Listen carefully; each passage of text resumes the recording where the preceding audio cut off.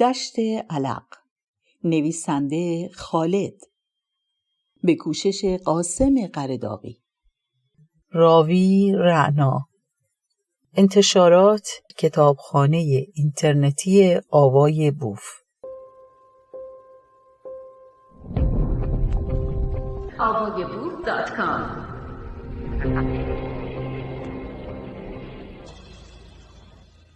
فصل اول، انگشتر پیرزن. مهم است زمانی که حرفی برای گفتن ندارم بتوانم بگویم چرا حرفی برای گفتن ندارم. من آگاه شاهد اعمال من ناآگاه است. خیلی خوب می‌داند که چرا دارد اتفاقاتی می‌افتد یا حداقل توانسته است به این تصور برسد، حتی اگر از سر اعتماد به نفس کاذب باشد. این من خودش را از آن من قوی‌تر می‌داند. من ناآگاه می‌ترسد و ترسش از سر بزدلی است، اما من آگاه می‌ترسد و ترسش از سر غریزه بقاست. من ناآگاه نمی‌ترسد و نترسیدنش از سر حماقت است، اما من آگاه نمی‌ترسد چون می‌خواهد از خودش در مقابل دریایی از ارزش‌ها دفاع کند. جستارهای بینا. کلید چراغ را میزنم و گم میشوم میان تاریکی ها. از اضطراب چشمهایم را میبندم. در تاریکی خودخواسته ام میافتم، انگار لایه نازک پلک هایم میتوانند فضای امن برایم بسازند. اضطراب ناخودآگاهم شده سنگی که بی هوا به سویم پرتاب می شود و پلک ها بدون آنکه فرمانی بهشان داده شود بسته می شود. دستم را روی لبه میز می گذارم. لبه میز لبه پرتگاه می شود. هیچ چیز به دیدار نمی آید. تاریکی عمیق‌تر از همه چاه ها. حتی اگر بدانم پاهایم روی زمین زیر میز لمیده اند. زیر میز تاریکی چاهی کنده که تهش پیدا نیست. بر سطح صیقلی میز 2 بند انگشت می‌سرم تا قدمی از پرتگاه دور شوم. ناخنم به انقلاب مشروطه می‌خورد. انگار ناخن‌هایم چشم دارند و درخشش سرخ قالبی که انقلابی‌ها را احاطه کرده را می‌بینند. درخشانتر می‌شود، به گونه‌ای که می‌توانم به وضوح همه اتاقم را تصور کنم. کنار انقلاب مشروطه چند برگه آچهار، لیوانی که جامدادی شده، هندزفری، لپتاپ، کتاب‌ها و دفترهایی که سالها زیر میز تلمبار شده اند و تمامی جزئیاتی که سالی 1 بار هم سعی نمی‌کنم گردی از رویشان بردارم. کورمال پنجره را باز می‌کنم. دوباره کنار میز می‌نشینم. چشم باز می‌کنم. قاب پنجره مهتاب را روی تختم انداخته. تصویر خیال‌انگیزی است. انگار تخت از پنجره پرت شده توی اتاق و مهتاب انگار نوری از آسمان نیست، بلکه خطوطی هستند که تصور سقوط را عینیت می‌بخشند. فقط 3 یا 4 ماه از سال را می‌توانم در این حال زیر آسمان مابین گردش نسیم دراز بکشم. پنجره مستطیلی دراز باید به اندازه تختم درازا داشته باشد. اگر غیر از این باشد پس چگونه تخت از پنجره به اتاق نازل شده؟ تنها 1/3 بالای پنجره نمای از آسمان را نشانم می‌دهد و 2/3 پایینیش سیاهی است. فقط 1/3 و به خیالم زیر آسمان دراز کشیدم. فکر می‌کنم اگر کمتر از این بود باز هم همین حس را می‌داد. سیاهی 2/3 پنجره به همان غلظت سیاهی است که اتاقم را گرفته. میدانم دقیقاً لبه پنجره آینه‌ای چسبیده، دیواری که خود نیز در تاریکی حل شده. روی تخت دراز میکشم زیر مهتاب و چشمهایم پر شده از نور. باز همه چیز در تاریکی غرق شده. برایم غریب است که نور چقدر میتواند پنهان کار باشد و تاریکی. اگر هیچ چیز را نبینم ولی تاریکی راهنمایم می شود. روزنه های نوری که در عمیق ترین تاریکی های آسمان هستند را نشانم می دهد. تک تکشان را از میلیون ها سال نوری می آورد. همینجا روی تختم، در چشمانم. اینجا بهتر می توانم فکر کنم تا برای تک تک روزنه ها نامی بگذارم. همیشه وقتی نگاهم به آسمان می افتاد از عظمت وهمش وحشت می کردم و برایم عجیبترین و ترسناکترین کار دنیا ستاره شناسی بود. ولی از وقتی خیره این قاب کوچک شده ام دیگر ترسی از آسمان ندارم و اتفاقا فکر می کنم تنها جایی است که می توانم هر کاری دلم بخواهد انجام دهم. نورها، ستاره ها، روزنه ها می آیند، می چرخند، غیب می شوند تا مدت ها، ولی نامشان را می گیرند و می روند. عبور می کنم از خودم، از اتاقم عبور می کنم و در نامتناهی محو می شوم. اما کافی است چراغ را روشن کنم. پنجره می شود دریچه‌ای به ظلمات. ماه و مهتاب و هاله در تاریکی شب گمراه می شوند و همه راه‌های گریزم بسته می شوند. مثل همان بلایی که خورشید بر سر آسمان می آورد. هیچ چیز جز خودش به دیدار نمی آید. چراغ که روشن شود بر می خورم به کتاب‌هایی که رؤیاهایشان را می گویند، به تاریخ‌ها و انقلاب‌ها که در سیر تسلسل باقی مانده‌اند و آینه که فقط بازتاب خودم است از خودم، در خودم، نگامی فراتر از جلدم. توی آینه بغل ماشین که نگاه میکنم یا آینه وسط چسبیده به سقف، بازتاب ردیف موتورسوارهایی را میبینم که زره سیاه پوشیدن یا لاستیک‌های نیمسوز وسط جاده که هر لحظه دور و دورتر میشوند. نورهای زیادی، نورهایی که انگار تمامی جوابها را آشکار میکنند، همانهایی هستند که نمیگذارند کمی خیال پردازی کنم، کمی حتی به اشتباه فکر کنم. همین اشتباه‌ها حس مستقل بودن بیشتری می‌دهند تا اینکه تمام جواب‌هایی که همه جار می‌زنند را از حفظ بشوم و وقت و بی وقت برای بچه‌های کلاس بازگو کنم. میبارد. قطره‌های ریزی از بالا می‌آیند، از جایی که همه را می‌توان دید. باران بر همه چیز می‌بارد. قطره‌ای از بالا می‌آید. همه چیز را می‌بیند ولی بی اختیار بر چیزی می‌افتد. افتادن بر سنگی سخت که 10 تکه‌اش می‌کند یا افتادن در چاله‌ای و پیوستن به هزاران قطره‌ای که پیش از او به چاله رسیده‌اند.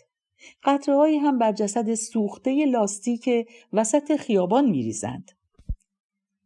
از لابلای قطره‌های ریز و درشت باران دودی سفید که نفس آخر آتش شب پیشین بوده کمی بالا می‌رود و سریع محو می‌شود. برای نم باران هم همین است. نم باران وقتی به آتشی می‌رسد که هنوز شراره‌ای دارد بخار می‌شود و در دم بخار از حرارت محو می‌شود. قطره‌ها می‌بارند بر آدمی، بر خانه‌هایشان، بر اتومبیل‌هایشان، بر شغل‌هایشان، بر روابطشان، از شیشه‌ها و درس‌ها چکیده می‌شوند. در آن بالا به هم پیوسته بودند، بعد دوباره در رودها و دریاها به هم می‌پیوندند. دریاها سرشار از رازهای ازلی و ابدی هستند و همه اسرار آدمی را در خود پنهان می‌دارند. هر قطره باران در طول تاریخ چندین میلیون بار به آسمان رفته و دوباره به دریا آمده و دیده‌هایش را چندین میلیون بار برای همگان بازگو کرده. قطره‌های باران دیگر می‌توانند تشخیص دهند قطره‌ای هستند قبل از طوفان یا اینکه می‌روند تا به طوفان بپیوندند یا نم باران پایانی اند. رودها روی زمین و زیر زمین مسیرهای خود را می‌یابند. کندکاری‌هایشان ثبت حضور است بر تن خاک. برایم منظره‌ای زیباتر از این نیست که توی اتومبیل نشسته باشم، کنار مزرعه‌ای بایستم و باران ببارد. از پشت شیشه پوشیده از قطرات باران به هوای ابری و مه‌آلود و مزرعه سبز و گل‌آلود نگاه کنم. انگار دگرگون شدن واقعیت، عبور واقعیت از فیلتر تخیل همان ویژگی است که منظره را برایم جذاب می کند. اما مه به تنهایی اغواگری بی‌بدیل است. مثل خواب دیدم. نه رویا پردازی کرده بودم که بعد از درگیری ها، وقتی سر و صداها خوابید، وقتی زندگی جریان عادی سازیش را به راه انداخت و همه چیز عادی شد، وقتی باز مثل همیشه رأس ساعتی مقرر از خواب بیدار شدم و در ساعتی مقرر وارد مدرسه شدم. شغل نظمی اجباری به روال زندگی و روزمره میبخشد. اهدافی کذایی میبخشد، زمان را میگذراند و خستگی میبخشد و نیاز خواب را توجیه میکند. از یاد میبردمان. وقت رویا پردازی که میشود تا رویایی بافته شود، سر ذوق میآییم که چه خیالهایی را که نبافته ایم. رویا بافی کرده بودم. وقتی درگیری ها تمام شود و برگردم مدرسه، حتما ابر آسمان را پوشانده، حیات در دشت مدرسه خالی و از هیاهوی کلاس ها خبری نیست. سکوت. در فرو رفتگی ها و نشست زمین جای حیات مدرسه آب جمع شده. از همان مانداب ها می شود فهمید باران می بارد و نمی بارد. همه فکرم این است که با چه حالتی وارد کلاس شوم و چگونه رفتار کنم و چه بگویم که بازتاب التهاب هفته‌ای باشد که گذشت. پیدایش می کنم. 2 یا 3 شب قبل از اینکه اعلام کنند مدارس بازگشایی شدند، رفته بودم سوپرمارکت محله تا سیگاری بگیرم.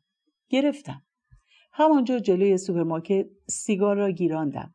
پیرمرد همسایه کناری نشسته بود. پاتوقش بود. با کف دستش ریشش را صاف میکرد. با همان دستی که سیگار را گرفته بود.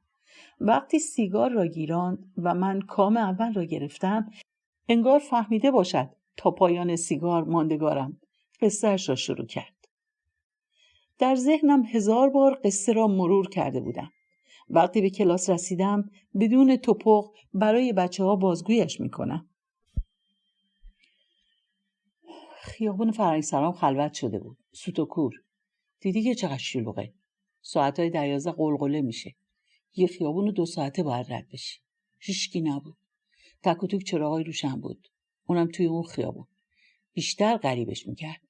توی عمق تاریکی میشد دودی رو که دور تا دور شهر بلند شده بود دید.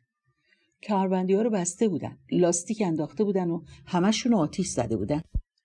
همینطور قدم زنون اومدم سمت خیابون اداره برق. از همون نبش خیابون آتیش لاستیکا پیدا بود. نمیفهمم توی این شرایط چطوری انقدر زود حرفا میچرخه. هم در موردش حرف میزنن. یه طوری هم حرف میزنن انگار خودشون با چشای خودشون دیدن. یهو خبر پیچید که پمپ بنزین آتیش زدن. نزده بودن. فقط لاستیک بود. تو همون دود و بوی لاستیک سوخته نشسته بودن دورش. طفلیا سن و سالی هم نداشتن. اکثرا در حد بچهای دبیرستانی بودن. البته بزرگتران بودن، ولی بیشترشون کم سن و سال بودن. چقدر لاغر و استخونی بودن. وسطاشون چند تایی بزرگسال بود. یه جوری انگار لیدرشون باشن. دور هر کدومشون یه 7-8 تایی نشسته بودن. همون موقع 2 تا موتوری اومدن، باشون چند تا کیسه خربزه آورده بودن. یعنی قیامت شد. بچه‌ها کل می‌زدن. دور موتوریا یزله می‌زدن. خیلی جالب بود. تا کیسه رو می‌گرفتن می‌بردن پیش لیدرشون. اون بینشون تقسیم می‌کرد. کلی حال کرده بودن. می‌زدن رو آسفالت و میشکوندن و می‌خوردن. بعضی‌هاشون چاقو داشتن و چاقو میچرخید و برای هر کی میومد پاره می‌کرد. اگه اشتباه نکنم اون شب دوم بود. از قیافه‌هاشون هم معلوم بود که حسابی داغون و خستن. از دود لاستیک قیافه‌هاشون سیاه شده بود. چشمشون سرخ. رسیدگی هم که ندارن. فکر کرده این چند شب چی می‌خوردن؟ نه غذای درستی، نه بهداشت درستی، هیچ. اون ور کمربندی زنجیر، به خونه‌هاشونو که دیدی. به خدا حق دارن.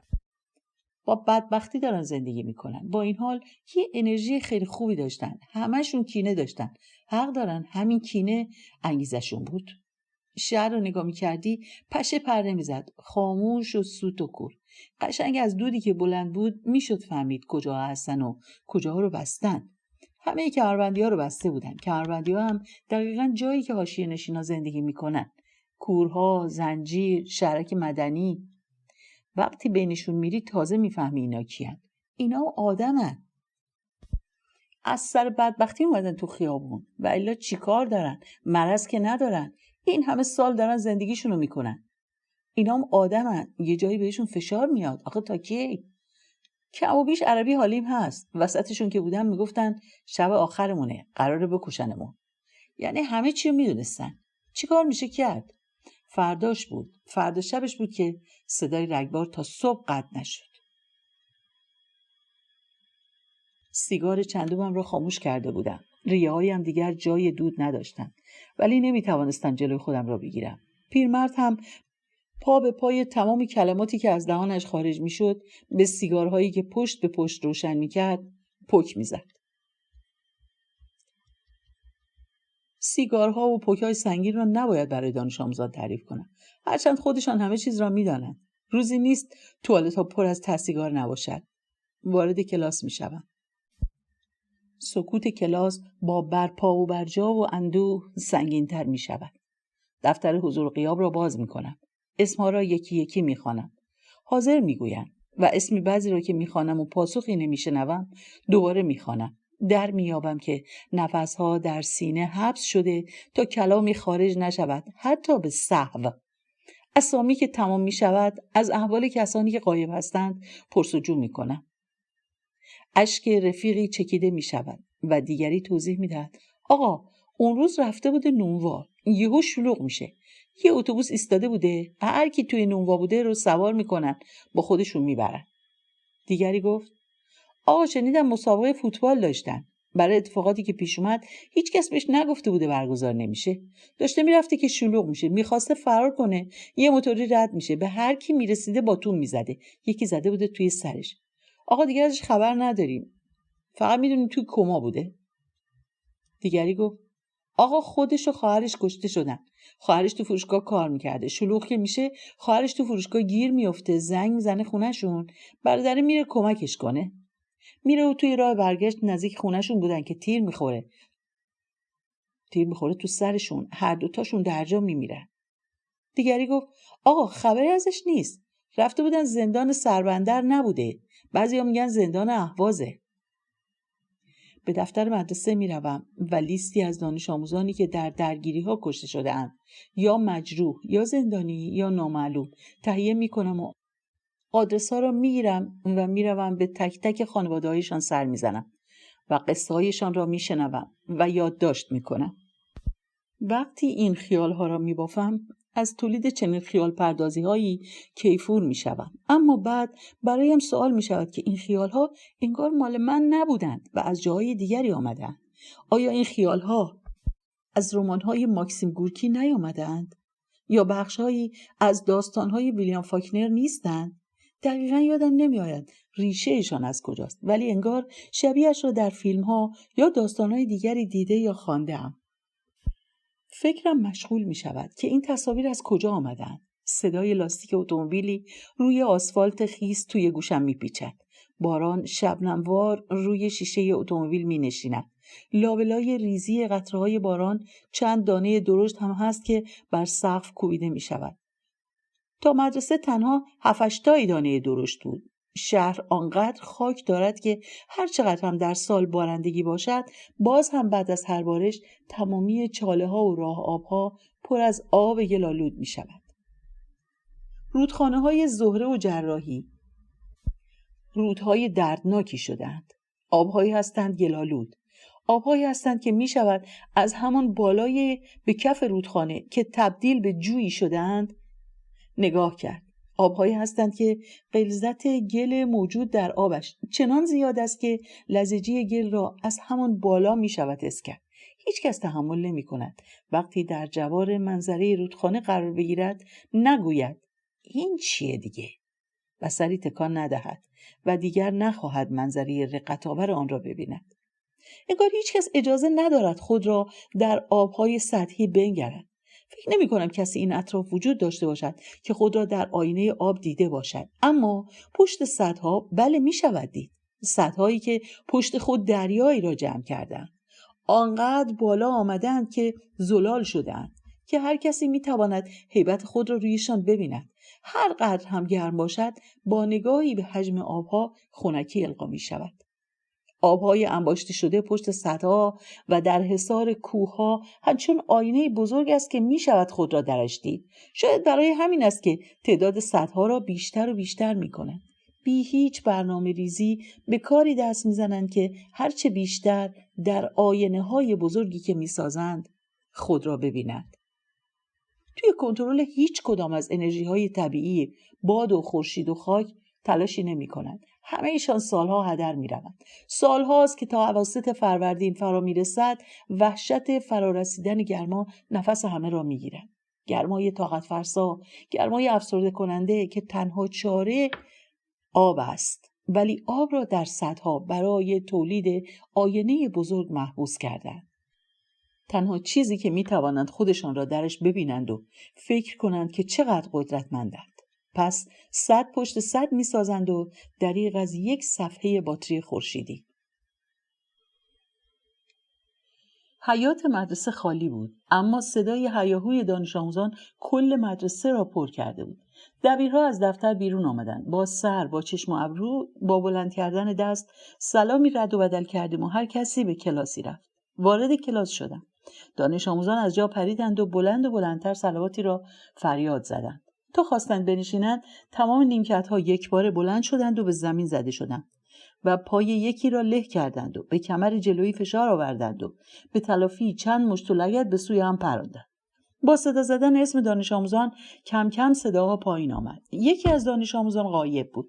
نمیدانستم وسط این همه خنده و خشم و سر به هوایی دلیل غیبتش را بپرسم یا نه، یا مثل قبل از اعتراضات هر کی غایب میشد را بدون اینکه جویای احوالش باشم در دفتر کلاس غین را ثبت کنم و خلاص. تا به جای خالیش نگاهی انداختم، هم نیمکتیش گفت: آقا روز دوم از خونه زده بود بیرون، نمیدونم برای سوپرمارکت یا سیب زمینی پیازی چیزی دیگه بر نمیگرده. چند تا از دانش آموزان گوشه‌ای شروع کردند خندیدن. کلمه بطری را تکرار میکردند و میخندیدن. یکی از قوانینی که برای خودم گذاشته بودم این بود که خیلی از حرفها و حرکاتی که بچه‌ها انجام میدادن را نادیده و ناشنیده بگیرم. کارکرد خوبی هم داشت. بدون اینکه خودم را درگیر کنم خود به خود قضایا حل و فصل میشد. متوجه شدم که بیشتر این شیطنت‌ها برای جلب توجه است و اگر توجهی نگیرن بی خیال ادامه دادن میشوند. پرسیدم چی شد؟ یکی دیگر از دانش آموزان گفت: آقا تقصیر خودش بود، نباید میرفت بیرون. مگه کور بود؟ چرا برای هیچ کدوم از ما هیچ اتفاقی نیفتاده؟ یکی دیگه گفت: آقا این چند روز تعطیلی دهنمون سرویس شد. آقامون خونه بود. اونام تعطیل کرده بودن، نمیذاش بیام تا سر کوچه. به هم نیمکتی نگاه کردم. گفت: هر چی دنبالش میگردن پیداش نمیکنن آقا. تا اهوازم دنبالش میگردن، ولی هنوز هیچ خبری ازش نیست. باز همان گوشه کلاس، این بار کمی بلندتر کلمه بطری را تکرار میکنند. این بار تعداد بیشتری از دانش آموزان میخندند. نمیشود هیچ کلامی را سرکوب کرد. کتاب را باز میکنم و میخواهم کتابها را باز کنند. به بهانه تدریس فلان آرایه ادبی چند شعر خارج از کتاب میآورم. به یکی از دانش آموزان که آن گوشه کلاس میخندید میگویم که بیاید و پای تخته و بنویسدش. واعظان کین جلوه در محراب و منبر می کنند، چون به خلوت می روند آن کار دیگر می کنند. مشکلی دارم ز دانشمند مجلس باز پرس، توبه فرمایان چرا خود توبه کمتر می کنند. گویا باور نمی دارند روز داوری، کین همه قلب و دغل در کار داور می کنند. وقتی برای بار چندم به بهانه پیدا کردن نقش‌های دستوری جمله‌ها را معنا کردم، نیروی شک چنان همه را ساکت کرده بود که خودم هم از حضور این همه چشم ترس خورده وحشت کردم. گفته بودند که چون تازه استخدام شده‌ام باید چند سال اول خدمتم را در روستا بگذرانم، ولی 1 سال بیشتر نماندم. یعنی نگذاشتند که بمانم. اولش یعنی قبل از آن که پایم به گرگر برسد چنان از وضعیت بد شرایط میگفتند که حس تبعیدگاه را داشتم. ولی همین که پایم به گرگر رسید فهمیدم اتفاقا اینجا جای من است. با حال و هوای روستا زنده شده بودم. همان سال توی اداره مرافعه شده بود که نیروی کار نداریم. پس چرا بدون هماهنگی مدیرهای مدارس که کلی ساعت درسیشان روی زمین مانده به روستا منتقلش کردید؟ اصلا نمیتوانستم. هنوز هم نمیتوانم درک درستی از موقعیتی که درگیرش هستیم به دست بیاورم. هر سال همین اتفاقات تکرار می شود و هر سال روستایی ها معلم ندارند و توی شهر هم کلی کمبود معلم. از همین الان همه می دانند برای سال بعد و سالهای بعدش همین مشکلات وجود دارد. آن سال غمشان شده بود اینکه نگذارن سال بعد به روستا بروم. نمیدانستم قرار است برای باقی کتاب‌ها و باقی کمبودهایشان چه خواهند کرد. الان که در این زمان هستم میفهمم هیچ کاری نمی‌کنند و انگار قرار نیست کاری هم بکنند. همه چیز همونطور ادامه دارد. به تبع از الان به بعد هم همینطور پیش می‌رود. مثل همون زمانی که خودم هم دانش آموز بودم. همان سال اول کار دستم آمد که بعد از گذشت سالهای دوری از مدرسه چیزی تغییر نکرده است. فقط چشم و دهان مدیران به بخش نامه هاست. فقط کافی است که کلامی صادر شود، به خصوص از دهان رهبری که نیش خنجرش تا این روستای دور افتاده‌ای که هیچ چیزش به چشم نمی آید هم می رسد. وقتی می‌خواهند برای مناسبت‌های حکومتی مراسماتی برگزار شود، دور افتاده ترین آدم‌ها را فراموش نمی‌کنند. ولی کافی است بگویی که وسایل سرمایشی و گرمایشی کلاس‌ها ضعیف هستند. بعضاً اصلاً نداریم. پاسخ می‌آید شما به صورت رسمی در حکم و در وزارت ثبت شده که منطقه محروم هستید. منطقه محروم. به خوبی همه چیز طبقه بندی شده. طبقه ای به نام طبقه محروم وجود دارد. ثبت شده، همه هم از آن اطلاع دارند. رسمی هم هست. بارها شنیدم که به فلان دبیر که کمکاری کرده تهدید می‌کنند که اگر کارت را درست انجام ندهی به فلان منطقه محروم فرستاده می‌شوی. حس رهایی که از روستا از منطقه محروم گرفتم باعث شد نسبت به قیود کلاس و درس هم رهاتر شوم. کتاب فارسی را باز کردم. عناوین و سرفصل‌ها را دوباره نگاهی کردم و ایده‌ای به ذهنم رسید. متن‌هایی که ایدئولوژیک بودند، متن‌هایی که در راستای تبلیغات بودند را حذف می‌کنم و وقت بیشتری برای متن‌های دیگر کتاب می‌گذارم و حتی متن‌های خارج از کتاب را به بچه‌ها آموزش می‌دهم. فاصله فکر تا عمل به این ترتیب مخدوش شد. هنوز 1 ماه نگذشته بود و شوق رهایی از قیود در رگ‌هایم جریان پیدا نکرده بود که بخشنامه آمد. باید یک سری امتحانات هماهنگ برگزار شود. دانش آموزها دلنگران شدند و این دلنگرانی به خانواده‌هایشان منتقل شد. مجبور شدم برگردم و تمام درس‌هایی که گذر کرده بودم را آموزش بدهم. حس رهایی سرکوب شد. برای سال آخری‌ها مسئله کنکور خستگی و اضطراب را شدیدتر می‌کرد.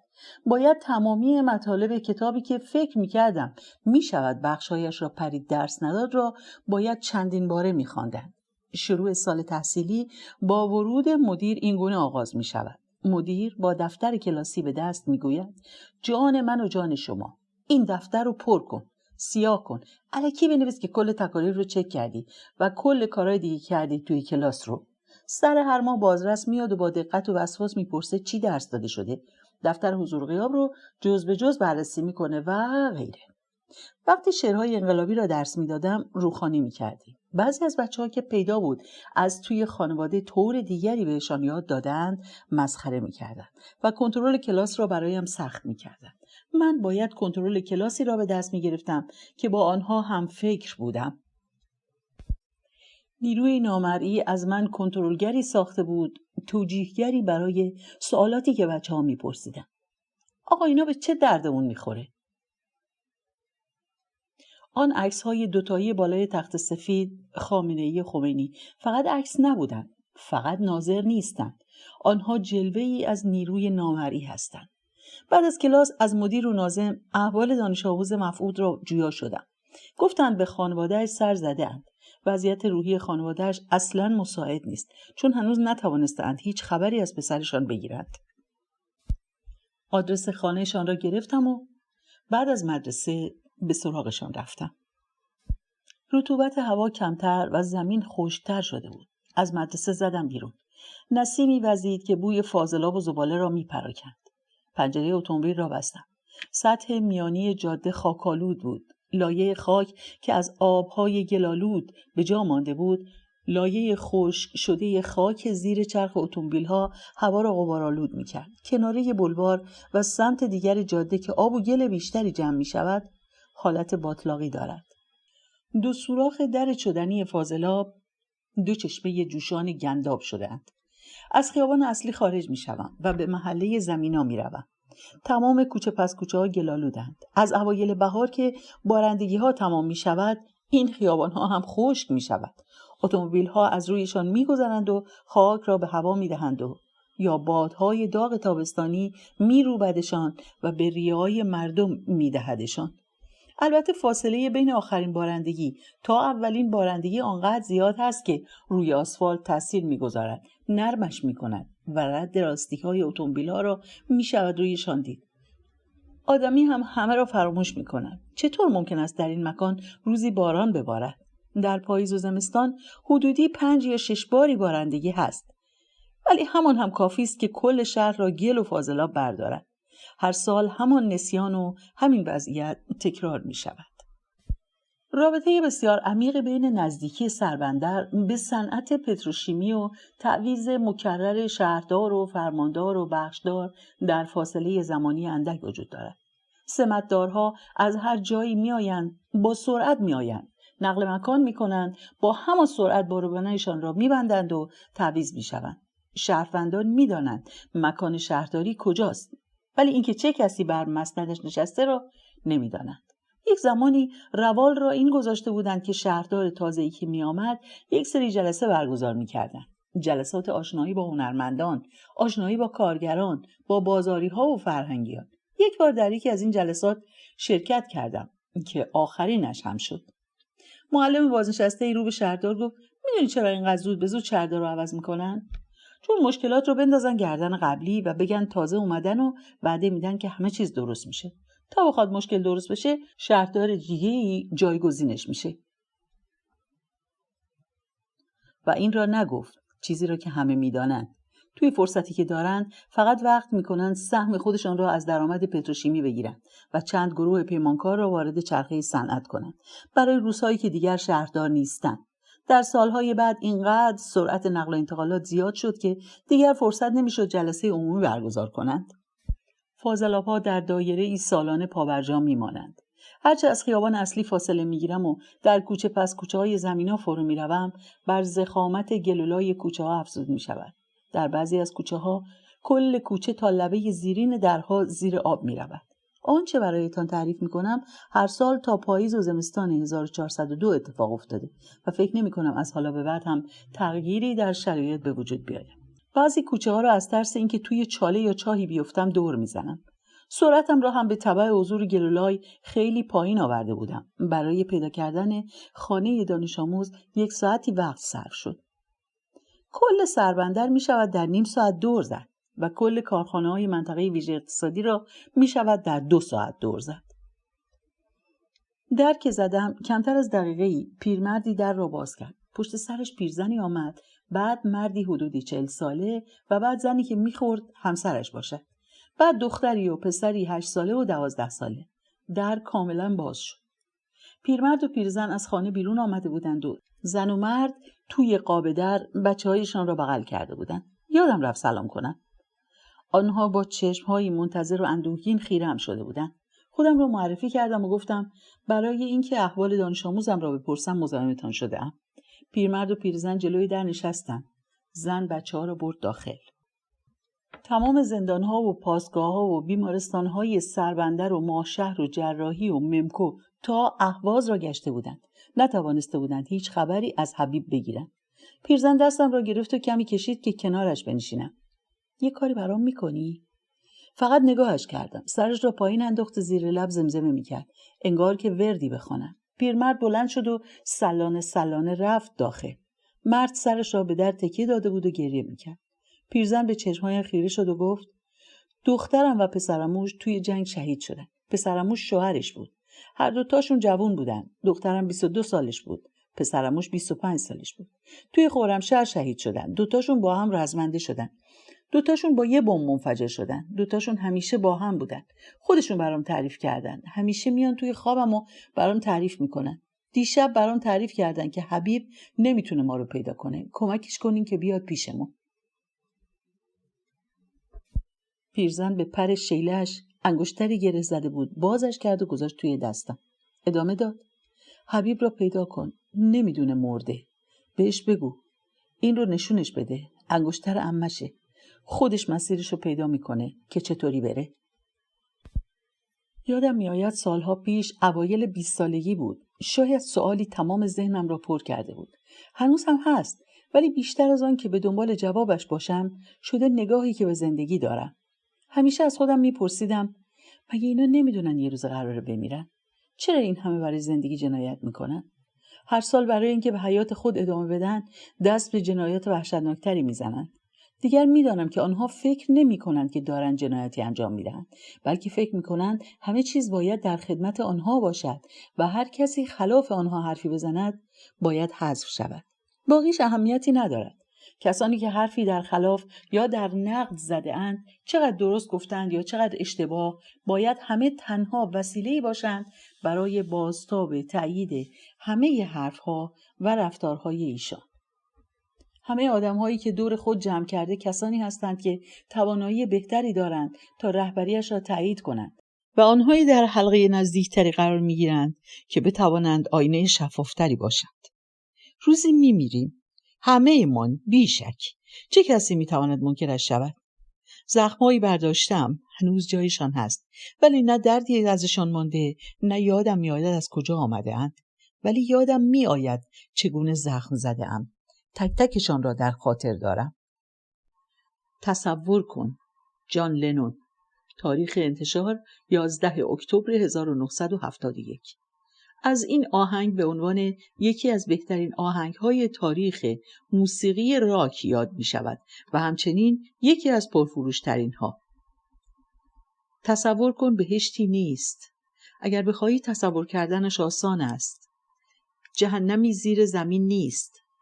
بالای سرمان تنها آسمان است. تصور کن تمام انسان‌ها برای امروز زندگی می‌کردند. تصور کن هیچ کشوری نیست. تصور کردنش خیلی سخت نیست. هیچ چیز نیست که به خاطرش بکشی و یا کشته شوی. هیچ مذهبی نیست. تصور کن تمامی انسان‌ها در صلح زندگی می‌کردند. جان لنون در اوج شهرت و محبوبیت در سن 40 سالگی کشته می شود. ساعت 22:50 روز دوشنبه 8 دسامبر 1980. چه تاریخ دقیقی از مرگش ثبت کردند؟ پرفروش یعنی میلیونی، یعنی توی کل دنیا گوشش کردند، ولی این ترانه نتوانسته جلوی تیری که به سمتش شلیک می شود را بگیرد. بعد از مرگش بسیاری از خواننده هایی که هر کدامشان طرفدارهای میلیونی دارند ترانه را بازخوانی کردند. پس باید همه دنیا بارها و بارها تصور کن را شنیده باشند. اما هنوز هر روز، هر دقیقه، هر ثانیه بعضی ها خیلی های دیگر را میکشند. دشت علق قسمت 11. avogabooth.com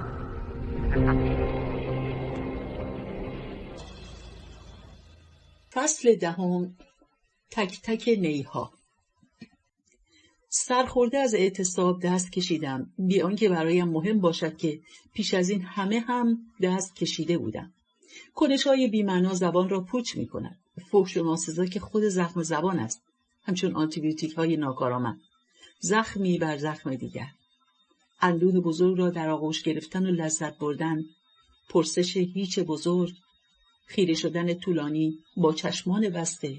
بی نهایت تلخی، بی نهایت ترحم، بی نهایت اشک، بی نهایت هذیان، خسته در میانه راه و گم شده و دلتنگ آغاز یا پایان، دلتنگ فراموشی، فراموش شدن، جستارهای بینا.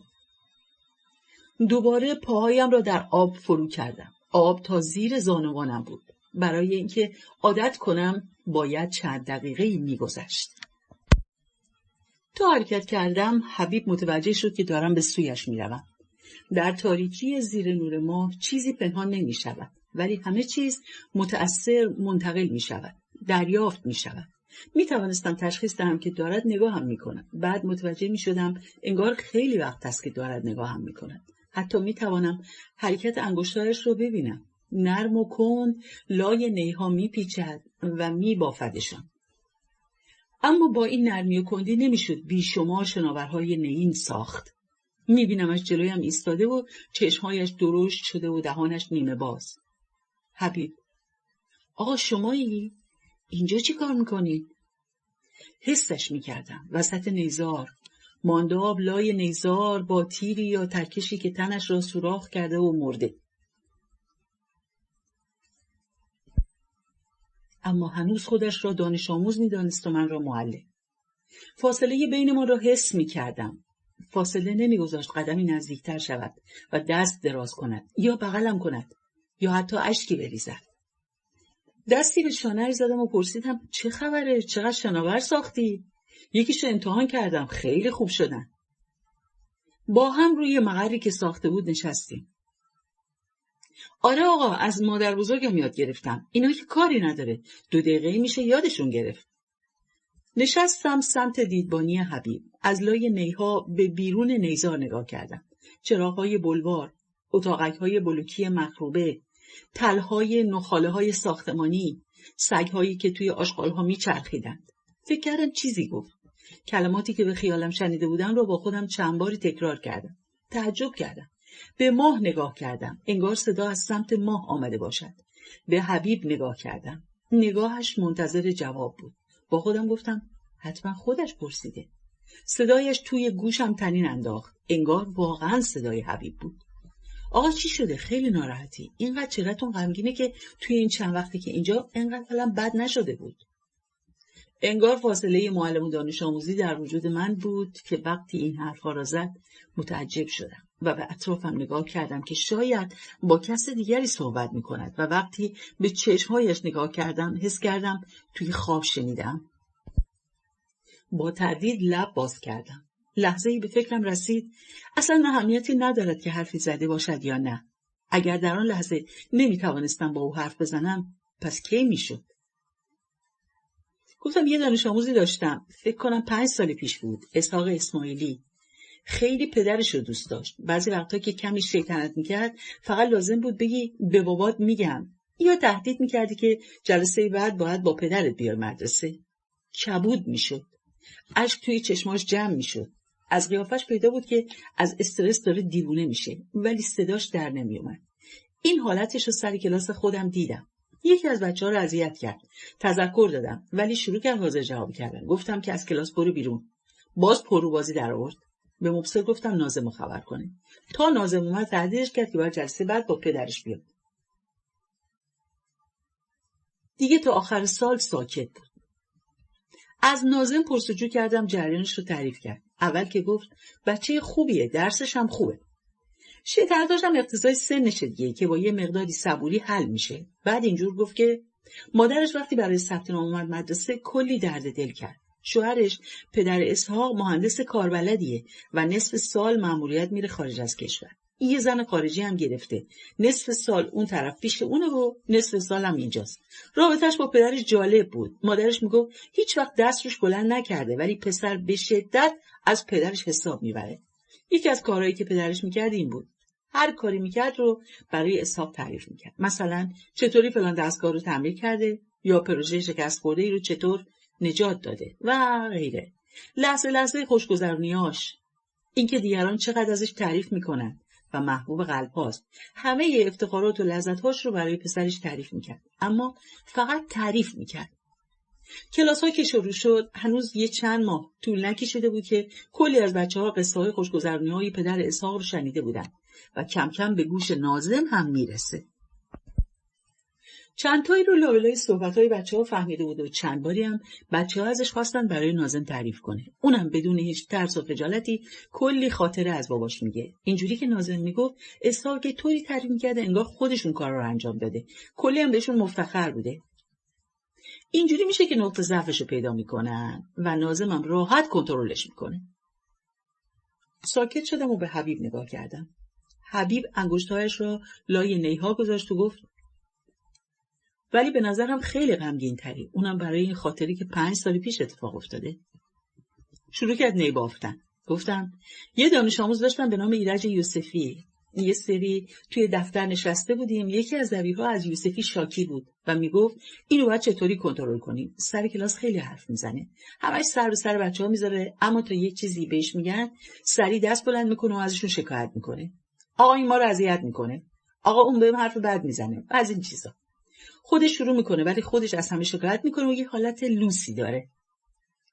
یکی دیگه از دبیرها که خانواده یوسفی رو میشناخت جواب داد تهدیدش کنین که به برادرش خبر میدین، خیالتون راحت، دیگه جیکش در نمیاد. زمانی که زن پدرش میره خواهرزنش رو میگیره، خاله بچه‌هاش. تقریباً اوایل بازنشستگیش بوده که این اتفاقات میفته.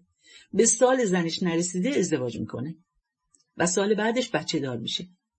بچه‌های زن اولش بزرگن، 2 دختر و 2 پسر که ازدواج کردن. بچه‌ها با این کار پدرشون اصلا مخالفتی نداشتن. به هر حال خاله‌شون بوده و میشناختنش. نمیخواستن پدرشون تنها باشه و از این چیزا. ایرج یوسفی که از آب و گل در میاد با هم میرن سفر. کاری هم به زنش نداشت. دست بچه‌شو میگیره و میرن گوشه گوشه ایران رو میگردن. همین الانش تاریخ و جغرافیاش هم خیلی خوبه. بدون اغراق تمام ایران رو گشتن. ولی یه پیامدی هم داره. بچه نمیتونه با خانواده‌اش ارتباط بگیره. حتی دوست و رفیق همسن و سال خودش نداره. با بچه‌های همسایه هم ارتباطی نداره. یه سال پیش، پارسال 10 بود، میزنه و پدرش میمیره. طفلک داغون میشه. از طرفی هم نمیتونه با خانواده ارتباط برقرار کنه. اونا هم که لیلی به لالاش نمیذاشتن. یه سری استقلالی‌ها به دست آورده بود ولی هنوز بچگیشو داره و هنوز پخته نشده. برادراش که نمیدونن با درخواستاش باید چی کار کنن، رو میارن به تنبیه کردن و جنگ و دعوا. پسر هم حساب کار دستش میاد که دیگه تنها شده. حبیب دیگر نمیگفت، فقط نگاه هم میکرد. چیه؟ هنوز میگی دلیل نمیشه که غمگین باشم؟ حبیب گفت نه. قصه همه بچه‌ها رو میدونی. این همه دانش آموز میان و میرن ولی یادته و بهشون فکر میکنی. دستم را توی جیبم کردم و با حلقه ور رفتم. نمیتوانستم به چشمای حبیب نگاه کنم. گفتم کنعانی رو میشناختی؟ گفت نه. توی مدرسه ما بود؟ گفتم آره، ولی نمیومد مدرسه. پدرش توی خونه بهش درس میداد. فقط میومد مدرسه امتحان میداد. خیلی لاغر بود. چند باری که دیدمش خیلی قیافه زار و نزاری داشت. پدرش آخوند بود. خیلی هم جوان بود ولی 4 بچه داشت. پسره به خواهرش که بچه دوم بود، فکر کنم 7 یا 8 بود، تجاوز میکنه. پدرش میره تحویلش میده. دیگه نفهمیدم چی شد. گفتم شاید شنیده باشی.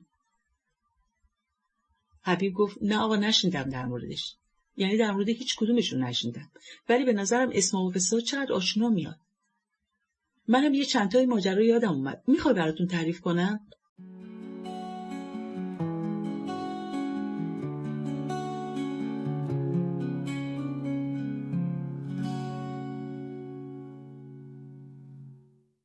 فصل 11.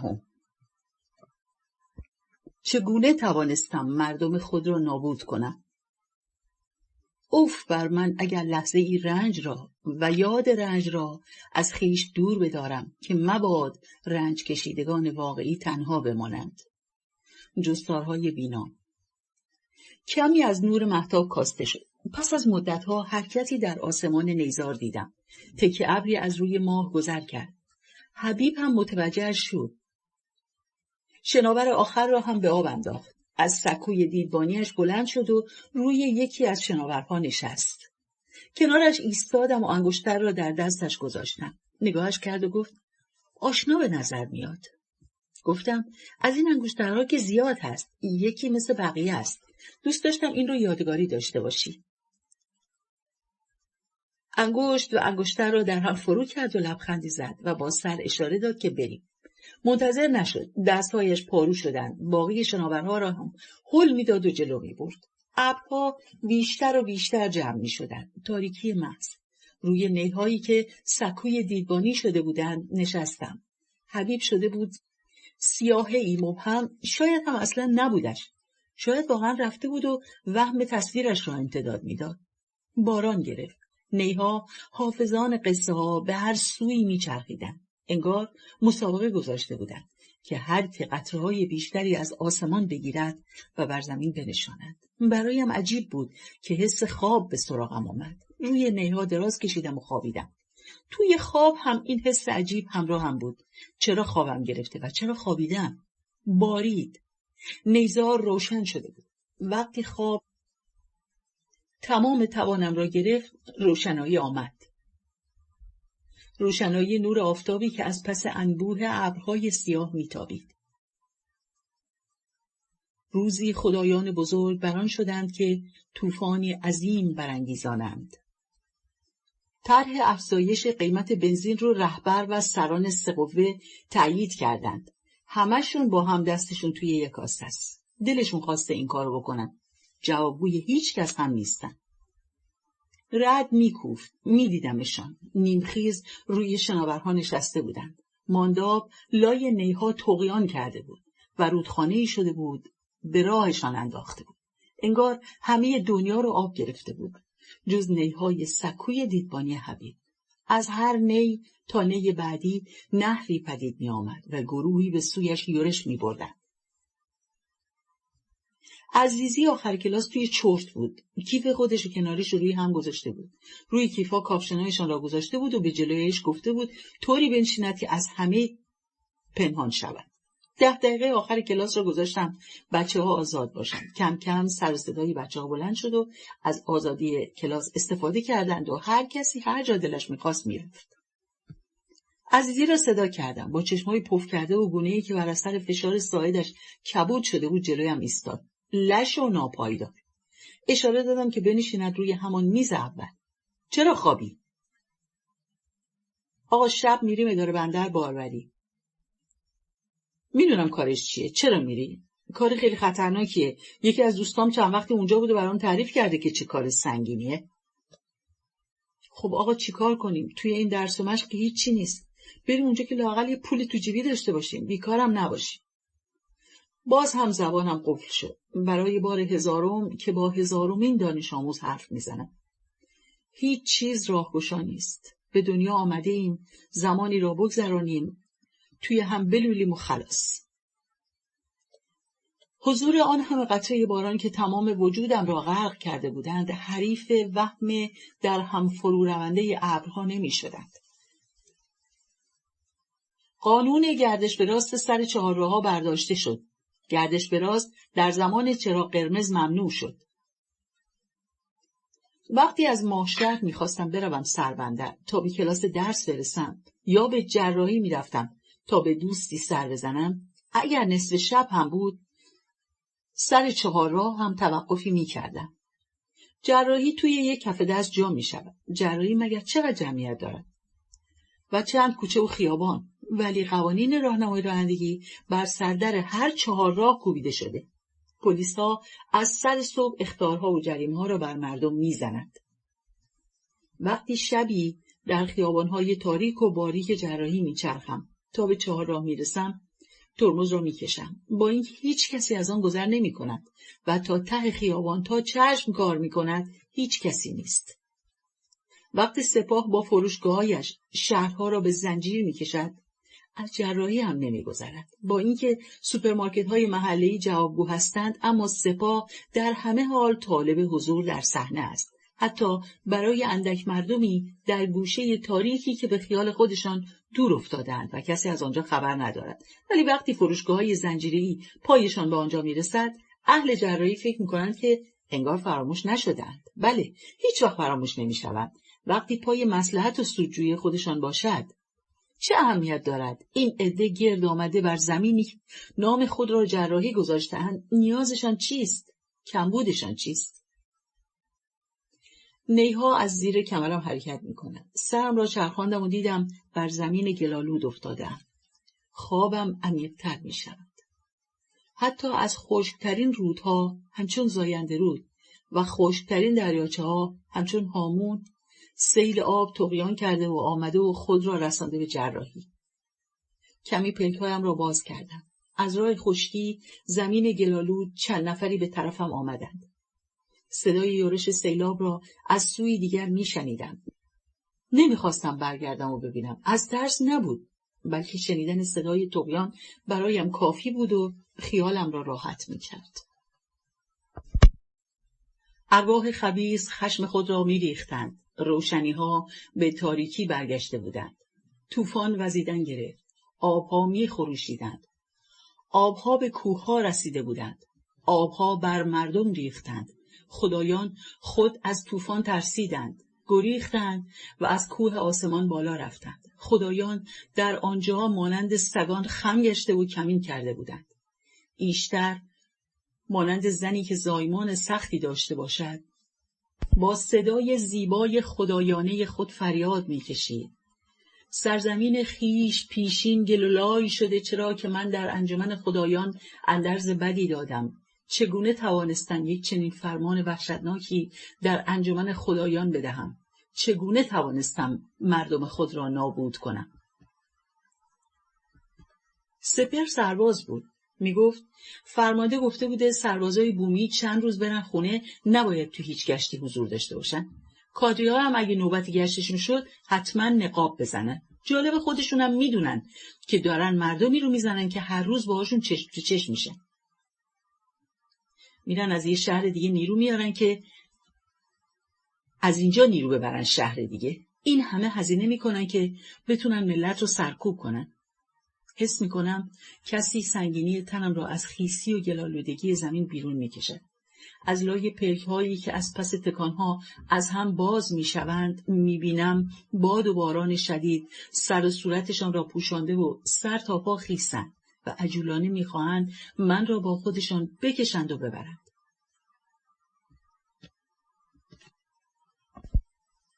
اگر بروند مصاحبه کنند و بپرسند شما که می‌خواهید بچه دار شوید، بدانید و آگاه باشید قرار است فرزندهایتان در آبان ماه توی نیزار جراحی به رگبار بسته شوند. آیا حاضرید این بچه را دنیا بیاورید؟ زنان باردار با بچه‌هایی در شکمشان چه می‌کنند؟ فرزند برای چه زاده می‌شود؟ دوست دارم. دیدن بچه بهم حس خوبی میده. چون دوست داشتم پدر بشم. چون شکمم بالا می اومد خیلی برام دلپذیره. بهترین دوران زندگیم دوران بارداریم بود. عطر نوزاد خیلی باحاله. وظیفه خودم می دونستم. یکی از کارهایی بود که باید انجام می شد. ترتیب وظایف انسانی همینه. اول ازدواج، بعدش بچه دار شدن. بعد یه مدتی هم دومی و سومی و حس قدرت بهم میدن. بزرگ یه عده‌ای میشی. یه اون به یکی گفتیم بابا الان باید یه اون بابای یه عده دیگه باشیم. پیری بد دردیه. اگه توی این دوره تنها باشی که خیلی وحشتناکه.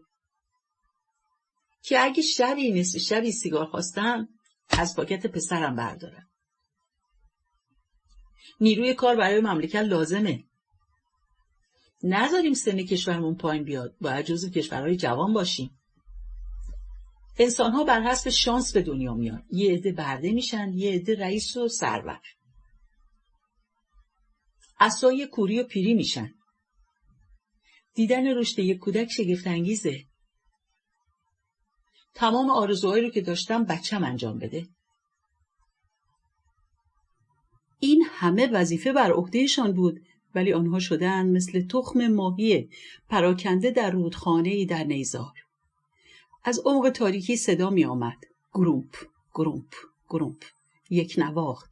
بی ابتدا و بی انتها. صدای شلاق می پیچید. صدای کوبیدن. صدای آسیاب کردن. صدای رنده کردن. صدای پریدن. صدای جیغ. صدای طغیان آب. وسط اتاق خوابیده بودم. دشداش تنم کرده بودن. باد نمور همراه نور آفتاب از پنجره داخل می شد. سعاد و امی نشسته بودند گوشه حیاط و قلیان دود می‌کردند. سعاد تا دیدم خواست بلند شود که اشاره دادم بنشینند. آمدم و کنار فرش نشستم. سعاد تعریف کرد. اتفاقی پیدا کردن وسط اون بارون شدید. گل و سیلاب داشت میگرفته. 2 تا از دوستای حامد دیدنت. میگفتن وقتی میرسن بهت میبینن سیلاب اونقدر زیاد شده بوده که جنازه ها روی آب اومده بودن. جنازه ها داشتن از توی نیزار حرکت میکردن تا توی جراحی. امیدوارم رفته باشن توی جراحی و لای اون نیزار نمونده باشن. هی گفتن هیچ کیو نکشتن. ما اصلا یک تیر هم شلیک نکردیم. ما که از اینجا صدای رگبارشون رو میشنیدیم. این بارون اومد تا دستشون رو بشه. خیلیا دیدن چطور جنازه ها بالا اومدن. چند تا از آشناهامون که توی نیرو انتظامی هستن تعریف میکردن چطور افسرها گریه میکردن از کاری که کرده بودن. نمیدونم اینا قراره یادشون بره، یعنی چقدر میتونن دوام بیارن. از خانهشان بیرون آمدم. سراسر کوچه غرق گلوله‌ای شده بود. وقتی در رو پشت سرم بستن میدانستم آخرین باری است که آنها را میبینم، همانهایی که تا قبل از این هیچگاه ندیده بوده میشم. انگار آمده بودم برادرش، پسرش، شوهرش را بگیرم و بروم. دشداشه را بالا کشیدم و زیر شکم جمع کردم. جاده اصلی کمی گلولایش کمتر بود. پا کشیدم و کوبیدم تا کمی از گل چسبیده به صندل‌هایم کنده شود. دشداشه را رها کردم. باد زیرش زد و هوای نمور و خنک توی تنم پیچید. اکثر کوچه ها غرق گلولایی بودند. خانه ها شسته شده بودند. بعضی آنقدر سست بودند که دیگر جز مخروبه‌ای از آنها باقی نمانده بود. مردها دشداشه‌هایشان را زیر شکم جمع کرده بودند و یا نشسته یا ایستاده بر بالین خانهشان سیگار می‌کشیدند. در خیابان هیچ ماشین عبوری نبود. فقط سکوت بود. انگار کسی دیگر حال و حوصله گریه و فریاد و عزاداری هم نداشت. به جاده بیرون شهر رسیدم. آسمان نیمه ابری بود و زمین غرق در گل. باد نمور می‌وزید و نمی‌وزید. مینیبوس سرویس شرکت پیدایش شد. برگشتم و نگاهش کردم. فکرش را نمی‌کردم ولی ایستاد.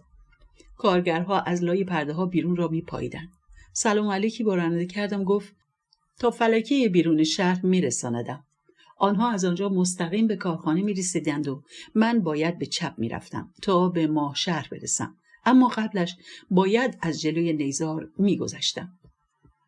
صندلی آخر را پر کردم. به ایست و بازرسی رسیدیم. کارگرها سرهایشان را عقب کشیدند. با نوک انگشت کمی پرده را کنار زدند و بیرون را پاییدند. می توانستم از لاهایی که باز می‌کردند آن سمتی که نیزار بود را ببینم.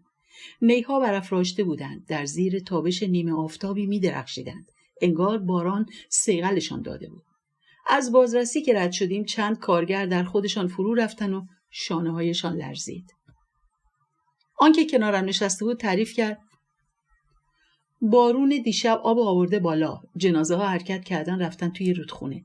روستایی‌های پایین گرفتنشون و همشونو. زیر اون بارون همه رو خبر کردن و جنازه ها رو جمع کردن و رفتن توی نخلستون خاکشون کردن. من نتونستم برم. تمام گل و شل اومده بود توی خونم. زن و بچه‌مو فرستادم یه جایی که میشد. خودم تا صبح نشستم وسط خونه، هیچ کاری ازم بر نمی اومد. خدا میکردم بزنه و خونه روی سرم خراب بشه و راحت بشم. الانم باید بریم کارخونه خراب شده برای یه لقمه نون. بعد از ظهرم باید بریم سر قبر برادرامون. روی قوس فلکه ایستاد. همه کارگرها را بغل کردم و با همه ایشان گریه کردم. راننده با ته سیگاری برایم روشن کرد و سیگاری برای خودش. آنها که رفتن 1/4 فلکه بزرگ را چرخیدم به چپ تا در راه افتادم. سطح جاده بلند بود و گلی در جاده دیده نمیشد. فقط صدای پرنده ها می آمد. برگ درختها و بوته ها بر راه و لابلایشان پرنده ها می چرخیدند و سر و صدای صبحگاهیشان را راه انداخته بودند. انگار در خلأ راه می رفتم، بی هیچ فکر و یادآوری. فقط می دانستم خانه‌ای در ماشر دارم و باید بروم آنجا و گوشهایم آنقدر پر شده بود از صدای پرنده ها که متوجه تراکتور با آن هیبت نخراشیده و صدای گوشخراشش که از کنارم سرعتش را کم کرده بود و میخواست در حرکت سوار شوم نشدم. چند لحظه‌ای مکث کردم که این از کجا پیدایش شده. پریدم بالا و گازش را فشار داد. کمی سرعت گرفت ولی هنوز خیلی آهسته میرفت. با خودم گفتم مگر سرعتش چقدر توفیر دارد که این همه سر و صدا را تحمل کنم. ولی وقتی حرف زد نه سرعت برایم اهمیت داشت و نه صدای گوشخراشی که میشنیدم. اول عربی حرف زد. گفتم عربی نمیدانم. به دشداشه هم نگاه کرد. دست کردم توی جیب پیراهنش و پاکت سیگارش را درآوردم. سرم را کردم توی یقه دشداشه و 2 نخ روشن کردم. تعریف کرد خبر دادن برم کمک. ابوهنیور بارندگی دیشب اوضاعشون رو به هم ریخته. شیخ توی مسجد هوار میزد به خاطر گناههای ما مردمه. من تراکتور دارم، چند سال رو تک تک زمینای کشاورزی کار کردم. هیچ کدومشون بهم بدی نکردن. بعضی وقتا برای شرکت هم کار میکنم. توی ممکو 1000 واحدی به تراکتور نیاز دارن. بهم زنگ میزنن، کارهای شهرداریشون هم انجام میدم. والا اونا آدمای بدی نیستن. کار راحته و کلی هم کاسب میشم، ولی هر سال بارون میاد خونه روستاها رو گل میگیره و خونه شرکتی ها هیچیش نمیشه. چطوری میشه واقعا؟ فاصله شون هم با رودخونه یکیه. اینا این دست هستن، اونا اون دست. بچهای جراحی هم که همین دست هستن. به سراغ که رسیدیم سرعتش رو کم کرد و پیچید سمت ابوهنیو رو من پریدم پایین و برای هم دستی تکان دادیم. از دور عبور و مرور ماشین‌های سنگین و سبک را توی اتوبان می‌دیدم. سر و صدای آدمیزاد بیشتر شده بود. آفتاب بالاتر آمده بود. باد ابرها را تنک‌تر کرده بود. آب‌هایی که روی زمین جمع شده بودند سریعتر تبخیر می‌شدند و رطوبت هوا بیشتر می‌شد.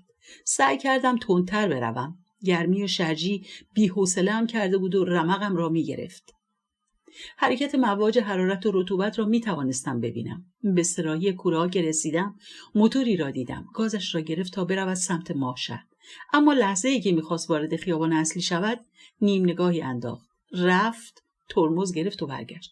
آمد به طرفم و جلویم ایستاد. حرفی نزدیم. فقط با سر اشاره داد تا سوار شدم. راه افتاد. سن و سالی نداشت، بیشتر از 20 سال نداشت، ولی سینه پهنی داشت و ساعد و بازوهای ورزیده‌اش توی چشم می‌آمد.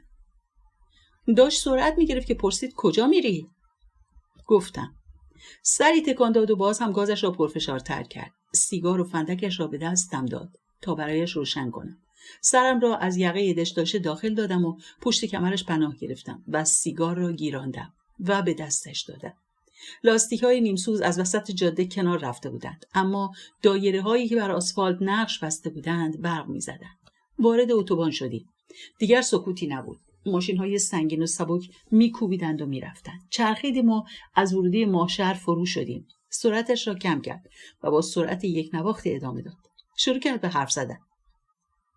چند روز پیش مسابقه کشتی داشتم. رسیدم نیمه نهایی، هیچ کس بهم بها نمیداد. وقتی رسیدم نیمه نهایی همه شاخ درآورده بودن. مربی که تا دیروز محلم نمیذاشت فقط برای اینکه جنسش جور بشه منو به خودش برده بود، میومد و دور و برم و میگفت چیکار کنم. تمام کارهایی که میگفت اصلا ربطی به من نداشت. من اصلا شگردم چیز دیگه بود. یه چیزایی برای خودم ساخته بودم. با چیزایی که مربی میگفت همخونی نداشت. شاید هم داشت، ولی این فکر که حالا که رسیدم اینجا داره دور و برم میپلکه و میخواد برای خودش اسم رسمی بسازه تمام تمرکزم رو به هم میزد. رفتم روی تشک. هنوز به 1 دقیقه نرسیده بود ضربه شدم. نمیدونی چطوری برخورد کرد. تمام دردونه‌هاش باخته بودن. فقط من مونده بودم. منی که تا اون روز اصلا سمتم نمیومد. فحش ناموسی میداد. من از شوک داشتم سکته میکردم. بعدش دیوس اینطوری رفتار میکرد. رفتم برای ردبندی. ولم کرد و رفت. خودمو ریکاوری کردم. دم بچه‌ها گرم. چند تایشون اومدن و حال هوامو عوض کردن. رفتم روی تشک. بچه‌ها سالن رو روی سر گذاشته بودن. روحیم رفته بود بالا. راحت جلو افتادم. خیلی خوب داشتم مبارزه میکردم که دیدم دوباره سر کله‌اش کنار تشک پیدا شد. یعنی نفسم بالا نمی اومد. تا دید جلو هستم پرید وسط و شروع کرد دستور دادن که چیکار کنم. اصلاً بی اراده دستام از کار افتادن. اصلا نفهمیدم چطوری باختم. باز هم ولم کرد و رفت. رسیدیم سر کوچه. پیاده شدم. 2 پایش را ستون کرد و ایستاد. موتور روشن وسط راهنماییش قفل شده بود. میخواستم برم ولی وقتی دیدم ایستاده منتظر شدم. سیگاری درآورد و آتش زد. با اشاره تعارف کرد. یکی برداشتم و روشن کردم. پرسیدم چی کارا میخوای بکنی؟ گفت میخوام برم. میرم خارج. بعد جوری دنبالشم. چرخید و رفت. معلوم بود فقط به خاطر اینکه قصه‌اش را بگوید مسیرش را عوض کرده بود. توی اتاقم روی تخت نشستم. دراز کشیدم و به سقف خیره شدم. تمام فکرم و گوشم پر از صدای آب و باران شده بود. به جای طوفانی که پدید آوردی، شیری توانستی فرستاد تا از آدمیان بکاهد. به جای طوفان که برانگیختی، گرگی توانستی کرد تا مردمان را بکاهد. به جای طوفان که فرو فرستادی، سال خشکی پدید توانستی کرد تا سرزمین‌ها و دیاران را فروتن کند. به جای طوفان که پدیدار کردی، خدای طاعون را به زمین توانستی فرستاد و این خود نیکوتر از آن بود. من راز خدایان را باز نگشودم. تنها نقش خوابی نمودم تا خود از این راه اراده خدایان را باز داند. انگشتم که انگار نقش کلمات را بر سقف می‌نگاشت خشک نگه داشتم. زمزمه کردم: خودم را دورترین نقطه از شما می‌دانم. شمایی که جنازه ها را بر نیزار گذاشتید. تا صبح 7 بار تلفنم زنگ خورد.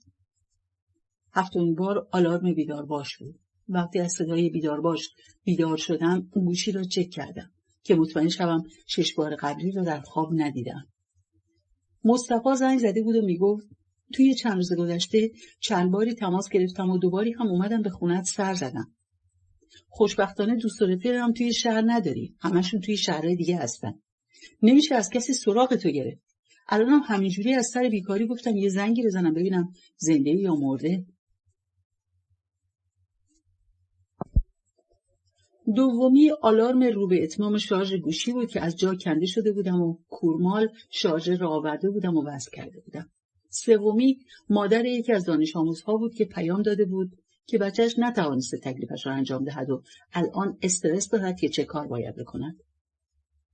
جواب دادم مشکلی نیست، جلسه بعد بیار. چهارمی پیام مدیر بود. نوشته بود امیدوارم حالتان خوب باشد.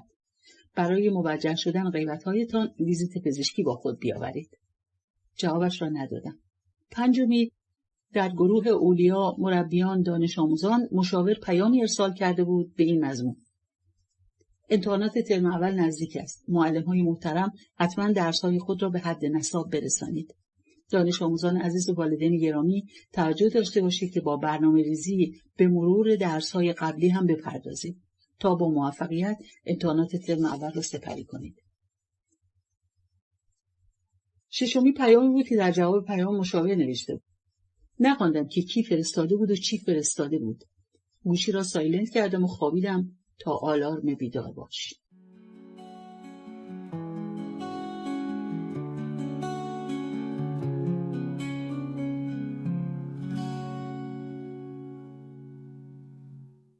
فصل 12. جسم و ذهن. بسیار با خود حرف زدم. کلماتم چندان اهمیتی برایم ندارند. گفتن محض گفتن، شنیدن بدون اختیار، جنون خودآگاهی، عشق بی‌دلیل، غلیان ثانیه‌های کشدار، نگاه کردن به لبخند لبی، توضیح چیزهای گنگ، پشیمانی، افسوس، حسرت آغوش با محبت و ترس از دست دادنش، زندگی در سرکوب، کشتار بی‌دلیل، شب‌های ترس و فرار به اتاق آخر، مظلوم نمایی و اشک در خیال، تمرین واکنش سریع داشتن به چیزهای غیرمنتظر، گنگی بیش از حد مسئله، شاگرد تنبل و تنها بودن، جستارهای بینا. چقدر برایم غریب است مجاورت جسم و ذهن. وقتی به مدرسه میرسم، وقتی مکث میکنم تا دانش آموزها برایم در مدرسه را باز کنند، یادم نمی آید مسیر نیم ساعته خانه تا مدرسه را چگونه آمده‌ام. توی بزرگراه، توی ترافیک، وسط چهارراه، تمام موانع مسیر را حفظم، ولی یادم نمی آید چگونه از آنها عبور کردم. ذهنم در نیزار مانده و هیچ چیز دیگری نمیتوانم ببینم. کافیست لحظه‌ای دستم مشغول کاری شود یا نشود یا نه. ربطی ندارد کاری میکنم یا نمیکنم.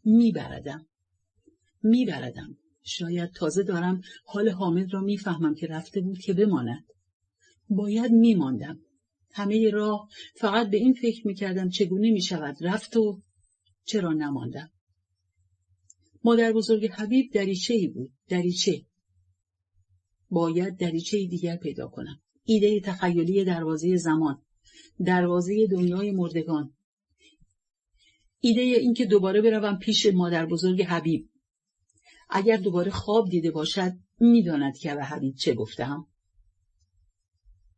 میداند که به حبیب هیچ نگفتم. توی ماهشهر، توی سربندر، توی جراحی و تقریبا در همه شهرک‌های حاشیه‌ای، شهرک مدنی، شهرک کوره‌ها، زنجیر، گاما و غیره، همه‌شان عرب نشین هستند. حاشیه نشینی در اینجا متعلق به عرب‌ها شده است. هیچ وقت تلاشی نکردم که عربی را یاد بگیرم. اینجا بزرگ شدم و بیشتر دوستانم عرب هستند. کل ماهشهر را می‌شود در 2 ساعت چرخید. ماهشهر و تمامی توابعش، ولی تا به حال نشده بروم و توی خیابان‌ها و کوچه‌های کوره‌ها و گاما قدم بزنم. حاشیه نشینیشان باعث شده طرد شوند. محله‌های پاتوق خلافکارها شود. چند باری برای مسابقه فوتبال رفته بودم. چندین نفر از همکارانم یا از دانش آموزها اهل همین منطقه ها بودن. در حالی که توی شهر، توی محل خودمان هم هستند کسانی که میروم ازشان عرق و مشروب میخرم، یا با رفیق دیگری رفتیم ماریجوانا و تریاک گرفتیم. چقدر برایشان احترام قائل هستیم و خودمان را مدیونشان میدانیم، اما در حاشیه نشینی ترسی نهادینه شده که نمیگذارد برویم و قدم بزنیم. وقتی بچه‌ها در مدرسه را باز می‌کردند فکرم ایستاد و چشم‌هایم به کار افتاد. رسیده بودم مدرسه بدون آنکه بدانم چطور رسیدم. دبیرستان خیام، متوسطه دوم. مدرسه حاشیه که حتی یک دانش آموز غیر عرب ندارد. کنار خیابان است، کمپ خیام.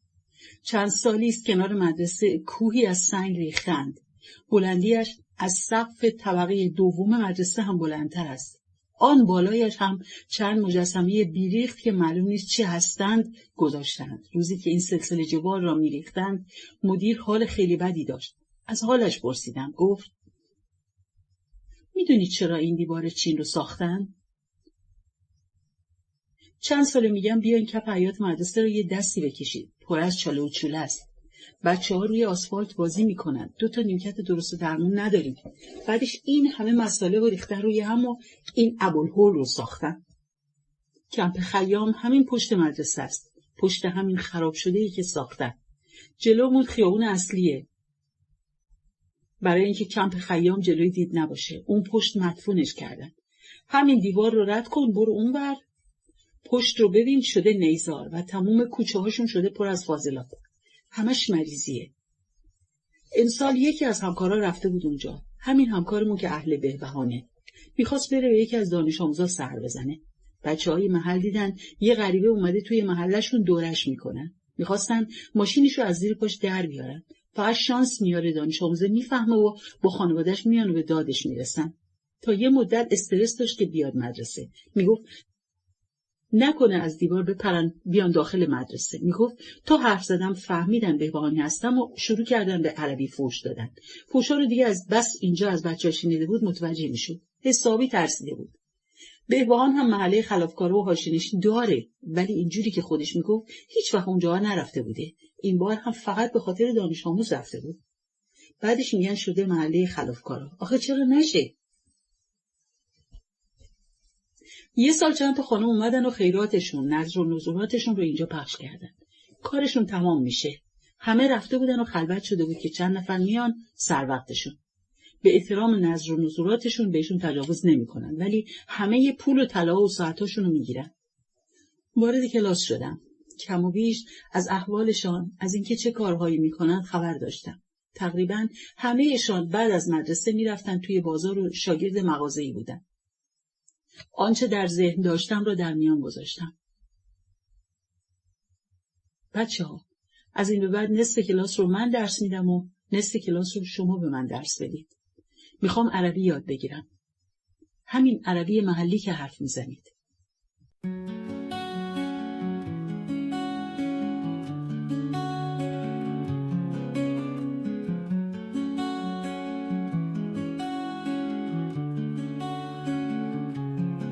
در شب تاره سکوت و سایه ها، یکی فریاد میزنه تو لای واژه ها. از توی دیوار، از پشت میله ها، کتابا میخونن بی صدا بی ادعا. آوای بوف بیدار شد، بشکن حصار شب رو. با صدات با نورت روشن کن راه تبعید رو.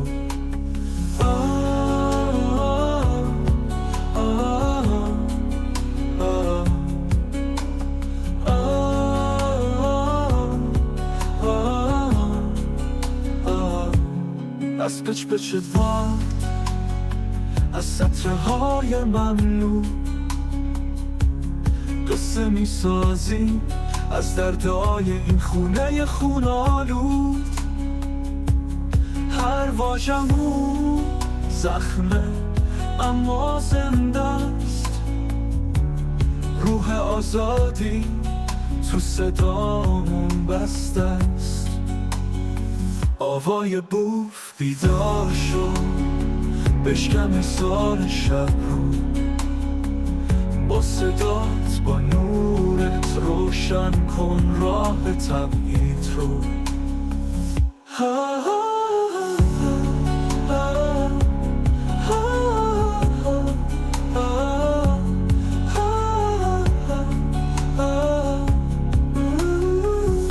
نه ترس از سایه، نه زخم از تازیانه، ما میخونیم حتی تو دل زندان، تا روزی که آزادی به پیچه تو هر ترانه. آوای بوف فریاد باش، تو شب سیاه چون رد باش، با تو میرسه نور به خاک. آوای بوف بمون نترس، بیا دوباره باز.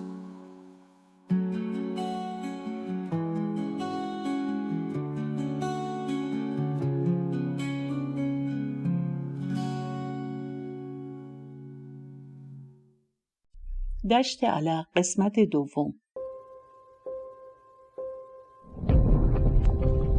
AvoyaBooth.com.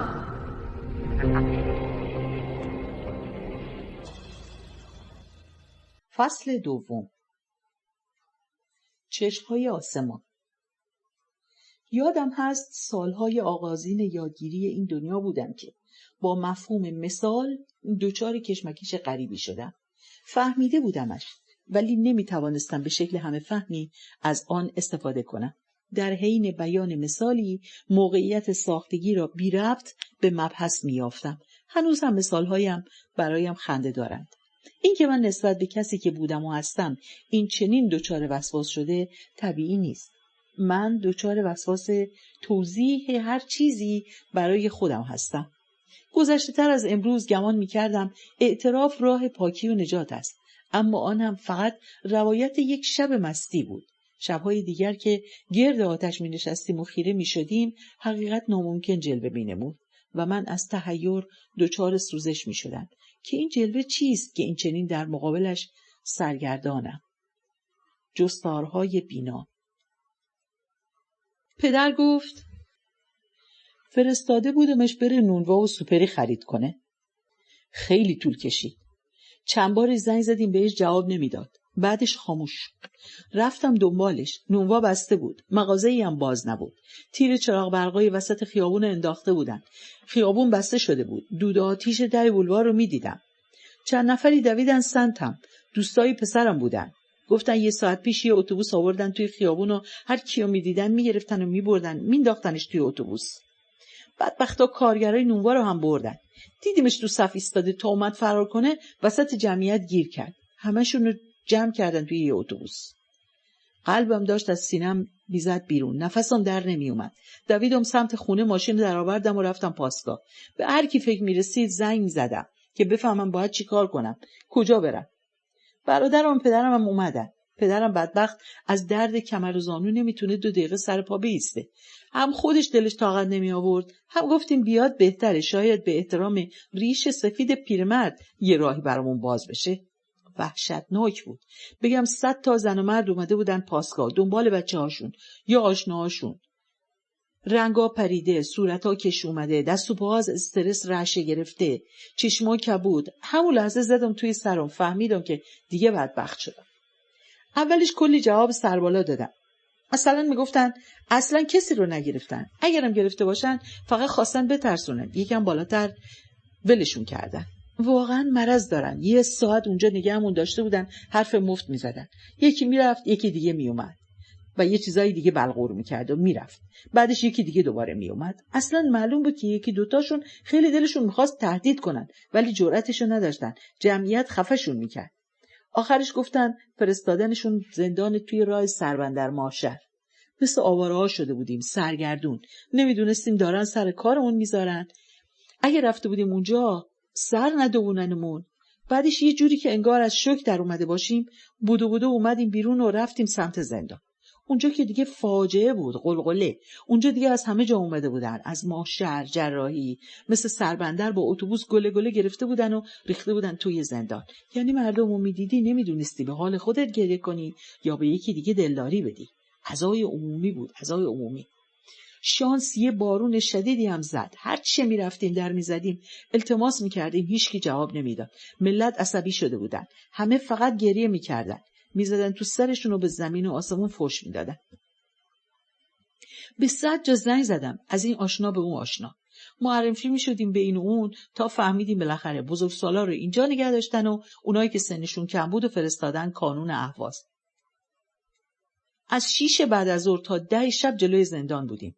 10 زدیم رفتیم اهواز. حوالی 12 رسیدیم جلوی کانون. اونجا هم قیامت بود. از بهبهان، دسفول، شوشتر، امیدیه، خانواده ها اومده بودن دنبال بچه هاشون. هرچی اینور برو، اونور برو، نه رامون میدادن، نه جوابی میدادن، نه هیچی. ساعت 3 شب اعلام کردن وثیقه 20 میلیونی بیاری. برگشتیم سربندر. تا اومدیم و برگشتیم دیگه 9 صبح اهواز بودیم. رفتیم وثیقه بذاریم، یه نفر اومد گفت کی گفته؟ اصلا از این خبرا نیست. برید تا بعداً بهتون اعلام کنن که چی کار کنی.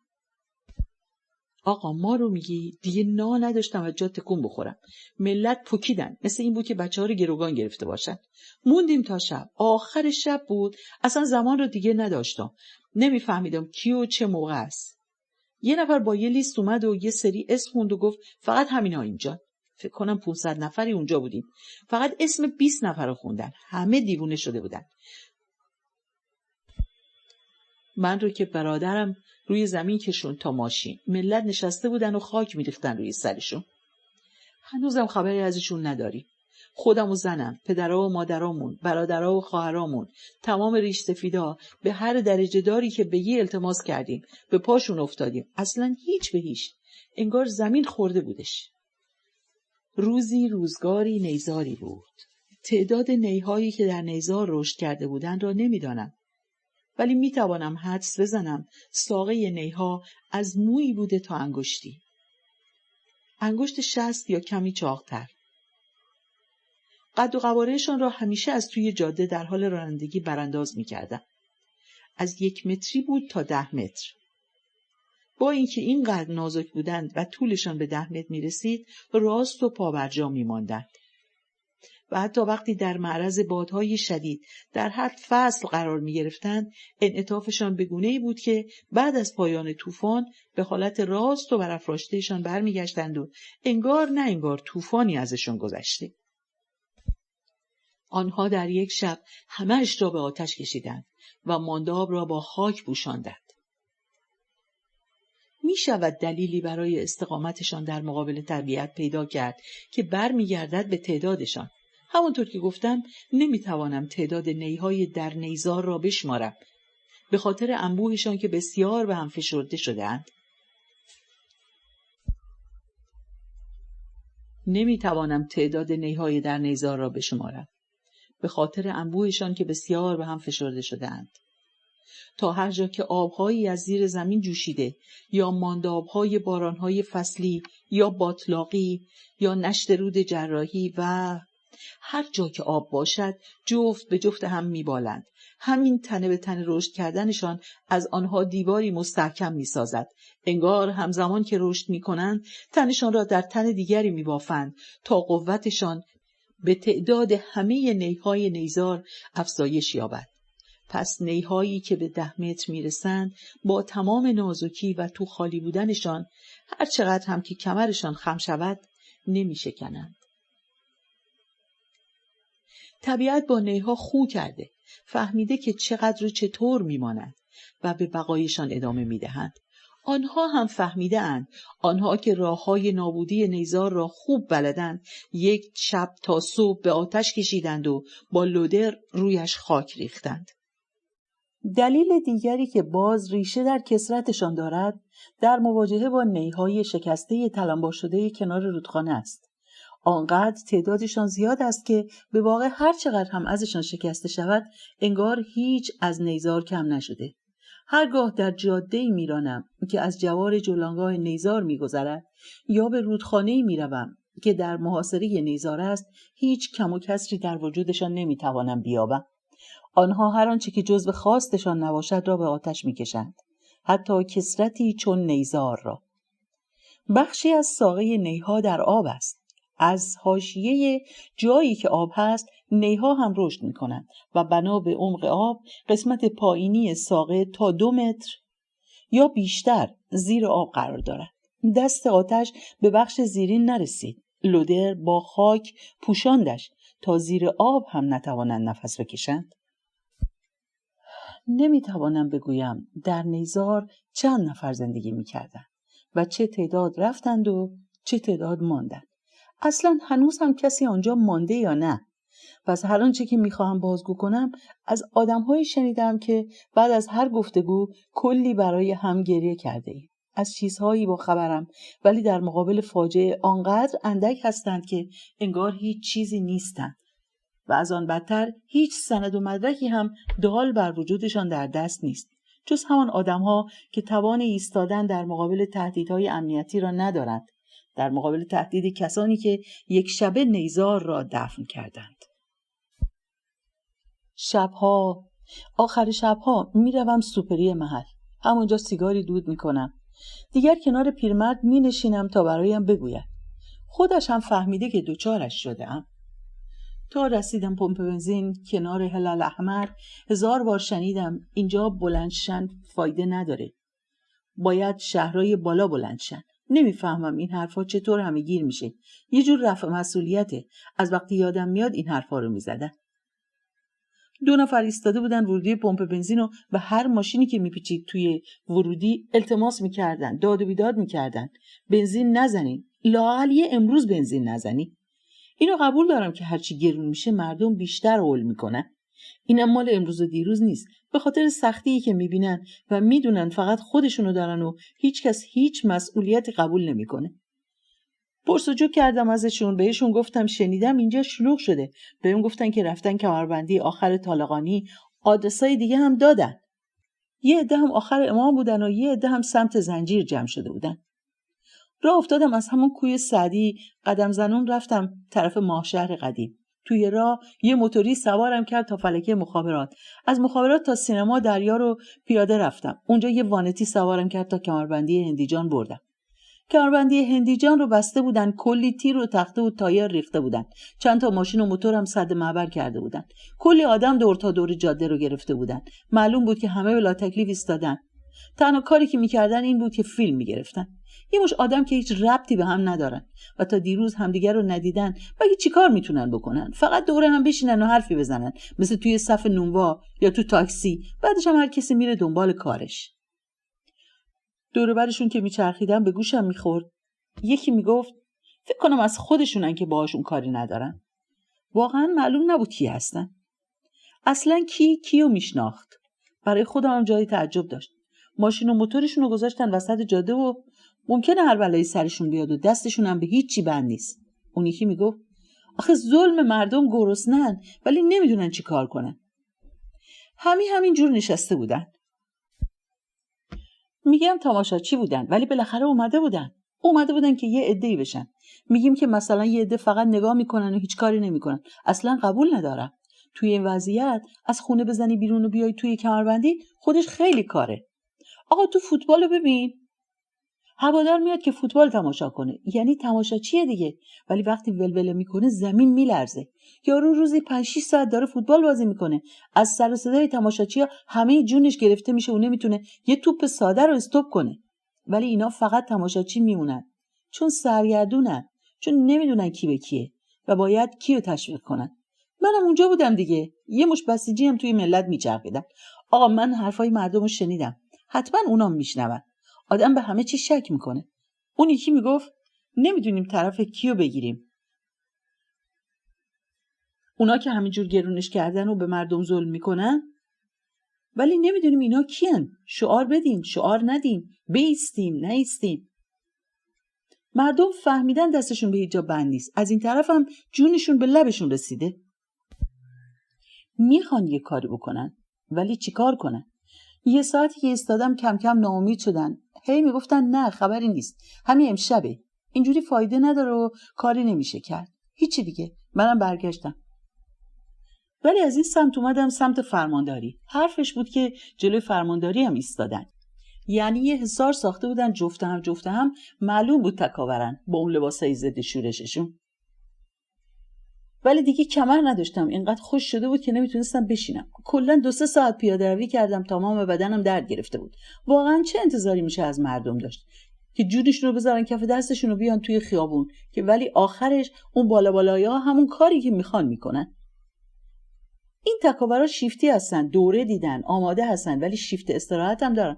آقا فقط یک کلام، بی‌دفاعیم، هیچ غم مردم رو نداره، فقط هر چی آقا بگه و هر چی اون بخواد. هیچی دیگه. خب منم که دیدم اینطوریه گفتم دیگه تمامه، یه شب اومدن و خسته میشن و میرن. فرداش که بیدار شدم منگ بودم. 2 ساعت دور خودم میگشتم تا تونستم یه مقداری سر حال بیام. وقتی اومدم بیرون و این دودا رو دیدم داشتم شاخ در می آوردم. مونده بودم. نمیدونی چه حسی داشتم. برای من این اتفاق خودش یه پیروزی بود. عمیقاً حس می‌کردم پیروز شدیم و موفق شدیم. از یه چند نفری آمار گرفتم. جلوی فرمانداری ایستاده بودن. با هم قدم زنون رفتم. شهر سوت و کور بود. تکاورا همونجور ایستاده بودن و مردم هم روبروشون کنار دیوار نشسته بودن. یه عده‌ام خیابون اصلی رو بسته بودن. باور کن مردم ترسون نیستن. با چشمای خودم دیدم. بچه‌های دور و بر این تکاورا میگشتن و مسخرهشون میکردن. هیکل تکاورا 2 برابرشون بود، ولی میرفتن جلوشون، هر چی از دهنشون در میومد میگفتن.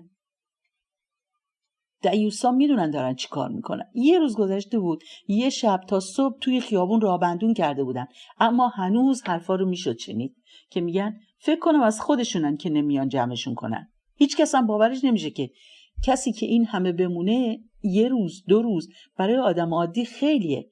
میشه توی خیابون وقتی همه دوره هم جمع شدن حرفا رو شنید. همه چی میگن از ترساشون، از اینکه دفعه قبل چه بلایی سرشون اومده. یعنی از اول انقلاب تا الان کسی نیست که یه ضربه خانمانسوزی از اینا نخورده باشه. توی قبرستونی نیست که قبرای بی‌نام و نشون نباشه، یا مرده‌هایی که به پدر و مادرشون اجازه ندادن براشون مراسم بگیرن. به مرده و زنده مردم هم رحم نمی‌کنن. مثلا یه حرف دیگه که یهو پیچید این بود که حالا یه عده اوباش از این اوضاع سوء استفاده می‌کنن. میگفتن آمار زورگیری زیاد شده. یه عده حرفشون این بود که کاش که زودتر این اوضاع تمام بشه، دیگه امنیت ندارید. آخه دیوس، تو اگه میترسی زورگیریت کنن، خب برو بتمرگ توی خونه. اینا همش از اتاق فکراشون میاد بیرون. یه عده رو میفرستن توی مردم که این حرفا رو پخش کنن، یا میگفتن اینا جدایی طلب هستن. خیلی دیوسن. آقا هیچی شب شد و اوضاع عوض شد. خبر بلند شدن همه شهرها اومد، از شمال تا جنوب. وقتی اینجوری میشه همه حرفا و حدیثا جمع میشه. هرچند اونا هم کار خودشونو خوب بلدن، حرفای مفت دیگه‌ای میزنن. من به هیچ امر غیرمادی باور ندارم، ولی میخواهم از ارواحی بگویم که در نیزار زندگی میکردند. از واقعی بگویم که تکیه‌گذاره‌هایی بیش از آن نمانده و آنقدر در سیل و طوفان شایعات و تناقضات رقیق شده که نمیشود به هیچ چیزش چنگ انداخت. خود ارواح آمدند. از خاکی که با لوده رویشان ریخته شده بود از خاک در آمدند و روح نیزار را از زیر خاک بیرون کشیدند و خواستند که پیششان بروم. رفتم و تماشایشان کردم.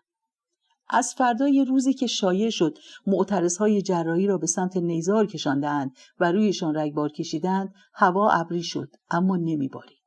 باد ملایمی میوزید و از ابر سنگین قطراتی را میکشاند و در هوا میپاشید و توهم باران میساخت. روی هر آبری که ریخته میشد به آسمان نگاه میکرد و میفهمید که هنوز خبری نیست. همه جا خیس بود، اما نه از باران که از رطوبت هوا. خیلی وقت بود سمت جراحی نرفته بودم. شایعه‌ای میگفت بعد از به رگبار بستن معترضین نیزار جاده‌ها را بستند و به کسی اجازه عبور و مرور نمیدادند. فقط صبح‌ها و عصرها سرویس‌های کارخانه‌ها با نظارت شدید امنیتی رفت و آمد داشتند. نیزار در محاصره. جنازه‌های توی نیزار را محاصره کرده بودند. خانواده‌هایشان را تهدید می‌کردند که نه به رسانه‌ای خبر بدهند و نه برای بردن جنازه‌ها آن اطراف پرسه بزنند. راندم. پس از گذشت 1 هفته از درگیری‌ها شهر هنوز خلوت بود. خواستم بنزین بزنم. ولی احساس گناه داشتم. از روزی که اعلام کردند قیمت بنزین 3 برابر شده، بنزین نزده بودم. مجبور بودم بزنم. باید میرفتم تا جراحی و معلوم نبود تا کی باید میچرخیدم. به میدانی رسیدم که یک سمتش به سوی شهر جراحی میرفت و نیزار هم در مسیرش بود. راهی دیگر میرفت و از روی رودخانه جراحی میگذشت و دور میزد و میرسید به روستاها و زمینهای کشاورزی که از رودخانه سیراب میشدند و دیگر راه جاده پتروشیمی بود. کنار میدان نگه داشتم. به خاطر رودخانه، به خاطر زمینهای کشاورزی، هوا چند درجه ای از ماهشهر خنک‌تر است. بین راه ماهشهر تا جراحی شهرک کوره هاست که شده منطقه مرزی. از کوره ها به سمت جراحی خنکی و تراوت و بوها تغییر محسوسی می کند. همه چیز 10 درجه بهتر می شود. راه 10 درجه از ماهشهر خوشبوتر و خنک‌تر می شود. آن سوی رود خود بهشت را می شود دید. بیش از 50 درجه همه چیز تغییر می کند. بوی برنج و جو و گندم و عظمت نخلستان. آسمان همه جا یک رنگ نیست. تنها 20 دقیقه از ماهشهر دور شدن کافی است تا شفافیت آبی آسمان چند برابر شود. بوی فاضلاب، بوی آمونیاک کارخانه ها، همه پشت رود، پشت ورودی پل میماند. به جاده ممکو و جراحی نگاهی انداختم. از سمت چپ جاده نیزار شروع می شد. سمت راست جاده هنوز بایر است. این آدرس ثبت شده به تاریخ تابستان 1401. تا سر سراحی سمت راست ساختمان پمپ بنزین پیداست. جاده که به چپ بپیچد می رود تا شهر جراحی. ادامه جاده مستقیم می رسد به شهرک ممکو، شهرک کارکنان رسمی پتروشیمی. سمت چپ سراح ابتدای جاده‌ای که می رسد به شهر جراحی دقیقاً روبروی پمپ بنزین، سالن ورزشی و میدان سوارکاری قرار دارد. یعنی نیزار سمت راست جاده منتهی می شود به ورزشگاه. در حد فاصله بین ورزشگاه و نیزار معترضها آنجا بودند. معترضها را به نیزار راندند. جنایت همانجا اتفاق افتاده. از سر میدانی که ایستادم می توانستم ببینمشان. راه را بسته و بازرسی گذاشته بودند. از همان فاصله زره‌ها و کلاهخودهایشان مشخص بود. حالت راه رفتنشان نشان میداد اسلحه‌هایشان را چطور بر دوش انداختند. بند اسلحه تکیه‌گاه شده بود و نوکش رو به جلو تا هر لحظه اراده کنند انگشتشان ماشه را فشار دهد و رگبار. 4 جهت میدان را کاویدم. سوت و کور. همیشه منطقه خلوتی بوده، ولی نه تا این حد که بعد از آن همه ایستادن کسی رد نشود. از زمان رفتن کارکنان به کارخانه 2 ساعتی گذشته و تا برگشتنشان خیلی مانده بود. باران ریزی میبارد. در مسیری که به سمت مزرعه ها و روستاهای جراحی می رود حضوری را حس می کردم. چیزی شبیه آدم کنار جاده ایستاده بود. غیر از این جهت 3 جهت دیگر مسطح هستند و تا دوردست را می شود دید. ولی این مسیر کمی شیب رو به بالا دارد تا برسد به پلی که از رودخانه می گذرد. باران ریز هم خطای دید را بیشتر می کرد.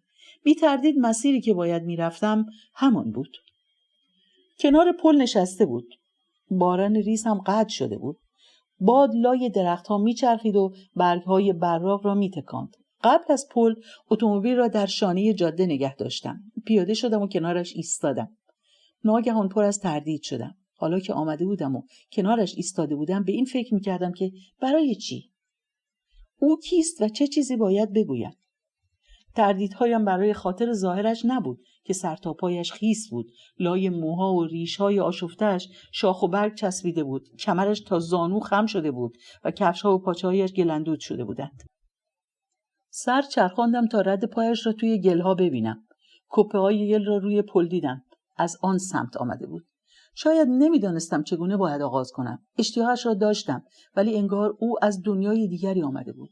آنقدر در حال نظارش غرق بود که هر کلامی میتوانست توهین تلقی شود. خیره شده بود به رودخانه متلاطم و گلالود. دیگر سعی نکردم فکر کنم که چه باید بکنم و چه باید بگویم. ایستادم و به مسیر رودخانه نگاه کردم که مسیر خودش را رفته بود و دره ای ساخته بود. کمی آن طرفتر از پشت خمی در می آمد. در آن سوی پل از مزرعه ها بوی برنج با خود فراموشی می آورد. این سوی رودخانه دور تا دور درخت ها را حصار گرفتند و نامش را گذاشتند پارک جنگلی. بزرگترین پارک خاورمیانه که منتهی می شود به شهرک ممکو. ناگهان آهی کشید و گفت می‌بینی جراحی چقدر تنده؟ جراحی انگار می‌خواست همه شاخه‌ها و ریشه‌ها را با خود بکند و ببرد.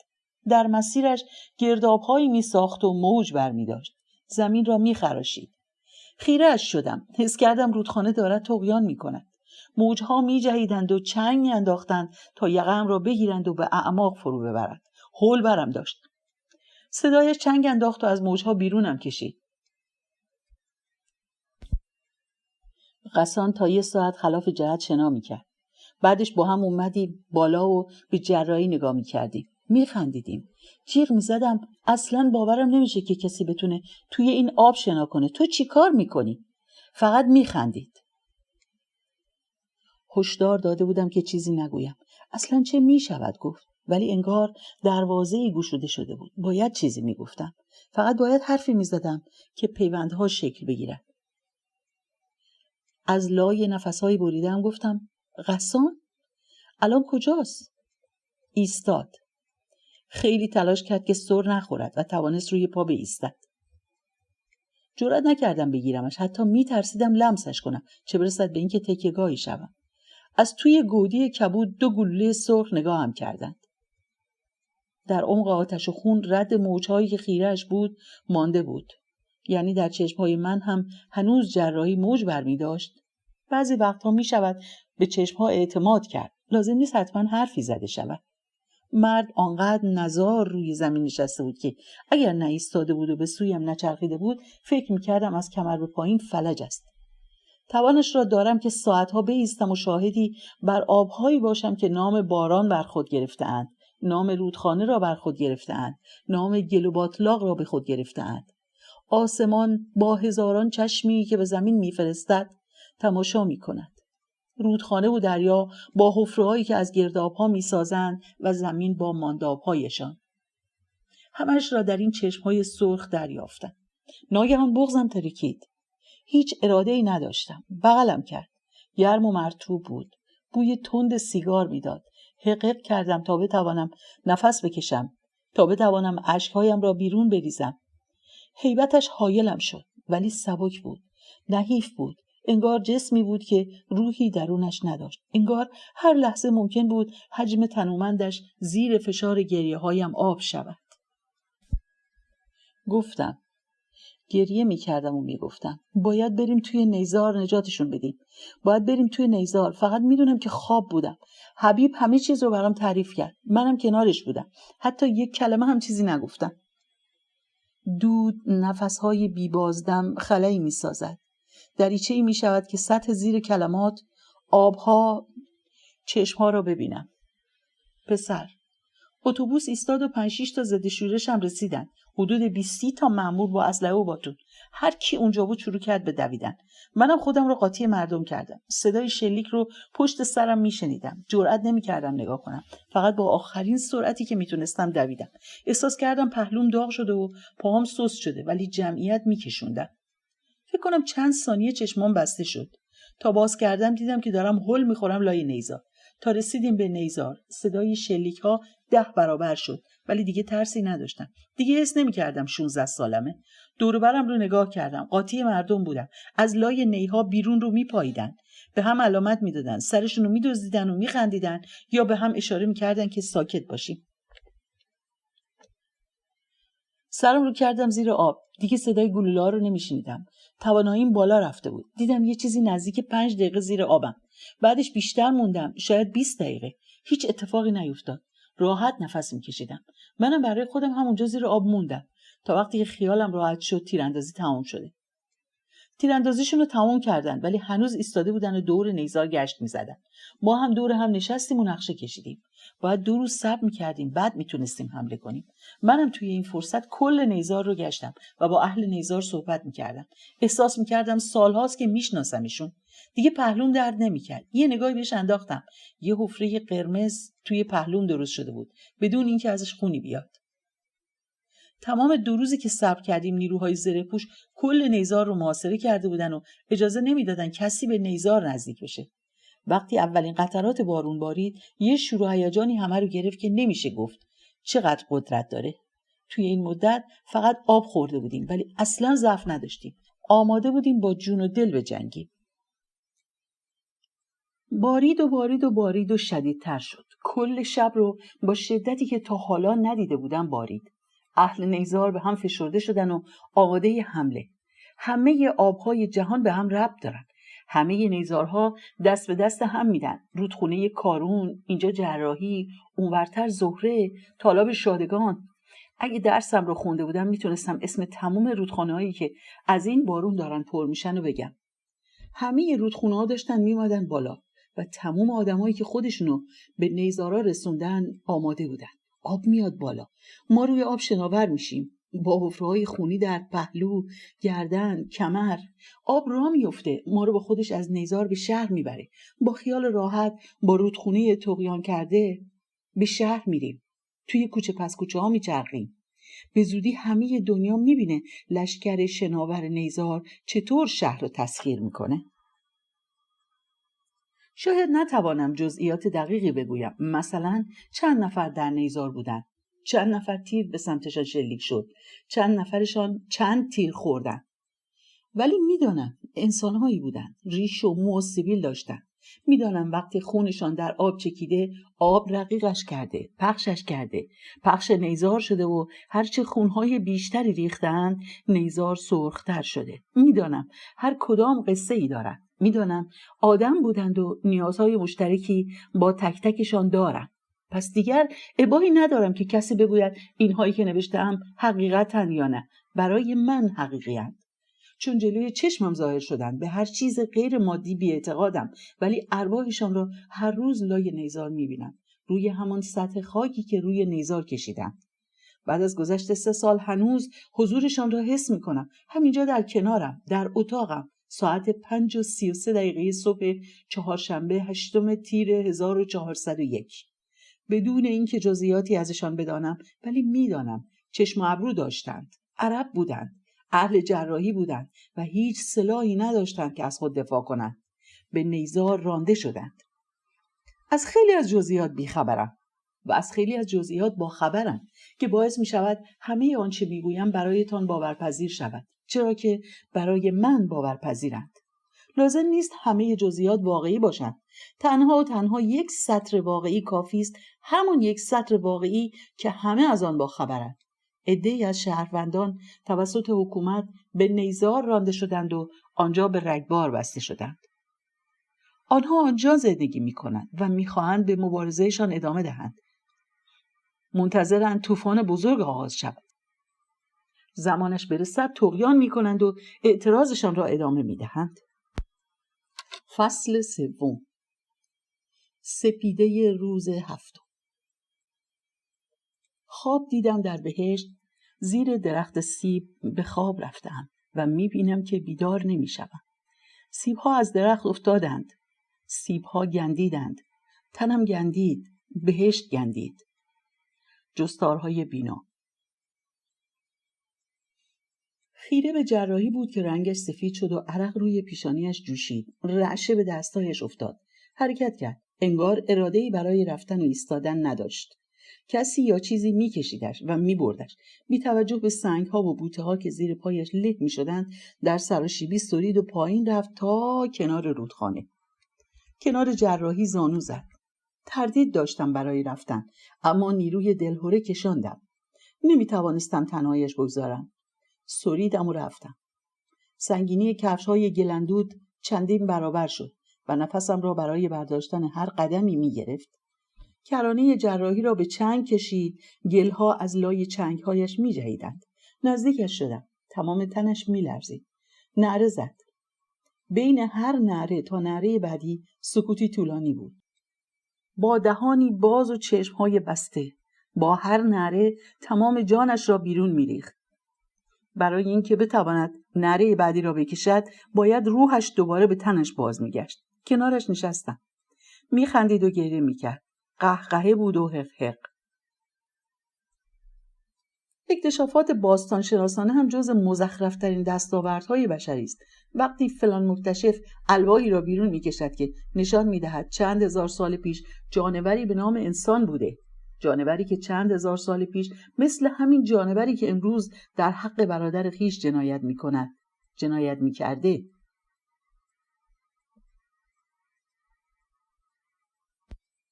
سپیده روز هفتم من کبوتری را رها کردم و به بیرون فرستادم. آن پرنده پرواز کرد و رفت، اما چون جایی برای نشستن نیافت بازگشت. پس پرستویی را پرواز دادم. او نیز به هر سو پرید و چون جایی پیدا نکرد ناگزیر بازگشت. پس بار دیگر کلاغی را آزاد کردم. او فرو رفتن آبها را دید. پس آوازی داد و دیگر باز نگشت. سپس من هر چه داشتم در معرض 4 باد گذاشتم و بر فراز قله کوه قربانی گذرانیدم و شراب مقدس نوشیدم. تنها ابزار حفظ قدرت و حکومت تولید و باز تولید ترس است. اینها را می شود در الواحی خواند که به جا مانده که بسیار قدیمی هستند. ترس را چنان نهادینه می کنند، چنان سایه‌اش را بالای سر نگاه می دارند که تنها بازمانده ی طوفان بزرگ پس از آشوبی که خدایان ساختند شراب مقدس می نوشد و برای همان خدایان قربانی می کند. البته که باید به کسی که این حماقت را می کند حق داد. حماقتش برای این است که همچنان فکر می کند چیز مقدسی وجود دارد و برای احترام گذاشتن به کسانی که مسبب این جنایات بودند قربانی می کند. اما چرا؟ کسی که چنین جنایات بیمانندی را دیده، کسی که به چشم خیش دیده خدایان خواستشان این است که چنین کنند و لابد دلایل خودشان را دارند، اصلا خدا هستند و هر بلایی دلشان بخواهد بر سر زمینشان می آورند و درست و غلط برایشان معنا ندارد. کسی که همه اینها را دیده باشد چه حسی جز ترس در وجودش باقی میماند؟ اما او نترسیده بود. ساکت شد و دور و برش را دست کشید. شکلی از نوازش بود. انگار تازه متوجهم شد. رو به من ایستاد. به سمتش رفتم. بغلم کرد. با چنگهایش بازوهایم را فشرد. صورتش را جلوی صورتم گرفت. لبخند در تمام صورتش پخش شد. دوباره بغلم کرد. ناگهان رهایم کرد و پرید توی رودخانه. هیچ ترسی بر او غلبه نکرده بود. جراحی کشاندش و بردش، غرقش کرد. هنوز بازدم را بیرون نداده بودم که آب بردش و از زیر پل گذراندش. لحظه ای دستی، پایی یا سری بیرون می آمد و فرو می شد. دویدم. پاهایم سر می خورد و فرو می شدن. باید قدمهایم را می کندم. نفسم بالا نمی آمد ولی می دویدم. مگر چقدر می توانستم بدوم؟ حس می کردم ششهایم دارن می ترکن، می سوختن، ولی می ترسیدم. لحظه ای مکث کنم و شدتی که داشت می بردش دست نیافتنیش کند. اگر یک قدم می ایستادم ناپدید می شد. این همه بالا و پایین شده بود. شاید دیگر جنازه‌ای بیش نباشد. توی ذهنم تکرار می شد که با این شتاب رودخانه چطور می شود جنازه را از آب بیرون کشید. وقتی خدایان بوی مطبوع قربانی را استشمام می کنند همچون مگس ها برگرد آن حلقه می زنند. آنگاه ایشتر فرا می رسد. گردنبند لاجوردی خویش را بلند کرده به آن سوگند یاد می کند که هرگز این رخداد را به فراموشی نسپارد. نسپرد و تا امروز در جسم‌های بسیاری حلول کرده و همان رخدادها را تکرار کرده به اشکال متنوع. دشت علق قسمت 3.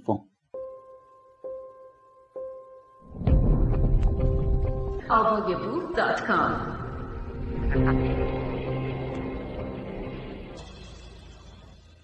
آنگاه ایشتر فرا می رسد.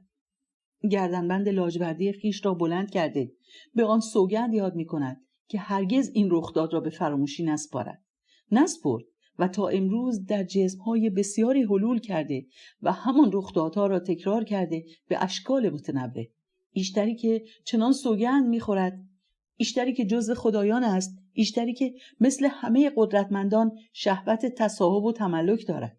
چندین سال گذشته، در همین الواح چندین سال گذشته، پس از سوگند خوردنها و قول و قرارها که هرگز این رخداد را به فراموشی نسپارد، تصاحب گیلگمش را می‌خواهد و چون تنها دست رد گیرش می‌آید پیش خدایان شاکی می‌شود که گیلگمش خواسته من را رد کرده و خدایان غضبناک می‌شوند و سعی می‌کنند عذاب‌هایی بر سر گیلگمش بریزند. تنه نخل کج شده بود. تا میانه رودخانه می رسید. فقط یک لحظه به ذهنم اومد. تا بارانی سیاهش را دیدم پریدم. چشم باز کردم. توی بغلم بود و چسبیده بودم به شاخه ها و تنه نخل. می دیدم که رودخانه می تازد و می کوبد و عبور می کند. عمق رودخانه زیاد نبود. یکی از زانوهایم لای سنگ‌های کف گیر افتاده بود و پای دیگرم لای شاخه‌های بلند نخل. پاهایش بالا آمد و تا روی آب شناور شد. فشار آب چرخاندش که با خود ببردش. دو دستی به کمرش چنگ انداختم. زانویم روی ریگی کف رودخانه فشار می آورد. حس می کردم دارد خرد می شود. زانویم را کمی از روی ریگ لغزاندم. توی گل فرو شد. همان لحظه تمام نیرویم را روی گل فشار دادم و بلند شدم. یکی از دستهایم را زیر کمربندش فرو کردم و با دست دیگرم تنه نخل را بغل زدم. توانستم سر پا بایستم. شدت آب داشت شکمم را پاره می‌کرد. فریاد زدم. حس کردم فریاد دارد حنجره‌ام را می‌کند. فریاد پژواک غریبی به خود گرفته بود. تعجب کردم از صدایی که شنیدم. فریاد همچون طنابی شد که می‌کشیدم و از خروش رودخانه فراریم می‌داد. تا پایم به خشکی رسید از حال رفتم. تمام تنم بی‌حس شده بود الا زانویم که حس می‌کردم دارد از درد می‌ترکد. جرأت نمی‌کردم زانویم را تکان دهم، هرچند جانی هم برای تکان دادنش برایم نمانده بود. حضور مرد را کنارم حس کردم. سر گرداندم تا ببینمش. چشم‌ها و دهانش باز بود و تا رو به آسمان پلک زد خیالم راحت شد. زنده است. من هم به آسمان نگاه کردم. ابرهای تیره و ابرهای روشن‌تر در هم فرو می‌شدند و ابرهای تیره‌تری به وجود می‌آوردند. یا ابرهای تیره پخش می‌شدند و رقیق می‌شدند، اما پشتشان ابرهای دیگری بود که نمی‌گذاشت آسمان پیدا شود. آنگاه انلیل بر سر قربانیان می‌رسد و از اینکه کسی توانسته از نابودی در امان بماند بسیار خشمگین می‌شود. نینورا اعا را به خاطر افشای راز خدایان مورد عتاب قرار می‌دهد. از این پس او و همسرش در دوردست در دهانه رودها خواهند زیست. بدین سان بود که خدایان من را برگزیدند و در اینجا گذاشتند در دوردست در سرچشمه رودها زندگی کنند. ظهر بود. صدای گرفته پیام گوشی به سختی شنیده می‌شد. چی کار می‌کنی؟ بیکاری؟ اگه میتونی آب و سیگار بیار. پشت مصلی ایستادم. وقتی گفت پشت مصلی خیس عرق شدم. چی شده که ایستاده جلوی اطلاعات؟ آب و سیگار را برداشتم و رفتم. باد داغ درخت بیار را میتکان. زیر همان تک درخت ایستاده بود. از ته بلوار پیدا بود. روی جدول کنار جوب نشست. صورتش از حرارت کبود شده بود. بشکه آب را چسباند به صورتش. جریان رو برایم تعریف کرد. یه هفته است که داریم میریم و میایم. بهت نگفتم چون نمیخواستم اذیت بشی توی این گرما. یه هفته است از زندگی افتادیم. بهمون زنگ میزنن. ما هم از 11 میام اینجا تا 6-7 عصر. اون میره داخل، منم اینجا میستم. میره داخل. 2 ساعتی همینجور ولش میکنن توی اتاق بازجویی. یه نیم ساعت میان یه سری سوال میپرسن. بعد باز یه ساعتی تنهاش میذارن. توی این مدت هم گوشی و لپتاپشو گرفتن و زیر و روش کردن. ترسیده بودم یه وقت تو هم گرفتار بشی. اینا که کارشون حساب کتاب نداره.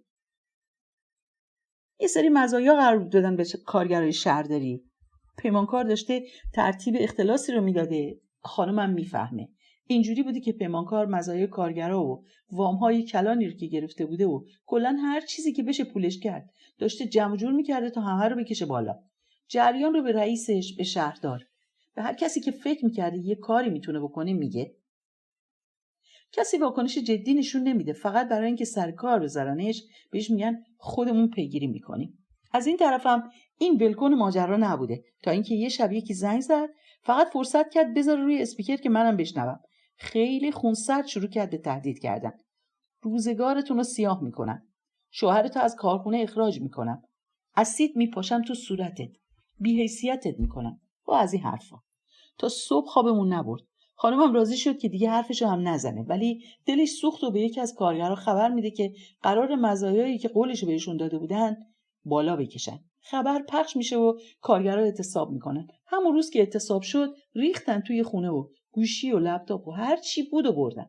از اون ورم خانمم از شهرداری مستقیم بردنش اطلاعات. الان پیمانکار و شهردار و همه برای خودشون راست میگردن. بعدش این تفلک که اطلاع داده فلانی داره خلاف میکنه، داره دزدی میکنه، گرفتنش. هر روزی 5-6 ساعت میارنش اینجا که با کدوم گروهک کار میکنی، با کدوم شبکه همکاری داری، کاری که انجام دادی جاسوسی و از این چرندیات. خانمم زیر بار نرفته و چیزی نگفته، ولی گفته که فقط رئیسشو در جریان گذاشته و نه بیشتر از این. نتونسته بودن به چیزی متهمش کنن. کارگرها هم حرفی نزده بودن، ولی کمتر از 1 ماه منتقلش کردن به یکی از روستاهای اطراف. البته گزینه دیگری هم جلویش گذاشته بودن: استعفا. ماند و رفت به همون روستا. 3 ماه بعد اختلاس انجام شد. به کارگرها گفته بودن همش شایعه است و هر کسی هر چیزی گفته دروغ گفته. بعد از 3 ماه دوباره آمدند و کارگرها گفتند که به زودی مشکل حل می شود و همه مزایایشان سر جایش است، ولی تا الان هیچ خبر از اختلاسگر نشده. هیچ وقت هیچ مزایایی به کارگرها ندادند. روایت‌های ثبت شده نمی توانند تصادفی باشند. بر لوحی در چند 100,000 سال پیش و این اتفاقی که اینک در حال ثبت شدن است اصلا نمی تواند تصادفی باشد. وقتی از آن لوح کمی دور شویم و آرام آرام وقایع را نگاه کنیم، بخوانیم، فقط همانهایی که ثبت شده‌اند هم کافی است. چه چیز دیگری جز این دیده می شود؟ اطلاع رسان‌ها دستگیر، تبعید، زندانی و تهدید به مرگ می شوند، نابود می شوند و اختلاسگرها از آنجایی که دستشان با بر مسند قدرت نشینان در یک سفره است می روند تا آنچه را که چپاول کرده‌اند در هر جایی سرمایه گذاری کنند و سهم آنهایی که حمایتش کردند را از درآمد و سودش را تا همیشه بپردازند.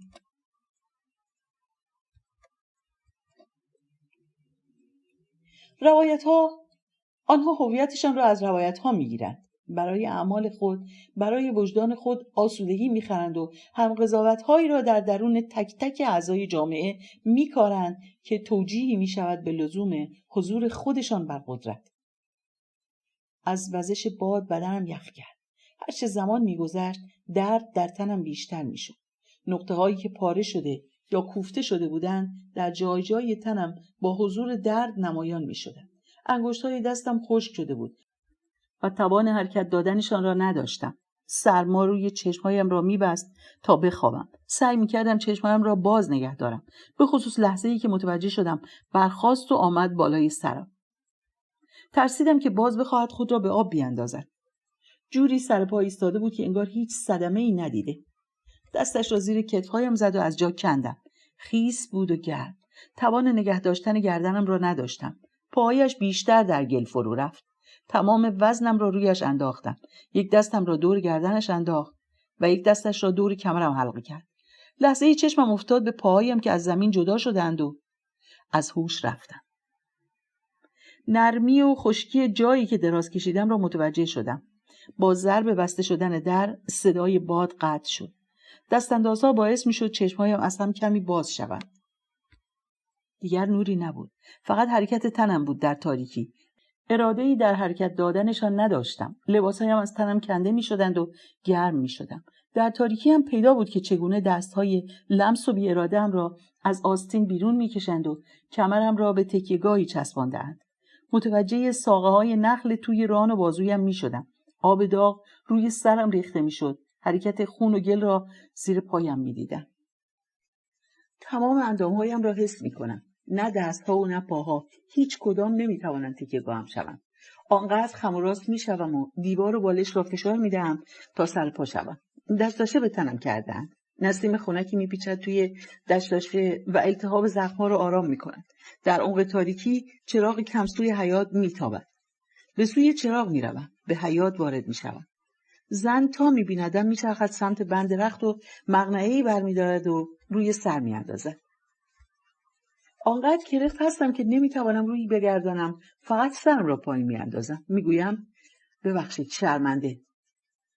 زن به سمتم می آید. چرا بلند شدی؟ باید استراحت کنی. تمام تنت آشولاش شده. سرم را بلند می کنم.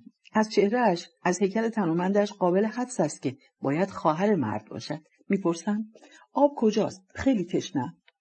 سریع به سمت داخل خانه می رود و صدایش را از پشت سرم می شنوم. الان میارم. وسط حیاط می‌ایستم، به آسمان نیمه ابری می‌نگرم. مهتاب از زیر ابر آسمان را روشن کرده است. ابر فقط توانسته روی ماه را بپوشاند. مهتاب آزاد هر جا بخواهد می‌آید اینجا تا روی زمین. نورش از چراغ کمسوی حیاط پررنگ‌تر است. زخم‌هایم زغزغ می‌کنند، ولی تا باد خنکی می‌وزد آرام می‌شود. زخم‌هایم را، اضطرابم را. صدای در که می‌آید رویم را بر نمی‌گردانم. سرم را پایین می‌اندازم. زن لیوان آب را به سمتم می‌گیرد. دست دیگرش تنگ آب را گرفته. آب را سر می‌کشم. متوجه لباس فرم کارمندی که پوشیده می‌شوم. می‌پرسم ساعت چنده؟ اشاره می‌کند که آب بریزد. حوالی 5:30 تا ربع ساعت دیگه سرویس میاد، میرم کارخونه. شما سعی کنید بخوابید. تا قبل از 3 برمیگردم صحبت می‌کنیم. لیوان را به دستش می‌دهم. کنارم می‌ایستد، همراهیم می‌کند. سستم و عاجز از قدم برداشتن، ولی از کنارم تکان نمی‌خورد و انگار نه ربع ساعت که یک عمر وقت دارد همراهیم کند تا خواب. تا لحظه‌ای که دراز می‌کشم کنارم می‌ایستد. قرص‌هایی را می‌دهد. در را که می‌بندد سیاهی غالب می‌شود. کافی بود که پلکایم را روی هم بگذارم که دچار تاریکی عمیق‌تری شوم. تنها یک روایت وجود دارد که از مکانی والا نازل شده که قرار است دنیا و آخرت بشر را به سعادت برساند. برای اینکه توانایی‌های روایت اعظم استخراج شود، نیاز دارد که هزاران تفسیر برش انجام شود. تفاسیری که از بدو سرایش همراهش بوده تا امروز. آپدیت هایی با مثال های مدرن و معاصر. وقتی به خلل و فرج روایت اعظم اشاره شود، همان تفاسیر هستند که با هر دستاویزی پوششی می شوند بر علیه هر تمسخری. روایت اعظم سخن تنها خدای باقی مانده برای انسان، عاجز است و نیازمند تک تک تفاسیری که انسان برای مقبولیتش ارائه می دهد. انسان‌هایی تفاسیری می‌نویسند که می‌گویند پشتوانه‌شان قرآن است، قرآنی که هویتش را از همین تفاسیر می‌گیرد. مدعی هستند حرف‌هایشان از دل قرآن می‌آید، پس حقانیتشان به صورت پیش‌فرض باید پذیرفته شود و چنان خود را محق می‌دانند که اگر کسی، حزبی، گروهکی یا هر عده دیگری تفسیری ارائه دهند، به پشتوانه همان روایت اعظم تنها خشم چاره‌ساز می‌شود. خشمی که سراسر روایت اعظم را فرا گرفته. هر که خشمگین‌تر، هر که بتواند انسان‌های بیشتری را بکشد و باعث شود پیروزی را کسب کند، پس خدا همراهش بوده، چون به جنسی از جنس خدا نزدیکتر شده. خشمی که برآمده از اراده قوی است که از تفسیر متن اعظم کسب می‌شود. بر طوفان عذاب که همه را در غضب خود فرو می‌خورد، تنها یک کشتی شناور است. کشتی. همه چیز در قرآن هست. حتی راجع به صنعت کشتی سازی هم مطالبی نوشته شده. صنعت کشتی سازی مگر نبوده که بعد وارد قرآن شده؟ در ضمن همین چند کلمه برای اینکه گفته شود صنعت کشتی سازی در قرآن وجود دارد کافی است؟ خشم وقتی آغاز می شود چنان همه چیز را تحت تاثیر قرار می دهد که جوانب دیگری دیده نمی شود. آنقدر بزرگ و پهناور که همه چیز را نتوجی که پذیرفتنی می کند. از هر حیوان فقط یک جفت قرار است زنده بماند. تنها یک جفت. پس مابقیشان چه می شود؟ خشم قادر متعال غیر قابل کنترل است. خشم ستارالعیوب ناتوان است، چرا که قابلیت کنترل شدن را ندارد. سیل می شود. همه را می روبد و می کوبد و می درد. حتی اگر گله گاو و گوسفند باشد و انبوه گیاهان. تنها باید خشم حرکت کند. اینکه چقدر کشتار شود یا خسارت وارد کند اهمیت ندارد. زمین خاستگاه حضور خشم است، چون اراده‌ای برای به اثبات رساندن عقیده‌ای یا تفسیری وجود ندارد. و آنگاه که اراده تفسیر توسط جنایت مسلط شد، قدرت و جانشینی خدا بر زمین مهیا می شود. اول کسی که کشتی کرد به جهان اندر نوح بود. در کنار ادیسون و گراهام بل باید نوح را هم بنویسند، اما بسیار مبهمتر و بدون داشتن ذره جزئیات. همان تفاسیری که بشر می‌سازد کافی است. همان چیزی که انسانها را وادار کرده چیزی بسازند تا بتوانند بر دریا شناور شوند. در مقطع راهنمایی درس می‌خواندم. الان میگویند متوسطه اول دوم سوم راهنمایی، هفتم هشتم نهم متوسطه اول. کتاب ها همان است، روش تدریس ها همان است، هیچ چیزی تغییر نکرده. وقتی آقای پوری رئیس پایگاه بسیج مسجد جامع در واکنش به کسی که گفت آقا شیخ حسن میخواد نماز عید فطر بخونه توی مسجد خودشون، بلند بلند خندید، بعد با تمسخر خندید، بعد جدی شد و گفت فقط توی مسجد جامع میشه نماز عید فطر خوند. بعد از این صحبت‌ها با بچه‌ها رفتیم فوتبال بازی کردیم. مسجد شیخ حسن نزدیک خانه‌مان بود. روز عید فطر رفتیم مسجد شیخ حسن. کل مسجد هم پشت سرش بودن.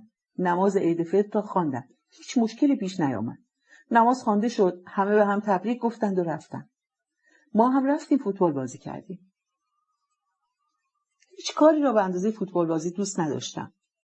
برادر بزرگترم 10 سالی بزرگتر بود. وقتی متوجه بازیم شد، با خودش برد که با همسن و سالهایش بازی کنم. خیلی سخت بود لابلای آن هیکل‌های گنده توپی را شوت کرد یا پاسی داد یا توپی را به سمت سوی پرت کرد. نزدیک اذان مغرب که میشد عده‌ای میرفتن سمت مسجد جامع، عده‌ای هم میرفتن سمت مسجد شیخ حسن. همیشه اولین نفر توی زمین بازی بودم، اما با آن 10 سال از خودم بزرگترها بازی کردن زودتر خسته‌ام میکرد و خستگی بازی از فوتبال فراریم میداد. با هر گروهی از بچه‌های مسجد که میرسیدن میرفتم مسجد جامع یا مسجد شیخ حسن. برای همین حال و هوای هر دو مسجد دستم بود. همین هم باعث شد که کم کم متوجه شوم چه رقابت سختی بین دو مسجد وجود دارد. بیشتر دقت کردم و دیدم هر کسی که به مسجد جامع میرود به مسجد شیخ حسن نمیرود و برعکس. میشود گفت تنها کسی که در هر دو مسجد آمده شد داشت من بودم. یک شب بین نمازهای مغرب و عشا شیخ حسن پشت بلندگو رفت و از این در به آن در گفت تا رسید به جایی که قصه ای تعریف کردند. یک شب بین نمازهای مغرب و عشا شیخ حسن پشت بلندگو رفت و از این در به آن در گفت تا رسید به جایی که قصه ای تعریف کرد. نوح بعد از طوفان یک تاکستان میسازه. موقعی محصول که میشه شراب میندازه. شراب هم قبل از اسلام حرام نبوده. یه روز حسابی شراب میخوره و مست زیر یه درختی میخوابه. خواب بود که یه بادی اومد و لباسشو زد بالا و عورت حضرت پیدا شد. یافس یکی از پسرای نوح داشته رد میشده که عورت پدرشو میبینه، میزنه زیر خنده، ول میکنه و میره. بعدش هم اون یکی پسرش سام رد میشه. سام هم عصبانی میشه و میره با برادرش دعوا را میندازه که چرا حجاب پدر رو درست نکردی. توی همین گیرودار نوح بیدار میشه و جویای احوال میشه. وقتی ماجرا رو میفهمه خیلی ناراحت میشه و همونجا دعا میکنه که ای خدا بر نسل سام خیر و برکت بده و بر نسل یافس نفرین کن. حالا همه کسانی که سفیدن و خوشگلن از نسل سام هستن و اونایی که زشت و سیاهن از نسل یافس. این قصه ملکه ذهنم شده بود. عورت و شراب کلیدواژه‌هایی بودند که باعث شدند با قصه خیال پردازی کنم. دو چیزی که خط قرمز بودند و الان می توانستم به بهانه روایتی مذهبی اسمشان را بیاورم. حس دانستن، حس این که به دیگران نشان دهی که چیزی را میدانی، انگیزه ای شد که فردا شب کنار حوض مسجد جامع بچه‌ها را دور خودم جمع کنم و قصه ای شنیده بودم را برایشان بازگو کنم. عورت و شراب را چندین بار تکرار کردم. امام جماعت متوجه ما شد. من هم متوجه شدم که دارد با دقت قصه گوییم را دنبال می کند. جدی‌تر شدم. این بار نه برای بچه‌ها که انگار برای امام جماعت قصه گویی می کردم. او هم نزدیکتر شد تا جایی که حلقه بچه‌ها را کنار نزند. میخواست حد نزدیک شدنش همونقدر باشد. تا ساکت شدم از همون جایی که بود پرسید اینها را از کجا میدانم؟ گفتم تا اسم شیخ حسن را آوردم چشم ابرویش بالا رفت و بدون اینکه کلامی بگوید عبایش را زیر بازویش زد و رفت توی مسجد. بین دو نماز پشت بلندگو ایستاد. خشمش را نتوانسته بود پنهان کند. نه، درستش این است که اصلا داشت خشمش را بروز میداد، به نمایش میگذاشت. روایت ها رو باید با دقت خوند. منبع موثق رو پیدا کنید. با آدم آگاه و اهلش مشورت کنید که به بیراهه نزنید. باید کسی براتون تفسیر کنه که به مرجعیت رسیده باشه. نوح پیامبر خداست. نباید صداش کنیم نوح. مگه بچه محلتونه؟ باید بگید حضرت نوح. شما میرین مغازه به فروشنده میگین آقای فلانی، بعدش پیامبر خدا رو بگید نوح. در ضمن درسته که حضرت نوح قبل از اسلام هستش، اما خداوند پیامبر خودش رو از گناه آگاه میکنه، نمیذاره به معصیت دچار بشه و شرب خمر کنه. پیامبر اسوه است، هیچ وقت کاری نمیکنه که چهره بدی از خودش و خدای خودش نشون بده. انگور نعمت خداست، آیا پیامبر خدا میاد انگور رو بگندونه و خرابش کنه؟ در ضمن بعد از طوفان ایشان نرفت تاکستان درست کنه. بعد از طوفان مردم نیاز دارن خونه و زندگی داشته باشن. مثل مردم عادی پاچاشو زد بالا و رفت برای مردمش خونه ساخت. قرش میکرد و چشمای خونینشو میدرید و دنبالم میگشت. ترسیده بودم، انگار اینها را میگفت که بروم در مسجد شیخ حسن بازگویشان کنم و شیخ حسن را متوجه اشتباهاتش کنم. فردایش مثل همیشه زودتر از همه سر زمین فوتبال بودم، ولی حال نداشتم. تمام نیرویم گرفته شده بود. از وقتی که از مسجد برگشته بودم تا همان لحظه فکرم درگیر بود. یکی از بچه‌ها آمد، ساکش رو کنار من گذاشت و لباسش رو عوض کرد و خواست که با هم گرم کنیم. گفتم امروز حال ندارم، آمدم که فقط بازی را تماشا کنم. کنارم نشست و جریان را جویا شد. همش را براش تعریف کردم. وقتی شروع کردم به تعریف با هیجان گوش کرد و هرچه پیش میرفتم خنده‌هایش بلندتر میشد. حالم خیلی بهتر شد. من هم شروع کردم با گستاخی بیشتری تعریف کردن تا رسیدم به نفرین نوح و پیدایش سیاه‌پوست‌ها. یک بار سکوت کرد. تعجب کردم. چیزی نگفتم و منتظر شدم. گفت نظرت راجع به عبد چیه؟ یخ کردم. ادامه داد. ببین یه چیزی بهت میگم که حواست باشه. طوفان به اون بزرگی اومد و همه رو کشت که گناه رو از بین ببره. دقیقاً بعد از طوفان نفرینا شروع میشه. یعنی سر هیچ و پوچ این همه رو کشت و خلاص. مگه طرفدار برزیل نیستی پسر؟ چند تاشون سیاهن؟ زد به کتفم. امشب باید حسابی بهتره کنی. بیا تو تیم ما. دیگر حرفی نزدم، ولی شروع کردم همراهش دویدن. بچه‌ها یکی یکی آمدن، گرم کردند، یارکشی کردند و بازی کردیم. حس می‌کردم دیگر خسته‌ام نمی‌شود. چپ و راست را بالا و پایین می‌شدم. اصلا متوجه زمان نبودم که یک بار دیدم موتور سواری جلویم ایستاد. آقای پوری بود. با موتور آمده بود وسط زمین بازی. گفت البته یه جورایی دستور داد. پسر وقت نمازه، بازی تو تموم کن و بیا مسجد. و رفت. تا از زمین خارج شد بازی ادامه پیدا کرد. برای گرفتن توپ میدویدم و منتظر نبودم توپ را به من برسانند. میرفتم تا تصاحبش کنم. هوا تاریک شده بود. چراغ موتور توی صورتم زد.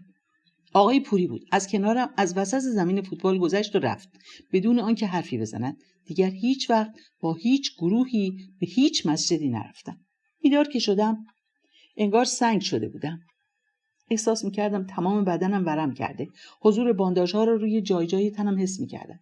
مرد آمد بالای سرم. کنارم نشست و دستش را زیر سرم گذاشت و دستم را گرفت و بلندم کرد. به حیاط راهنماییم کرد. 3 زن و 2 پسر بچه و 1 دختر بچه دور سفره نشسته بودند. تا وارد حیاط شدم همه‌شان بلند شدند. زنی که مسن بود معلوم بود باید مادر مرد باشد. آمد جلویم و دست دیگرم را گرفت و کنار سفره نشاندم. تا نهار تمام شود فهمیده بودم ام غسان مادر حامد و سعاد است و زن دیگر ام طارق همسر حامد است. فقط اسم یکی از بچه‌ها را متوجه شدم. طارق. سفره که جمع شد ام طارق بچه‌ها را برد توی خانه. سعاد چای آورد و کنار مادرش نشست. ام طارق را پشت پنجره دیدم. پلک نمیزد. حامد سیگارش را آتش زد و شروع کرد. استکان را توی نلبکی چرخاند. کنار جراحی نشسته بودیم. خودم میدونم خیالاتی شدم اما خیلی واقعی بود. یه لحظه هم شک نکردم. غسان رو دیدم که خیلی ها رو دیدم. همه بچه محلامون رو دیدم. همشون توی جراحی بودن. زنده و سرحال داشتن شنا میکردن. غسان صدام کرد. گفت بیا داریم میریم جنگ. داریم میریم انتقام بگیریم. ببین چقدر زیادیم. این دفعه برنده میشیم. اصلا دیگه جراحی رو نمیدیدم. فقط آدم بود که ایستاده بود. غسان وسطشون ایستاده بود. حتی وقتی پریدم توی آب بیدار نشدم. خیلی خوب بود. باورتون نمیشه چقدر خوب بود. هر ستایشان بی صدا گریه کردند. ام طارق همچنان پشت پنجره بود و پلک نمیزد. بغض کرده بودم. حرفی زدم. آنها متوجه شدند ولی انگار خودم متوجه نشده بودم که چه گفتم. آنها هم متوجه نشده بودند. فقط آرام شدند که حرفم را بزنن. اشکی از چشمم سر خورد. سعی کردم بغضم را بخورم ولی جایش درد میکرد. گفتم نه، خواب نبوده، همش واقعی بوده. هر چی رو دیدی من ندیدم ولی میدونم حقیقی بوده. هر چی دیدی درست بوده. اونا خودشونو زنده میدونن. من اصلا اومده بودم برای اینکه هر جوری شده پیداشون کنم. دیگر نتوانستم گریه نکنم. میخوام بهشون بگم شما مردین. شما دیگه نمیتونین کاری بکنین تا رها بشن و برن.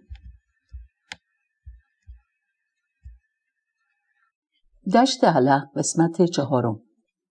فصل 4. حیات خانه. avogabooth.com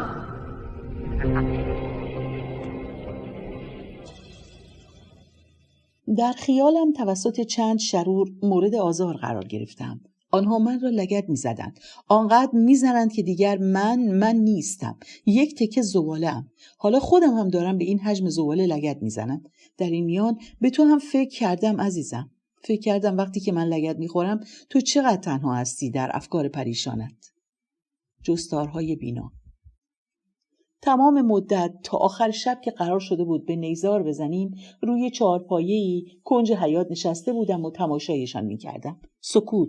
سکوتی عمیق توی خانه و توی حیاط. آنقدر سکوت بود که میشد صدای حرارت خورشید بر خنکی حیاط را شنید. حیاط باران خورده. تمامی اشیا شاهدان اعمال ما هستند. بر تک تکشان تأثیر می‌گذاریم. اثر انگشت، چکیدن قطره‌ای خون یا آب بینی، عرق و افتادن تار مویی. پس میمانیم. حتی اگر در آینه موهای ما را شانه کرده باشیم و به چشمهای ما خیره شده باشیم و فکر کرده باشیم که این لحظه گذراست. نیست. ثبت شده در آینه. در جایی که فکر میکنیم هیچ چیزی در آن ماندگاری ندارد. در فلان کاخ فلان پادشاه وقتی به آینه‌ای نگاه می شود یا بر قدم‌ها از سنگ فرش‌ها عبور می کنند مگر می شود فکر نکرد که چه کسانی در آینه نگریستند یا بر این سنگ فرش چه پاها که کوبیده نشده. ما فقط عادت کرده ایم که ماندگار نیستیم. اگر بخواهند می توانند از زیر خربارها ملکول بیرون آن بکشند. 4 خانه های جفت هم. این مستطیل دراز به مستطیل دراز بعدی چسبیده. نوری میتابد و نوری نیست. خاموشی و روشنی. سبز، زرد، قرمز، سفید. قدم زدن از این خانه تا خانه بعدی، رفتن تا قدم بعدی و عبور از نورها و خاموشیها. راهروهایی فراخ و فرسوده و شوره زده. راه عبور دیگری بسته می شود. عبور با کمی انعطاف، کمی کج شدن اتفاق می افتد. عبور اتفاق می شود وقتی کمی خمش بین آن که می آید و آن که ایستاده به وجود آید. اتفاق رفتن، اتفاق آمدن، به همین راحتی اتفاق می افتد. اتفاقی که هیچ وقت به ذهن هیچ کس نمی رسد. راهی را رفتن جزو اتفاقات محسوب می شود. وقتی حامد می رود تا سر کوچه که سیگار بگیرد و بیاید، همه اهل خانه مشوش می شوند. غسان، طارق، بعد سعاد، یکی یکی می روند در حیاط را باز می کنند و سرک می کشند. بعد از نو یکی یکی می روند سرک می کشند که حامد دارد بر می گردد یا نه. اگه کنار سفره ندیده بودمشان باورم نمیشد که 3 بچه توی این خانه هست. هرچند از بچه‌هایی که دیدم انتظار بیشتری نمیشد داشت. آنقدر گیج و خسته و بیحال بودند که انگار از خوابی عمیق کشانده شده بودند و آورده بودندشان پای سفره. با کوچکترین صدایی کله‌هایشان می‌جنبید. بزرگترهایشان را نگاه می‌کردند و توی آسمان و زمین دنبال جایی می‌گشتند که چه اتفاقی دارد می‌افتد و وقتی می‌دیدند بزرگترهایشان حرکتی نمی‌کنند به حالت قبلی برمیگشتند. گردن‌هایشان را کج می‌کردند و قاشق‌هایشان را روی بشقاب‌هایشان می‌کشیدند. طارق بچه‌ها را توی اتاقی برده بود، اما وقتی حامد از در حیاط وارد شد خودش را رساند تا در حال. خیالش که راحت شد رفت در سکوت اتاق کنار بچه‌هایش. حامد به خودش آمد و سریعتر حرکت کرد و رفت پیششان. اما دقیقه بیشتر طول نکشید که برگشت و آمد توی حیاط و سیگاری آتش زد. به گوشه‌ای خیره شد. سیگارش به نصفه رسیده بود که رفت از توی خانه گلیمی آورد و زیر تارمی پهن کرد و سیگار دیگری با ته سیگارش روشن کرد. مچ پاهایش در هم چفت شده بودند. یکی از زانوهای خمیده‌اش را زیر چانه زده بود و روی زانوی دیگرش زیر سیگاری و پاکت سیگارش را گذاشته بود. بعد بلند شد و رفت روی بلوک سیمانی گوشه حیاط که آفتابگیر بود نشست و سیگارش را با ته سیگار دیگرش گیراند. وقتی ابرها می آمدند و باد سرد می وزید می رفت توی خانه. توی خانه هم آرام نمی گرفت. سایه‌اش که روی پنجره و در و دیوار می افتاد را می شد دید. طارق بچه‌ها را توی اتاقی برده بود و در را روی خودش بسته بود. از زبان طارق فقط یک جمله شنیدم. حتی سر سفره با چشم و ابرو با بچه‌هایش حرف می‌زد و با دیگران اگر کارش داشتند فقط نگاهشان می‌کرد و بعد نمکی، نانی، آبی را که می‌خواستند بهشان می‌داد. وقتی حامد گفت باید امشب برویم نیزار، طارق سرش را پایین انداخت. دستهایش لرزید. تمام مدت چادر به سر داشت ولی از صورتش، از دستهایش یا وقتی باد چادرش را به این سو آن سو می‌کشید یا وقتی چادرش را باز می‌کرد تا بچه‌هایش را زیرش جمع کند و با خود به اتاق ببرد میشد متوجه شد که چقدر نحیف است. اندوه در چهره‌ای که گونه‌های خشکیده و چشم‌های درشتی در کاسه‌ای استخوانی دارد 10 چندان نمود پیدا می‌کند و 10 چندان دلم را بیشتر به درد می‌آورد. طارق شبیه ترین آدم این خانه به حیات بود. همانقدر که ساکت بود، همانقدر هم همه را در خودش جای داده بود. کف حیات سیمانی پستی و بلندی نرمی داشت. میان هر پستی و بلندی به اندازه کاسه ای آب جمع شده بود. آبی زلال که عکس ابرها را میشد درش دید. عکس آسمان با هر آنچه درش بود را میشد در همان یک مشت آب دید. حیات را خنک و مرطوب نگه می داشت. طارق به اندازه همه ایمان دلهره داشت و جلوی چشمانش حامد را داشت از دست میداد ولی کلمه ای از دهانش خارج نمیشد تا تراوت اتاقی که بچه‌هایش را درش نگه داشته بود کم نشود. غذایش را طوری سر موعد میپخت که چربیش دلچسب حامد باشد و شوریش فشار غسان را بالا نبرد. حیات مکانی امن است، هرچند سقفی بالای سرش ندارد ولی میتواند رازهایی را در خود از دیده ها دور کند. رازهای سعاد در دل طارق نهفته است. شب تا نزدیک صبح توی حیات نشسته بودند و گوشهای همدیگر را به هم رد و بدل میکردند و پچ‌پچ‌هایشان پایین و پایین تر می آمد. کلامشان را کنار گوش هم می گفتند و پیشانیشان را بر دوش یکدیگر می گذاشتند. تنها صدایی که از طارق شنیدم رو به من بود. تو اصلا میتونی رو پات بایستی؟ سعاد شلوار جین آبی به پا داشت و تیشرت سفید که اشکالی هندسی در هم فرو رفته‌ای رویش نقش بسته بود پوشیده بود. شالش را هم چون شیله غسان دور سر پیچانده بود. حامد سیگار از لبش دور نمیشد و سعاد موبایل. یا گوشه‌ای می‌نشست موبایل را به گوشش می‌چسباند و انگشت‌هایش را روی پیشانی می‌سراند و نجوا می‌کرد یا با لرزش موبایل هر جایی که بود خشکش می‌زد و خیره می‌شد به صفحه. انگشتش روی صفحه بالا و پایین می‌شد. خسته می‌شد. موبایل را کنار می‌گذاشت و صورتش را با دستایش می‌پوشاند و نفسش را با شدت بیرون می‌داد. از لای انگشت‌هایش به گوشه خیره می‌شد و باز موبایل را برمی‌داشت و صفحه‌ها را بالا و پایین می‌کرد. همه چیز، همه اخبارها، همه تصاویر تکراری شده‌اند. از چشم‌های بی‌حالتش می‌توانستم بفهمم. از سست شدن انگشتی که روی صفحه بالا و پایین می‌شد دریافت کردم. تنها همان لرزش موبایل بود که اشتیاقش را حفظ کرده بود. انگار همش انتظاری بود برای همان لرزش. پیامی از کسی که در این تنگنا دریچه‌ای دلباز بود برایش. یادم افتاد وقتی صبح زود توی حیاط دیدمش نوری توی دستش حرکت میکرد. بی تردید موبایلش بود. غسان را همه امی صدا میکردند. آمد کنارم روی زمین نشست. از روی چارپایه پایین آمدم و کنارش نشستم. چهرهش چیزی شبیه هیاهو بود. پر از صدا و اضطراب اما هیچ مفهومی را نمیشد شنید. چارزانو نشسته بود. بر زمین سیمانی نشسته بود. انگشتانش را در هم فرو کرده بود و گردنش را میچرخاند.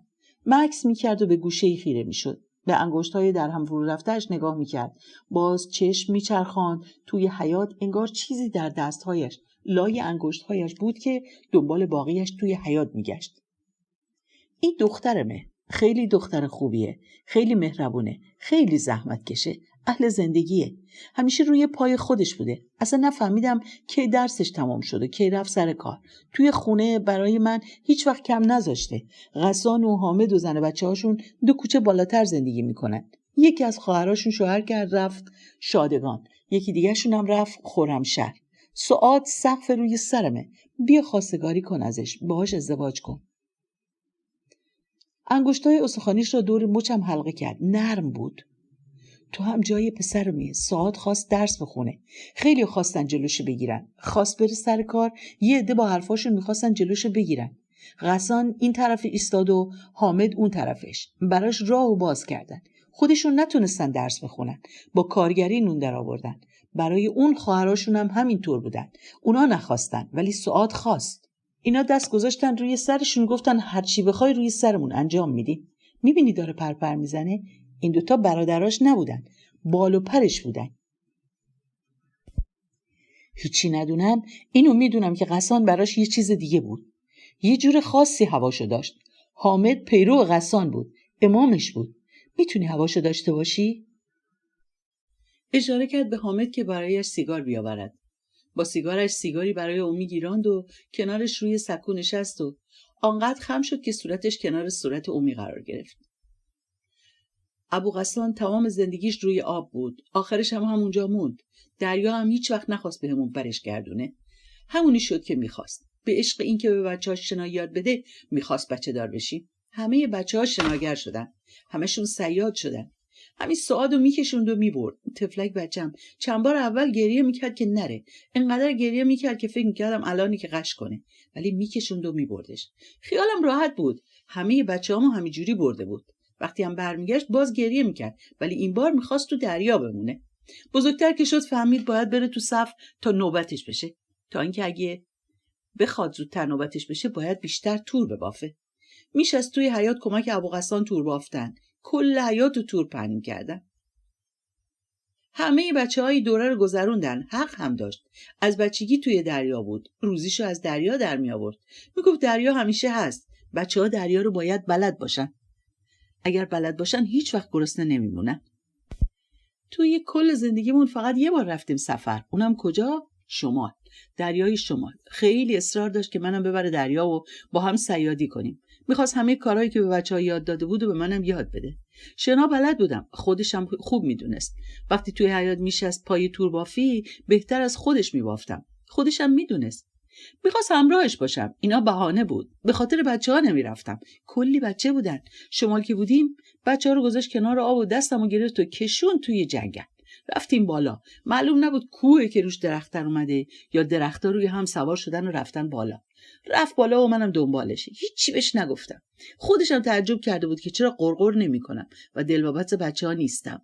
هی رفت بالا و چپ چپ نگاهم کرد. منم خودم رو زده بودم به اون رو، با اینکه کلی خسته شده بودم و جونی برام نمونده بود ول نمی‌کردم. مرگ و جلوی چشام دیدم.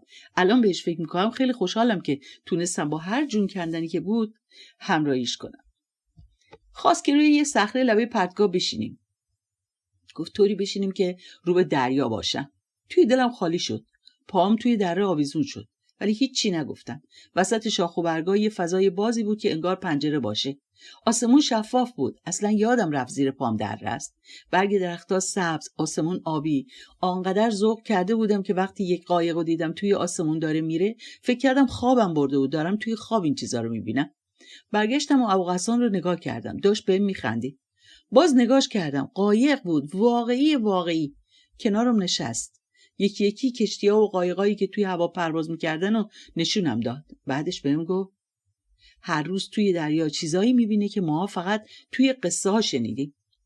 بگو با این که میدونه که همش خیاله، بازم روزی که میره بعد این همه سال باز از دیدنشون تعجب میکنه. باورشون میکنه. غافلگیرش میکنن.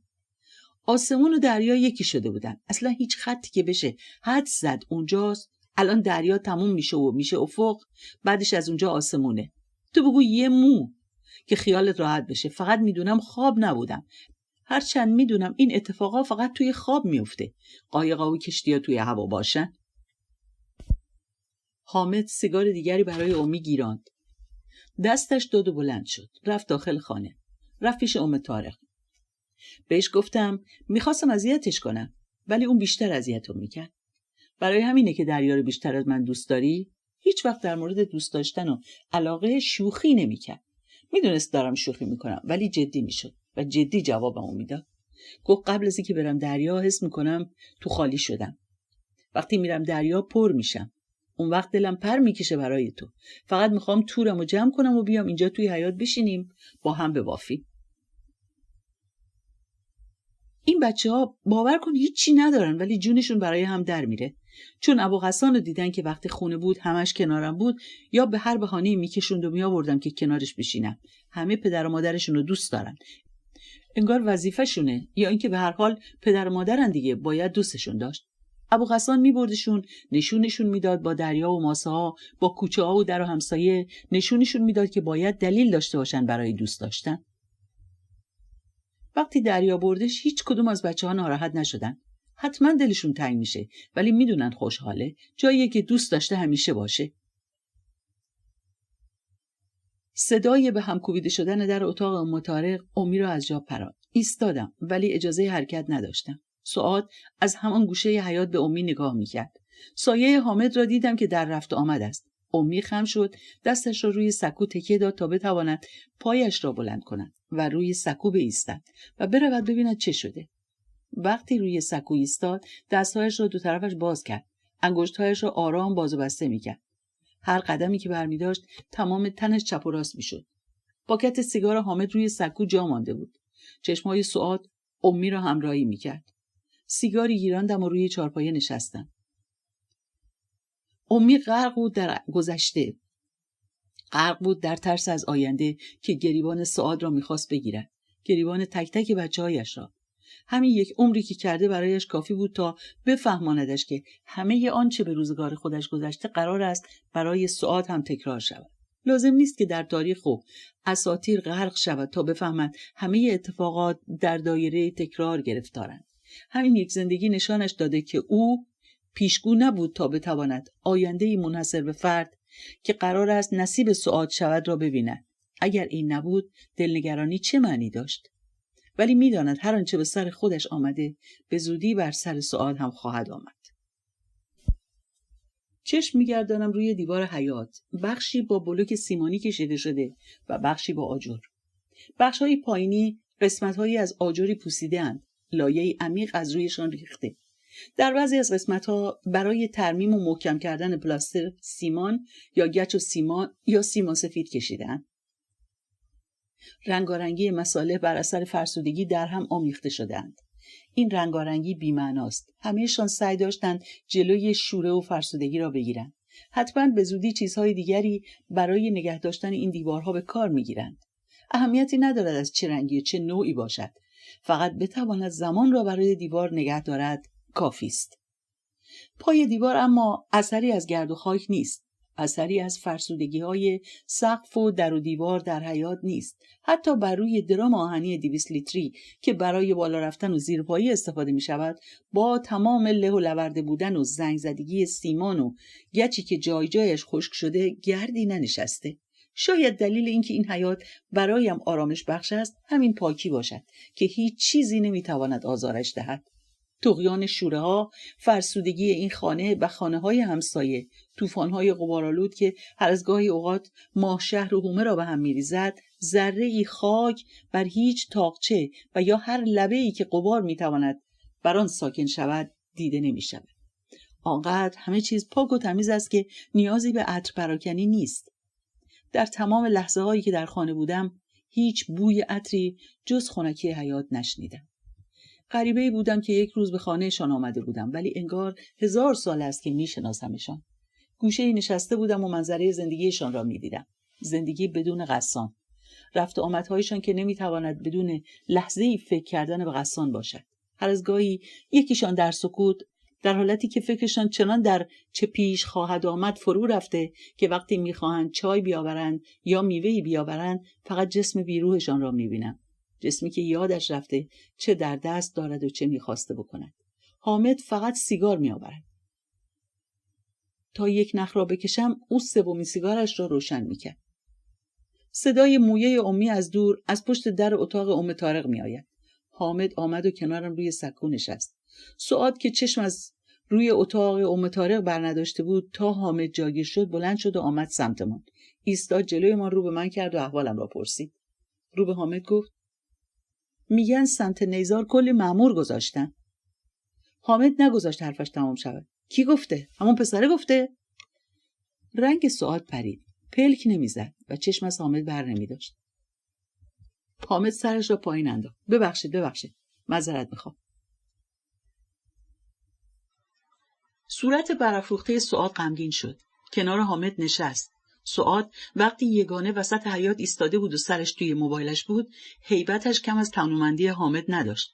وقتی آمد و کنار حامد نشست، با اینکه بالاتر نشسته بودم روی چارپایه، تمامی هیبتش پشت حامد پنهان شد. نمیدیدمش، اما نجوایش را میشنیدم. انگشتانش را دیدم. نوازگر روی شانه حامد حرکت کرد. نجوایش قطع شد. حامد که ساعدهایش را روی رانهایش گذاشته بود و خیره به کف حیاط کمی به سمت سعاد متمایل شده بود. سکوت غرق شدن در سایه ها، سایه غسان. حامد بلند شد. انگشت‌های سعاد در هم فرو رفته بودند. وقتی ذهن درگیر باشد، مکث‌ها در حرکات بیشتر می‌شوند. بلند می‌شود، می‌ایستد، ولی یادش نمی‌آید چرا ایستاده. بعد قدمی برمی‌دارد. شاید برای اینکه نشان دهد که حتما کاری داشته که بلند شده. چیزهایی یادش می‌آید و نمی‌آید. به هر حال کاری جور می‌کند. مثلا قصد می‌کند برود سیگار بخرد. تا زمان بخرد و در این بین شاید یادش بیاید که چه کاری داشته که باعث شده بایستد. سعاد روی سکو نشسته بود. این که روی چارپایه نشستم و از او در ارتفاع بالاتری قرار دارم حس بدی می‌دهد. به بهانه اینکه کمرم درد گرفته و نیاز دارم تکیه دهم، از چارپایه بلند می‌شوم و روی زمین می‌نشینم. زمین سیمانی. به سکو تکیه می‌دهم. گوشیش را کنارش می‌گذارد و چشم می‌چرخاند توی حیاط. پیداست که چشمایش را بی هدف در حیاط می‌گرداند.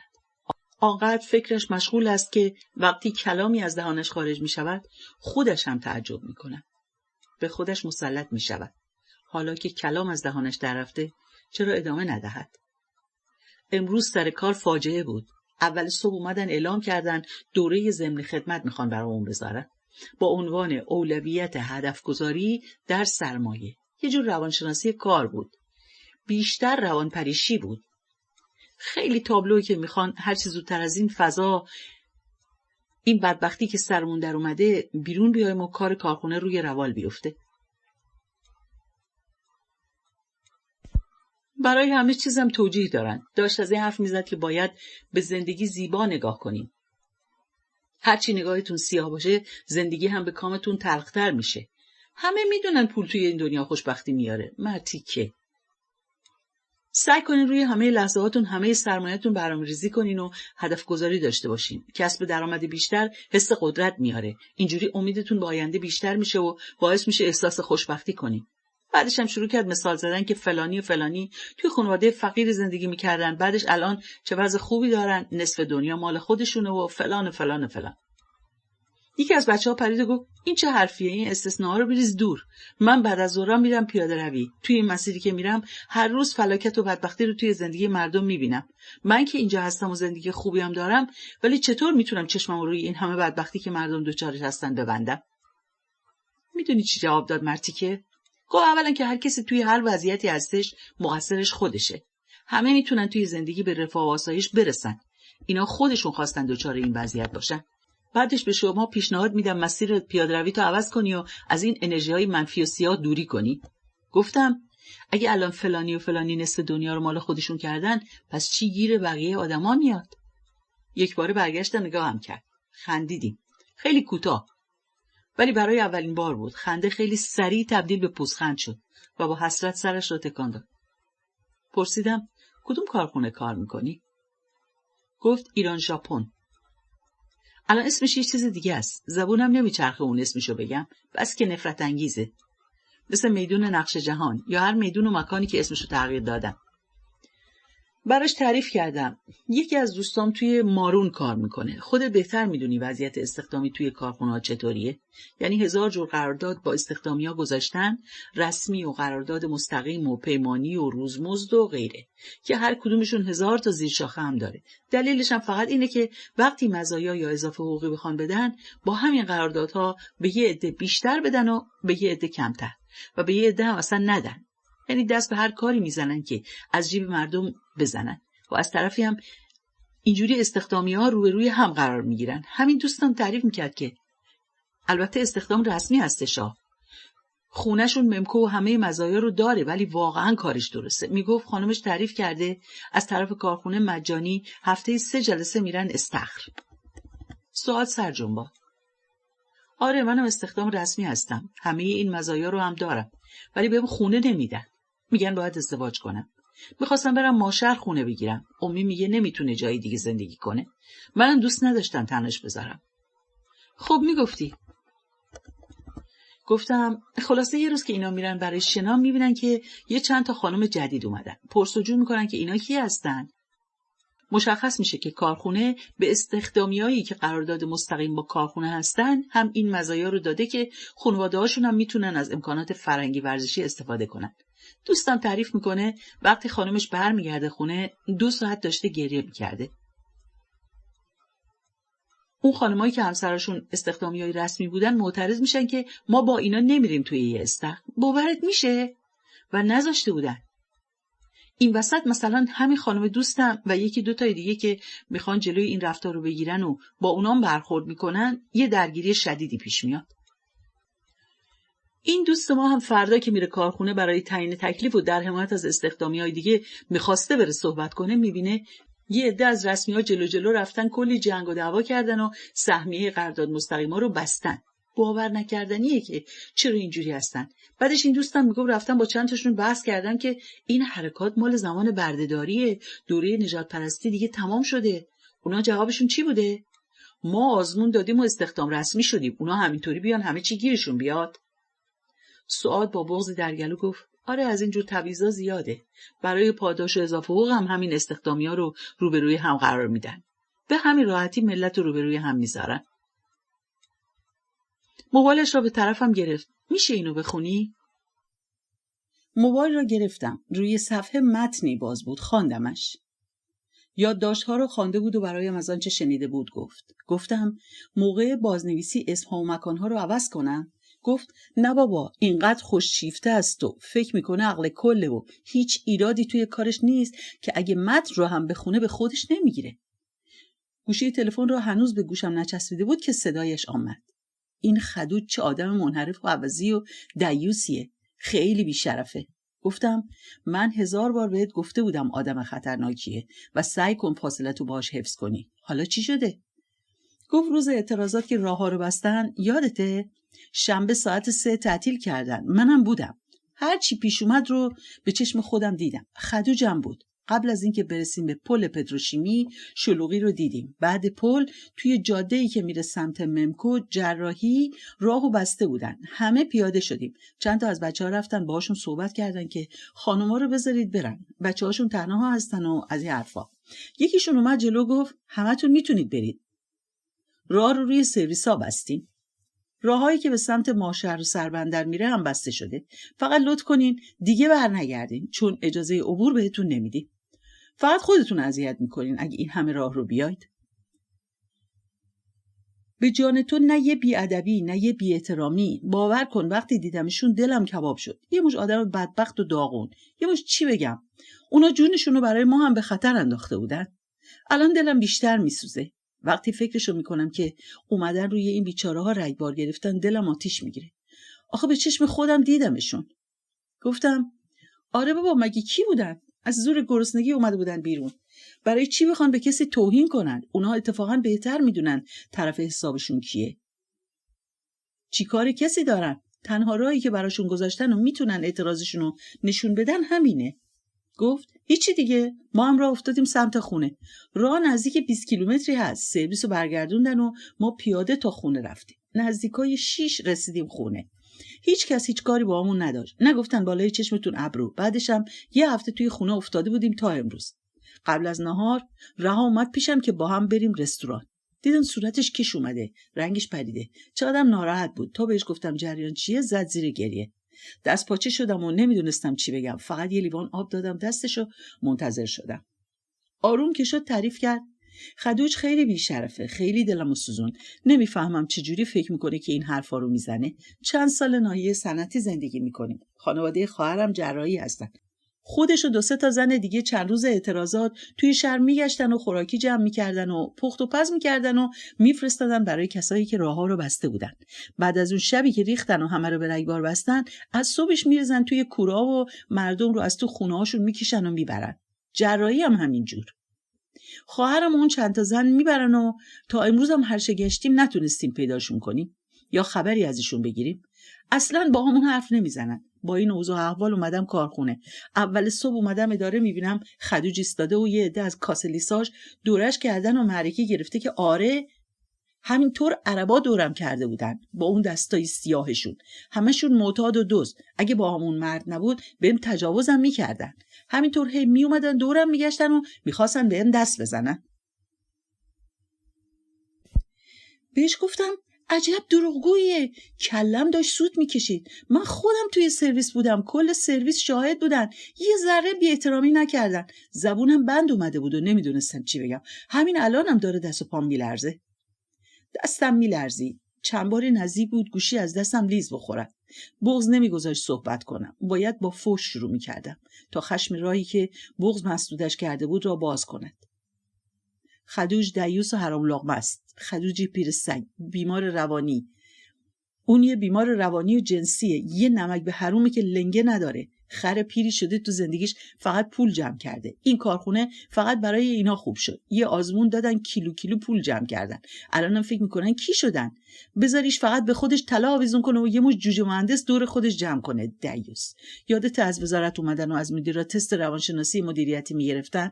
منم رفته بودم کمک دستشون. اینجور کارا هم که جز حمالی چیزی نداره. ولی قبول کردم. انگیزه اصلیم خدوج بود. میخواستم بدونم نتیجه تستش چیه. فکر کنم اولین نفر بودم که جواب تستشو خوندم. نوشته بود ناتوان در پشتیبانی، نداشتن هوش کافی برای پیدا کردن راه حل در موقعیت‌های اضطراری. به جان کی قسم با چشمای خودم دیدم.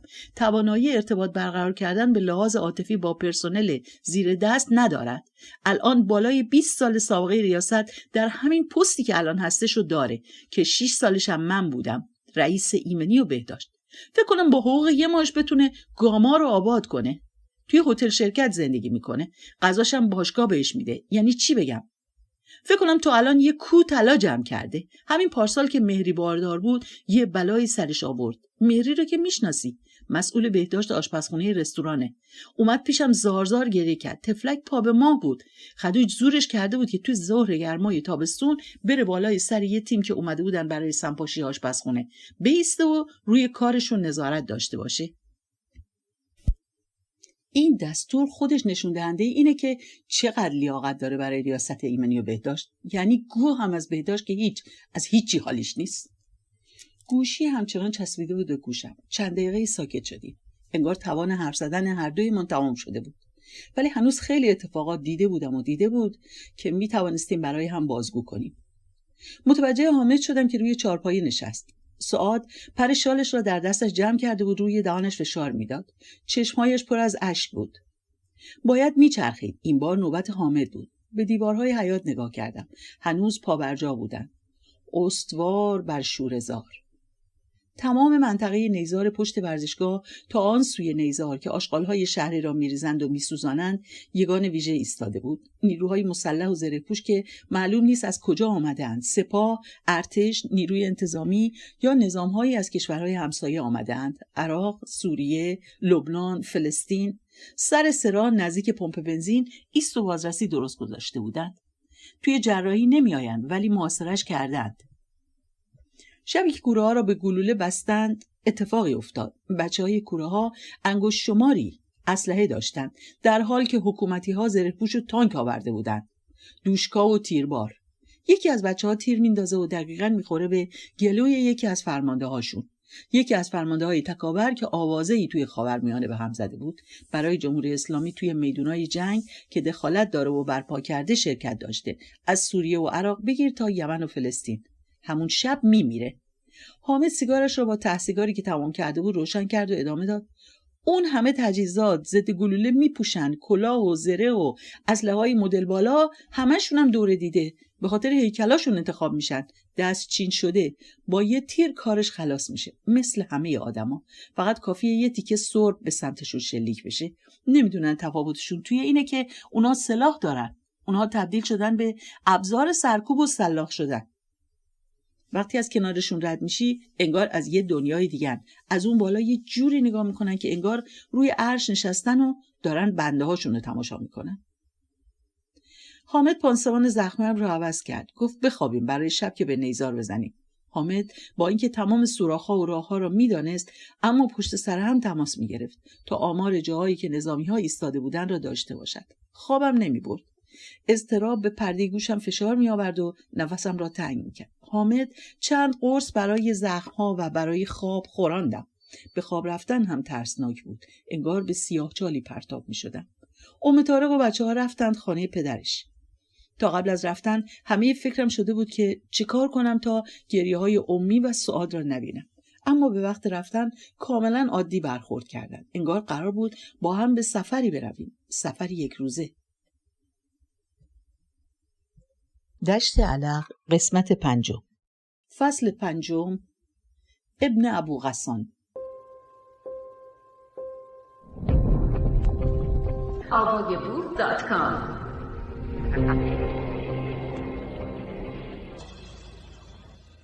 بله، دقیقاً همینطوره جناب بکت.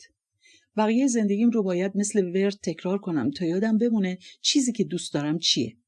به مرگ که فکر میکنم ته دلم خالی میشه و این خالی شدن همراه یه لذته. خالی شدن همراه لذت خواهد بود. لذتی که تنها بعد از پر شدن قابل درک و دریافت خواهد بود. آنکه نیامده، لذت مردن هرگز نصیبش نخواهد شد. جستارهای بینا.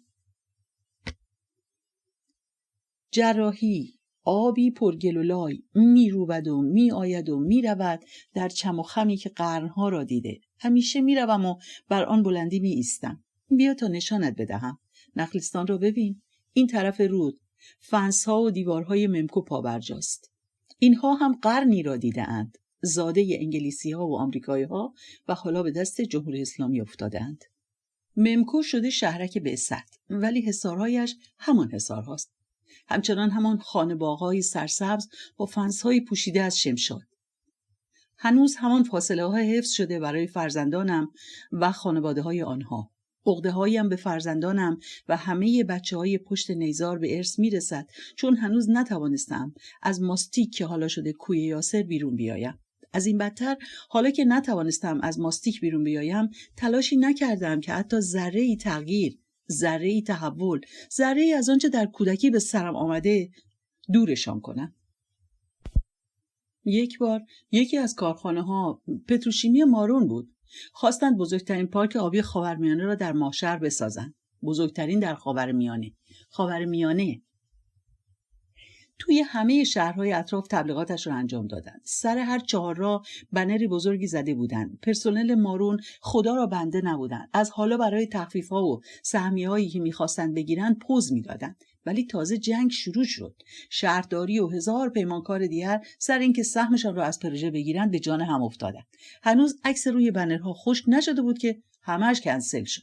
هنوز حصارها هستند. اگر می‌خواستیم به سینما برویم، باید حتما یکی از بچه‌های شرکتی را می‌شناختیم و با هماهنگی او راه به سالن سینما پیدا می‌کردیم. هنوز جراحی سینما ندارد. سینمای ممکو هم تاریخش برمیگردد به همان سالهایی که سینما رو وارد کردند. آن راه باریکی کنار فنس‌ها رو می‌بینی که کمی آن طرفتر لای درخت‌ها گم می‌شود. همون راه باریکی که اگر پایت بلغزد پرت می‌شوی اسفل جراحی. بچه‌های ماستیک از این راه میروند. خود را میچسبانند به فنس‌ها و میروند تا بتوانند توی شهرک را نگاه کنند، تا اگر بشود با بچه‌های ممکو بازی کنند، مثل وقتی که من همسنشان بودم، همانطور که حسرت دیدن و خواستن زندگی‌های آنها را داشتم. غسان 1 سال از من کوچکتر بود. او هم وقتی از ماستیک میزدیم بیرون و میرفتیم کنار جراحی، چشمش میرفت سمت فنس‌های ممکو. بیان که به هم چیزی بگوییم، قدم‌هایمان می‌بردمان سمت حصار شمشادپوش و جاهایی که تن لخت فنس‌ها دریچه‌ای میشد تا کوچه‌های منظم آسفالت شده، خانه‌های یک دست سفید با بلوارهای پرگل رنگارنگ و صدای کولرهایشان تنها صدایی بود که توی کوچه‌هایشان میچرخید را دید می‌زدیم. آن سوی جراحی همین نخلستان‌ها بودند. جای تا جایشان پر گل رنگارنگ بود و لابلای نخل‌ها درخت‌های میوه بود و زمین‌های زیر کشت گوجه و خیار و هندوانه و گندم و جو، اما ناتورهای خطرناکی داشتند. ناتورهایی که از شیخ‌ها حقوق و دستور می‌گرفتند تا ذره‌ای سرسبزی سرزمینشان کاسته نشود. می‌توانی ببین که چه خوب و موفق بودند. هم اینها و هم آنها که جایگاهشان را ذره‌ای از دست ندادند. می‌بینی چه سرزمین‌های پهناوری هم دارند؟ هنوز سرزمین‌هایشان را حاصلخیز نگه داشتند. بیا از این بالا ببین، جراحی شده جوی باریکی که تنها کارش این است که زمین را می‌روبد و دره را عمیق‌تر می‌کند. اما شیخ‌ها از جان همین هم نمی‌گذرند. می‌کشند و پای نخل‌هایشان می‌ریزند. البته این جوی باریک تنها چیزی است که توانسته از پشت سدها فرار کند و خودش را برساند که خوراک شیخ‌ها شود. سرزمین این سوی جراحی هم زیر سلطه پتروشیمی بوده و هست و حراست از مرزهایش پاسداری می کند. برای من و غسان ممکو کشش بیشتری داشت. زنان و مردانی را می دیدیم که لباسهایی می پوشیدند که بدنهایشان را بهتر نشان می داد. دختر و پسر دوچرخه سواری می کردند. ماشین می راندند. بلند بلند می خندیدند. توی حیاط خانهشان پیدا بود. دست جمعی بازی می‌کردند. دخترها مثل پسرها لباس می‌پوشیدند. بعضی پسرها هم موهایشان را مثل دخترها بلند می‌گذاشتند. چقدر هیجان داشتیم وقتی سرزمین عجایب را می‌دیدیم. یادمان می‌رفت چند ساعت است که انگشت‌هایمان توی فنس‌ها قفل شده و با خنده‌های آنها می‌خندیم. غسان از من کوچکتر بود ولی زودتر فهمید دنیای ما با آنها فرق می‌کند. با هم رفتیم، با هم مشتاق تماشای شهر عجایب بودیم، ولی زودتر خسته میشد و میرفت و سنگ پرت میکرد توی جریان پرگلولای جراحی. صدایش میزدم: غسان بیا، لباس قرمز اومد. لبخند میزد اما نمی آمد. با این حال آن شب آمد. غسان که دیگر از تماشاگر بودن خسته شده بود و میگفت چی کار میشه کرد؟ اونا اینجوری هن دیگه؟ همه فکرش شده بود که کار بکنه توی بازار میوه فروش ها. آمد و گفت فؤاد با بچهای ممکو رفیق شده. چجوریشو نمیدونم. مثل اینکه چند وقتی از شبا باهاشون دوگل کوچیک بازی میکنه. گفته امشب باهاش بریم اونجا. بعدها فهمیدم فؤاد فقط به غسان گفته بود که برود. ولی غسان گفته بود تا حامد نباشه منم نیستم. برایش اهمیتی نداشت. از ممکو دل زده شده بود. راه برایش گشوده شده بود، اما تنها دلیلش برای رفتن خاطر من بود. برایش اهمیتی نداشت. از ممکو دلزده شده بود. راه برایش گشوده شده بود، اما تنها دلیلش برای رفتن خاطر من بود. بازی با بچه‌های ممکویی براش بچه بازی بود. پای برهنه توپ را لابلای همه کفش‌های مارک خارجی می‌گرداند و گل نمی‌زد. پاس میداد تا من بزنم. پاس آخر و گل خالی. بعد بازی فؤادو فراموش کردند و همه دور من و غسان را گرفتند و می‌خواستند که شب‌های بعد هم باز برویم. غسان وسط شلوغی پیش گوشم گفت فهمیدم فؤاد چطوری وسط اینا اومده. کف پاهایمان پر از خون شده بود، از بس روی آسفالت کشیده شده بودن. غسان دلش نبود بیاید. میگفت هر بار که رو آسفالت بازی میکنم دیگه نمیتونم با بچهای خودمون رو خاکی بازی کنم. کف پام از بین میره. توی حیاط خانه خودمون بودیم که جریان فؤاد را گفت. الان بچه‌ها شناختنت. هر وقت خواستی بری سعی کن تنها بری. خودتو از فؤاد جدا کن. دیدم داشت به یه عده که بازی رو تماشا میکردن حشیش میفروخت. من نه به کف پاهایم، نه به فؤاد و حشیش، نه به هیچ چیز دیگری فکر نمی‌کردم. فقط خوشحال بودم که با بچه‌های ممکو می‌دوم و کسانی ذوق تماشای بازیم را دارند که دنیایشان برایم دنیای افسانه‌ها بود. برایم دور از دسترس‌ترین آدم‌ها بودند. اتفاقی افتاد که همه چیز برایش تمام شد. روزش رسید. دیگر نخواست نگاهش را هم به ممکو بیاندازد.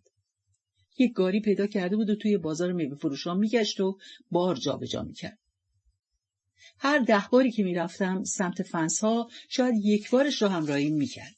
از صبح میرفتم تمام طول فنس‌ها رو آنقدر بالا و پایین میشدم تا سر کله بچه‌های ممکو پیدا میشد و آنقدر از پشت فنس‌ها نگاهشان میکردم تا یکیشان متوجه میشد و میرفتن با حراست صحبت میکردن تا راهم بدهند و بروم پیششان. غسان فقط برای مسابقات میآمد. وقت ولگشتن نداشت. سر ساعت میآمد و میرفت. غسان، غسان، غسان. این صدا رو میشنوی؟ این که نزدیکتر است با آنها که دورترند. پمپ‌های آبند که جراحی رو میکشند و توی بلوارهای ممکو خالی میکنند. آن دورترها مال شیخاست. این همون مسیری است که 20 سال پیش میآمدیم. غسان صدای پمپ‌ها رو نمیشنود. همان موقع هم تصمیم داشت دیگر نشنود.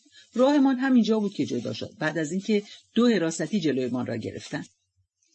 به پمپ‌ها هنوز نرسیده بودیم. داشتیم راجع به این صحبت می‌کردیم که با کدوم محله مسابقه داریم و کدوم بازیکنشان قوی و کدامشان ضعیف است. حراستی فریاد زد خودشونن و حراستی دیگری جلویمان درآمد. آن که جلویمان درآمد باتومش را راست توی صورتمان گرفته بود و دستش توی خشتکش بود و فریاد می‌زد از جاتون تکون نخورید. آن که از پشت می‌آمد می‌دوید تا رسید بلند خندید و گفت به چه بچه‌هایی، حالا پمپای شرکت رو خراب می‌کنین و با خیال راحت قدم می‌زنین. هنوز توی شوک بودم که چی به چی شده که غسان هلم داد. از جا کنده شدم. از جلوی تهدید باتوماشون ردم کرد، دویدم. فقط یک نیم نگاه کافی بود تا خیالم رو راحت کند. دیدمش که از جناح دیگری فرار کرد. همون مسیری که تویش افتاده بودم را گرفتم و ادامه دادم. بی لحظه این مکس و حتی پشت سرم رو هم نگاه نکردم. نرسیده به ماستیک صدای غسان رو شنیدم. تا رسید گفت من دیگه نمیام. من هیچ نگفتم. آخر شب فؤاد آمد. جویای احوال شد که چرا نرفتیم و بچه‌ها منتظرمون بودن. جریان رو برایش گفتم. غسان هم گفت شرایط کاریش اجازه نمیدهد که بیاید. فؤاد فرداش رفت و جریان رو برای بچه‌های ممکو تعریف کرد. آنها هم رفتن صحبت کردند و با عنوان بازیکن تیم فوتبالشان برای من مجوز گرفتند. می‌توانستم با خیال راحت از در اصلی حراست بروم و بیایم. ما به دوراهی رسیدیم. از هم جدا شدیم. در راه‌های جداگانه افتادیم. راه‌هایی به موازات هم مثل کرانه‌های جراحی. من این سو، غسان توی نخلستان‌ها. غسان گاری به دست توی بازار میچرخید و بار جابجا میکرد. شهر کوچک است. همه از پیشینه هم خبر دارند. میوه فروش‌ها دخلشان را به غسان میسپردند. من هم اینجا بودم. هیچ وقت توقعی از کسی نداشتم. خودشان برایم کفش خریدند. خودشان با ماشین‌هایشان دنبالم میآمدند و میبردند گشت و گذار. میبردند توی جمعشان. هر کدامشان هر کاری داشت به من میسپرد. میخواستند اسباب و اساس عوض کنند. میرفتم و برایشان میکشیدم. در عوض پول میدادم و وسایل قدیمیشان را برمی‌داشتم. وسایل قدیمیشان از همه وسایل خانه‌های ما لوکس‌تر بود. رنگامیزی، باغبانی. هرچند شرکت همه این کارا را خودش انجام میداد. تعمیر و نگهداری بر عهده شرکت بود. باغبان داشتن، تعمیرکار تاسیسات داشتن، اما دلشان میخواست من را ببرند که کنارشان باشم. حتی وقتی فؤاد لو رفت و هیچ وقت دیگر نتوانست پایش را توی ممکو بگذارد. هرچند آنها که میخواستند خودشان میرفتند و فؤاد را پیدا میکردند. آشپزی میکردم. شب‌هایی که زن و مردها دور هم جمع میشدند و مست و پاتیل میشدند و میرقصیدند، هم غذایشان را آماده میکردم، هم جمعشان میکردم. رانندگی یاد گرفتم. هر کدامشان نمیتوانست خودم میرساندمشان خانه‌هایشان. غسان هم توی بازار وضعیتش روز به روز بهتر میشد. شاید در ظاهر هر دویمان مثل هم بودیم. هر دویمان حمالهای قابل اعتمادی بودیم. بعضی شب‌ها میماند و از بازارچه نگهبانی میکرد. بعضی شب‌ها میرفتم پیشش. برایم سیب زمینی زغالی میکرد. میوه میآورد. برای هم از اتفاقاتی که پیش آمده بود تعریف میکردیم. با افتخار تعریف میکرد که مچ چند نفر را موقع دزدی گرفته، اما رسوایشان نکرده بود. میدانست چرا دزدی میکنند. همه ایمان میدانیم. تهدیدشان کرده بود جایی که او کار میکنند نباید پیدایشان شود. از وقتی توی بازارچه میگردد آمار دزدی کم شده و همه اهل بازار راضی هستند. من هم از پارتی‌های شبانه گفتم، ولی خجالت میکشیدم بگویم. تمام حیات را بعد از سوروساتشان جمع میکنم و ظرفها را میشویم. ولی برایش میگفتم زنهایشان چقدر لباسهای راحت میپوشند. آنقدر راحت که تا خیلی جایشان را دیدم. کلی میخندیدیم. گفتم که صدای آه و ناله هایشان بلند میشود یا وقتی اتفاقی از کنار اتاق خوابشان رد میشوم و میبینمشان که روی تخت در چه حالی هستند، پا به فرار میگذارم. برایش گفتم که من هر وقت فوتبال بازی ندارم، اینقدری که با پدر و مادرها هستم با بچه ها نیستم. وقتی شوهرها سر کار هستن، مرد شهرک منم.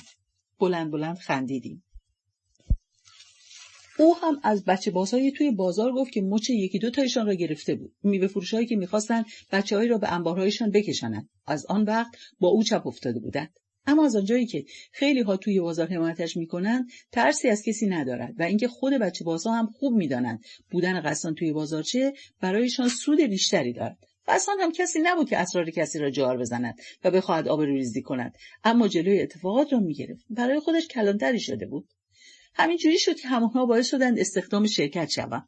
چند سالی که توی خانه‌هایشان کار کرده بودم، آچار فرانسه شده بودم و دستم توی هر کاری میرفت و ترسی برای انجامش نداشتم. از برقکاری تا باز کردن چای فاضلاب، از قیرگونی تا باغبانی، آشپزی، رانندگی و مراقبت از آدم‌های مست. هیچ وقت نخوردم. خیلی هم اصرار می‌کردن بخورم، ولی می‌خواستم هوشیار باشم که بتوانم جمعشان کنم. از 10 تا عرقخور حرفه‌ای تجربه بیشتر شده بود. به خیلی از بچه‌هایشان شنا یاد دادم، دختر و پسر. اتفاقا استخدام تأسیساتم شدم. سواد درست حسابی نداشتم ولی کل شهرک پارتیم بودن. وقتی استخدام شدم رئیس مستقلات وحشت کرده بود. وقتی می‌دیدم جلوی پایم بلند می‌شد فکر می‌کرد قرار از جایش را بگیرم. گرفتم. کمتر از 2 سال. برای تک تک رئیسا خودم به شخص خدمت می‌کردم. هیچ وقت توی خانه و خانواده چیزی نگفتم. به همه‌شان گفته بودم کارگری می‌کنم. خجالت می‌کشیدم توی چشمای قصان نگاه کنم. می‌توانستم بهترین خانه را توی ممکو صاحب بشوم، ولی می‌ترسیدم. قصان شده بود نماینده میوه فروش‌ها و شاخ به شاخ شیخ‌ها می‌گذاشت. قصان هم سواد درستابی نداشت. سعاد پا به پاش همه جا می‌رفت. شب‌ها تا دیر وقت با هم درس می‌خوندند. روزها هم میرفتن که از کارهای اداری و اسناد و اصناف سر در بیاورن. میبینی؟ وقتی سعاد استخدامی ایران ژاپن قبول شد از استرس مصاحبه شب و روز نداشت. میتوانستم با اشاره کل مصاحبهش را فرمالیته کنم، ولی نکردم. اگر میکردم خبردار میشد که من چه کارم. باور کن خوشحال میشد، باعث افتخار همه‌شان میشدم، ولی من که خودم را نمیتوانستم فریب بدهم. میدانستم چه کارم. خودش رفت مصاحبه قبول شد. الانم هر امتیازی دارد خودش به دست آورده، بی نیاز به من یا هر کس دیگری. الان بیشتر خوشحالم که توانسته گلیمش را خودش بیرون بکشد و او را شریک جرم خودم نکردم. قصان دنبال گرفتن زمین بود، هرچند ترس داشت. همیشه میگفت همه به او اعتماد دارند و اگر زمیندار شود راحت پشت سرش حرف میزند که با شیخ‌ها زد و بند کرده. دنبال راهی میگشت که زمین را به دست بیاورد، بی حرف و حدیث. برایش راه رهایی بخش به دست آوردن زمین بود. قصان توانسته بود صنف میوه فروش‌ها را متحد کند. هر وقت شیخی می‌خواست دندان گردی کند تحریمش می‌کرد. شیخ‌ها را مجبور کرده بود با بازار راه بیایند. از آن طرف هم حواسش بود اگر شیخی با او راه می‌آمد بازار عراق و ترکیه و سوریه را نشانشان می‌داد و کیسه‌هایشان را پر می‌کرد. اعتماد شیخ‌ها را هم داشت. چند تایشان پیشنهاد دادند که دخترشان را به قصان بدهند. وقتی پیشنهادها بیشتر شد، برای اینکه قال قضیه کنده شود با دختر عمویمان ازدواج کرد. میدانست که اگر تن به ازدواج با دختر شیخی بدهد همه اعتبارش را از دست میدهد. از سوی دختر عموی من حقی به گردنش داشت، حق دختر عمو بودن. همه ایمون با هم بزرگ شده بودیم. هرچند مثل بچه‌های ممکو نبودیم که سن بلوغ و بزرگسالی برایشان فرقی نمی‌کرد. با سن بلوغ دختر میرود توی آشپزخانه و ما هم بیابانگردی و نخلستانگردی می‌کردیم. میرفتیم پی صیادی و چوپانی و کشاورزی و فوتبال. قصان تنها کسی بود که هم توی بازار همه برایش بلند می‌شدند و هم توی مضیف شیخ‌ها برایش بلند می‌شدند. ولی وقتی حرف زمین را پیش کشید همه خودشان را به آن راه زدند. حاضر بودند دخترشان را به او بدهند ولی زمینشان را نه. با سعاد وکیل و وصی تمام وقتش جایی نبود که نرفته باشند، اما نشد. فقط توانست حجره‌ای توی بازارچه بخرد و احترام خودش را حفظ کنند. کوچه‌های باریک و خاکی و کم نور. هر چه پیش می رفتیم انگار بیشتر در عمق کوچه پس کوچه‌های تاریکی فرو می رفتیم.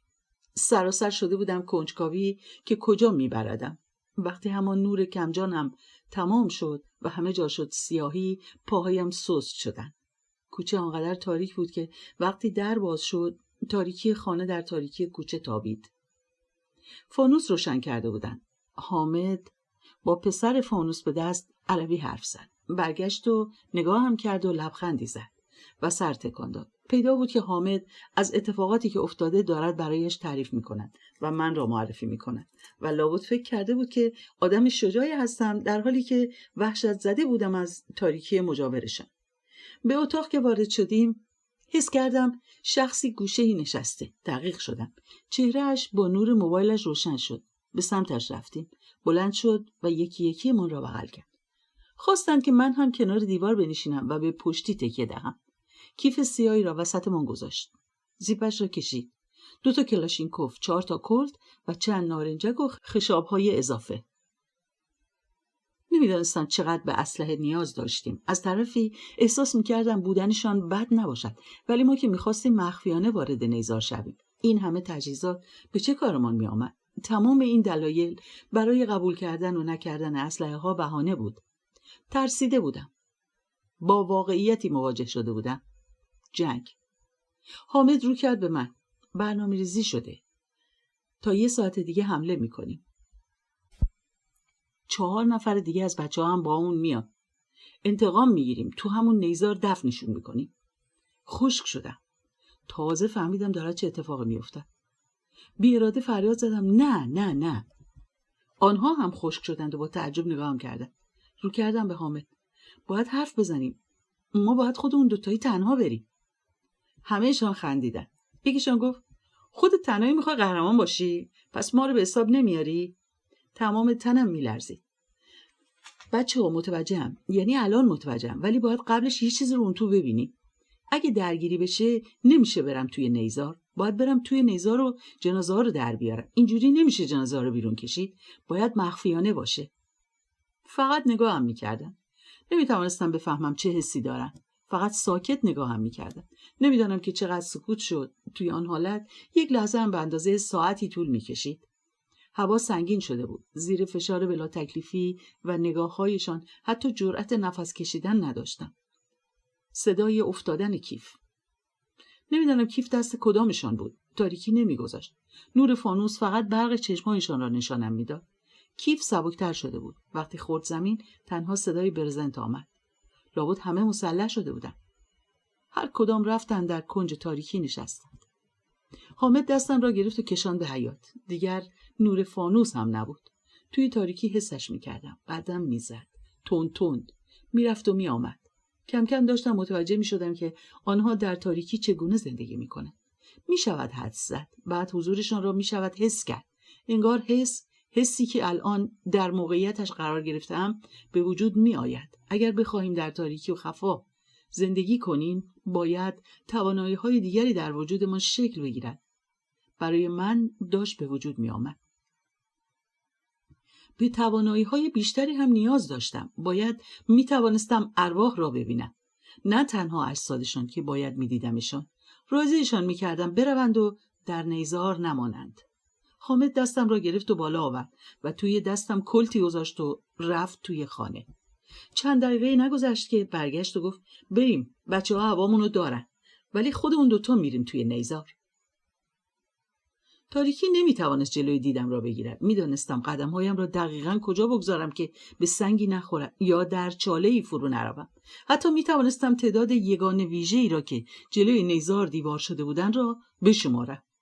پشت تپه دراز کشیدیم. باید به حامد میگفتم. از تصمیمی که گرفته بودند برایم مشخص شد که همه آن کابوس‌ها را باور ندارد. گفتم باید با ارواح صحبت کنم. آنقدر مشوش بود که نمیتوانستم بفهمم به چه فکر میکند. پذیرفته یا نپذیرفته. میخواد چه کار کند. گیج و گنگ بود و همه چیز برایش مبهم بود. گفت چند روزی بود که بیابانگرد شده بودم.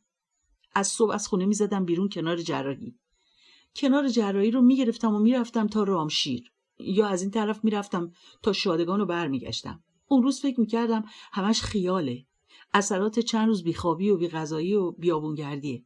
امشب که گفتی میخوای بری جنازه رو بیاری، فقط به همین فکر کردم که میخوای بری باهاشون حرف بزنی.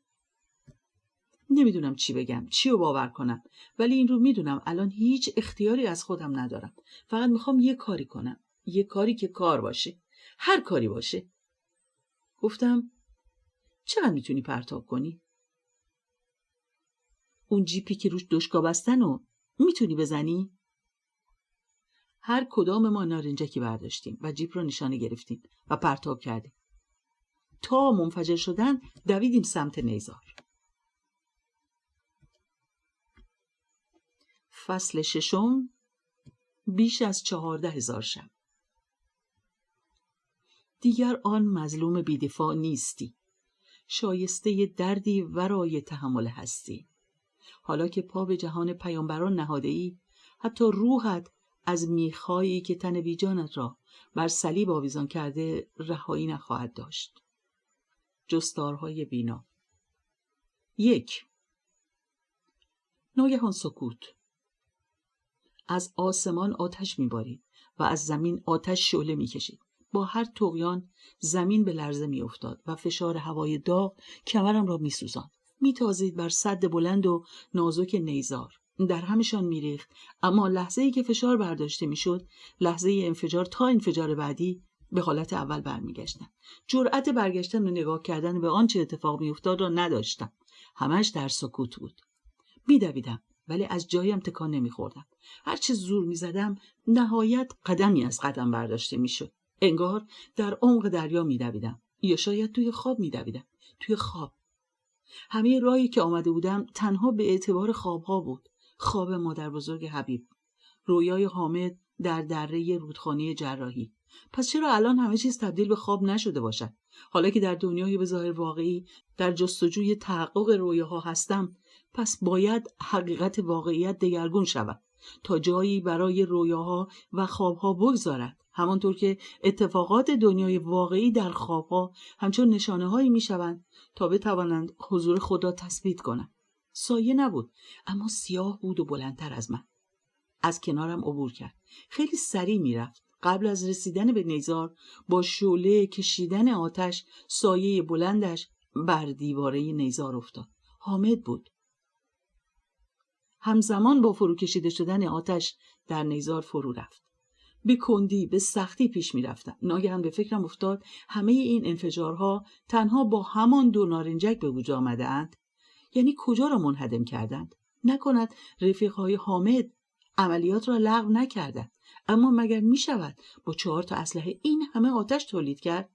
آسمان پر شده بود از رگبارهایی که از هر سوی شلیک می شدند. انفجارهای مهیب که زمین را می لرزاندند. انگار که نشانه های طوفان بزرگ باشند. طوفان بزرگ. 8 سال جنگ. تازه متولد شده بودم و خاطره شخصی از آن دوران ندارم. اما از زمانی که توانستم ذهنم را از خاطرات پر کنم، خاطرات دیگران از طوفان بزرگ، شعله‌ها و رگبارها به همان وسعت مخوف و وهمناک برای من زنده بودند. خاطرات شخصی، خاطرات بازنمایی شده در فیلم‌ها، داستان‌ها، شعرها. جنگ است اسماعیل، جنگ. و کوسه ها از خلیج فارس عقب نشستند. ماهی ها کشته شدند و از قشقرق موزون موسیقی الکترونیکی نهنگ ها خبری نیست. موشک زمین و موج را با هم می درد. ولی هنوز نفتکش ها دست نخورده باقی ماندند. راه ها بستند. دهان سنگرها را با تل جسدها قفل کردند. زمین به آسمان پریده. جنگ است اسماعیل، جنگ است. صدایی نمی شنیدم. برق انفجار شعله کشیدن و دود، رگبارها آسمان و دود را از هر سوی می شکافتند. نوید داده بودند بعد از طوفان بزرگ همه پلیدی ها از بین برود، ولی نه. به جا مانده ها، ما که شاهدان بعد از طوفان هستیم، آرزوی طوفانی دیگر را داریم که نه بر کشتی نشستگان که در دریا غرق شوندگان باشیم. طوفان بزرگ نه خاتمه دهنده پلیدی ها که آغاز دوباره پلیدی ها شد. آغاز حکومت جنایتکاری دیگر. حس کردم که رطوبت هوا بیشتر می شود.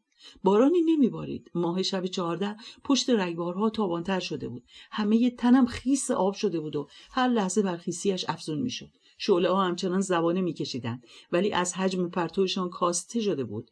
کاسته شدنشان برای این بود که داشتن دور می شدن. همچون خاطره ای ژرف که هیچگاه پاک نمی شود و همیشه سایه‌اش بالای سر حس می شود. داشتم می رسیدم. زنی را در آستانه نیزار دیدم. نزدیکتر شدم. انگار دختر بچه‌ای باشد. در گام بعدی حس کردم باید بزرگتر باشد. دختر جوانی بود. به سویم قدم برمی داشت. صدای پاهایش که در مانداب نیزار کشیده میشد را شنیدم. اولین صدایی بود که شنیدم. بعد صدای وزش باد و حرکت نیها را شنیدم، اما صدای انفجارها را که هنوز افروخته میشدند و زمین را میلرزاندند نمیشنیدم. آنقدر نزدیک شده بود که توانستم انفجار و دود را در چشمهایش ببینم. از وحشت به دستهایم نگاه کردم. رطوبت آنقدر زیاد بود که فکر کردم دارم توی آب حل میشوم. نگاهم میکرد. 16-17 سال داشت. رو برگردان و به سوی نیزار اشاره کرد. صدایش همنوای صدای چرخش باد در نیها بود. اینجا بخشی از رحم منه. میخوام مثل کرم بشی و خودتو درون من فرو کنی. تو کی هستی؟ صدای خودم را شنیدم. دستم را گرفت و قدم برداشت. دستش خیس بود و بر خیسی تنم افزود. تا حرکت کرد من هم توانستم به راحتی قدم بردارم. همه سنگینی ها برداشته شد. انگار بیدارم کرده بود و در بیداری راه می رفتم. نرفت لای نیها. چرخید تا از کناره نیزار برویم. همه اهل محل همینو می گفتن. دختر رو گرفتن و بردن و کشتن. به هم می گفتن خانم جباری. باور کن مجبور بودم. همین الانم مجبورم تو این بچه ها رو توی نیزار نگه دارم. اینجا جاتون امن‌تره. مجبورم ازتون محافظت کنم. بچه بودم. از پشت بوم افتادم پایین، سرم ضربه خورد. داشتم میمردم. ولی نمردم. دیگه هیچ وقت نمیمیرم. اونا فکر کردن که کشتنم، ولی من نمیمیرم. بعدش که بهتر شدم، آواره کوچه ها شدم. میرفتم تو کوه و جنگل و با ارواح حرف میزدم. اولش فکر نمیکردم روح باشن، ولی کم کم فهمیدم. وقتی می اومدن از توی پنجره یا حتی وسط خیابون بهم اشاره میدادن که دنبالشون برم، متوجه میشدم که هیچ کس دیگه ارواحو نمیبینه. همیشه از روح و جن و اینجور چیزا میترسیدم، ولی اینقدر اینا زنده بودن که اولاش اصلا نفهمیدم روحن. بعدش هم که فهمیدم اینقدر دوست شده بودم و اینقدر چیز بهم نشون داده بودن که دیگه زنده ها برام ترسناک شده بودن. بهم میگفتن سالهای بعد از طوفان بزرگ قراره چه اتفاقاتی بیفته. بهم میگفتن. بعدش کم کم فقط تعریف نمی‌کردن، نشونم میدادن. هر چی قرار بود پیش بیاد و نشونم میدادن. منو قبل از طوفان بزرگ کشتن. 30 مرداد 58. تو خیابون ریختن سرم و بردن. فرداشم کشتنم. 18 سالم هنوز نشده بود که تیربارونم کردم. از وقتی به هوش اومدم، بعد از اینکه از پشت بوم افتاده بودم، هنوز بچه بودم، ولی همه بهم میگفتن خانم جباری. حتی وقتی شوهرم دادم. تا از جای رد میشدم همه به هم خبر میدادن، میگفتن خانم جباری اومد. ایستادن که بهشون برسم. یکی یکی با هم سلام علیپرسی میکردن. اون موقع نمیدونستم چرا شوهرم دادم. پیش خودم فکر میکردم که شاید میخوان از دستم راحت بشن، یا شاید فکر میکنن شوهر کنم دست از دیوونه بازی برمیدارم. ولی الان میدونم که چرا میخواستن شوهر کنم. میخواستن یکی باشه که ازم مراقبت کنه. همه منو دیوونه میدونستن، ولی میتونستم حس کنم که خیلی دوستم دارن. هیچ وقت هیچ کس اذیتم نکرد. بچه‌هاشون رو میسپردن به من، از چشماشون. چشمای بچه‌ها میتونستم بفهمم یه ترسی ازم دارن، ولی بهم میچسبیدن. همه خوراکیشون رو با هم تقسیم میکردن. نه اذیت میکردن، نه جیغ و داد میکردن، نه دنبال هم میدویدن. هیچ. فقط میشستن و نگاه میکردن. منم هر چی بلد بودم، هر چی از ارواح شنیده بودم و براشون تعریف میکردم. هر کی هر مریضی داشت منو میبردن بالا سرش، میگفتن دست بکش روی سر فلانی، دست بکش روی شکم فلانی، یا حتی گاو و گوسفنداشون، به خصوص وقتی میخواستن زایمان کنن.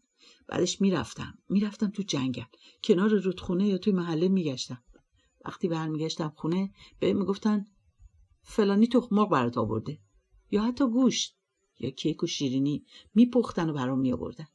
انگار همه عادتامو فهمیده بودن. یه وقتایی میشد که میرفتم تو خودم. دلم نمیخواست با کسی صحبت کنم. انگار از همه خسته میشدم. یه گوشه میشستم و به یه نقطه خیره میشدم. نه 1 ساعت و 2 ساعت، شاید 1 روز. تا 1 هفته هم شده بود که از جام تکون نمیخوردم. اینجور موقعا هیچ کس نمیومد سمتم، پیر و جوون و بچه. حتی اگه دامشون هم میخواست بمیره سمتم نمیومدن. تازه هوامم داشتن، برام آب و خوراک می آوردن. اگه کسی هم حواسش نبود و در جریان نبود، بهش هشدار میدادن که کاری بهم نداشته باشه تا تو حال خودم باشم.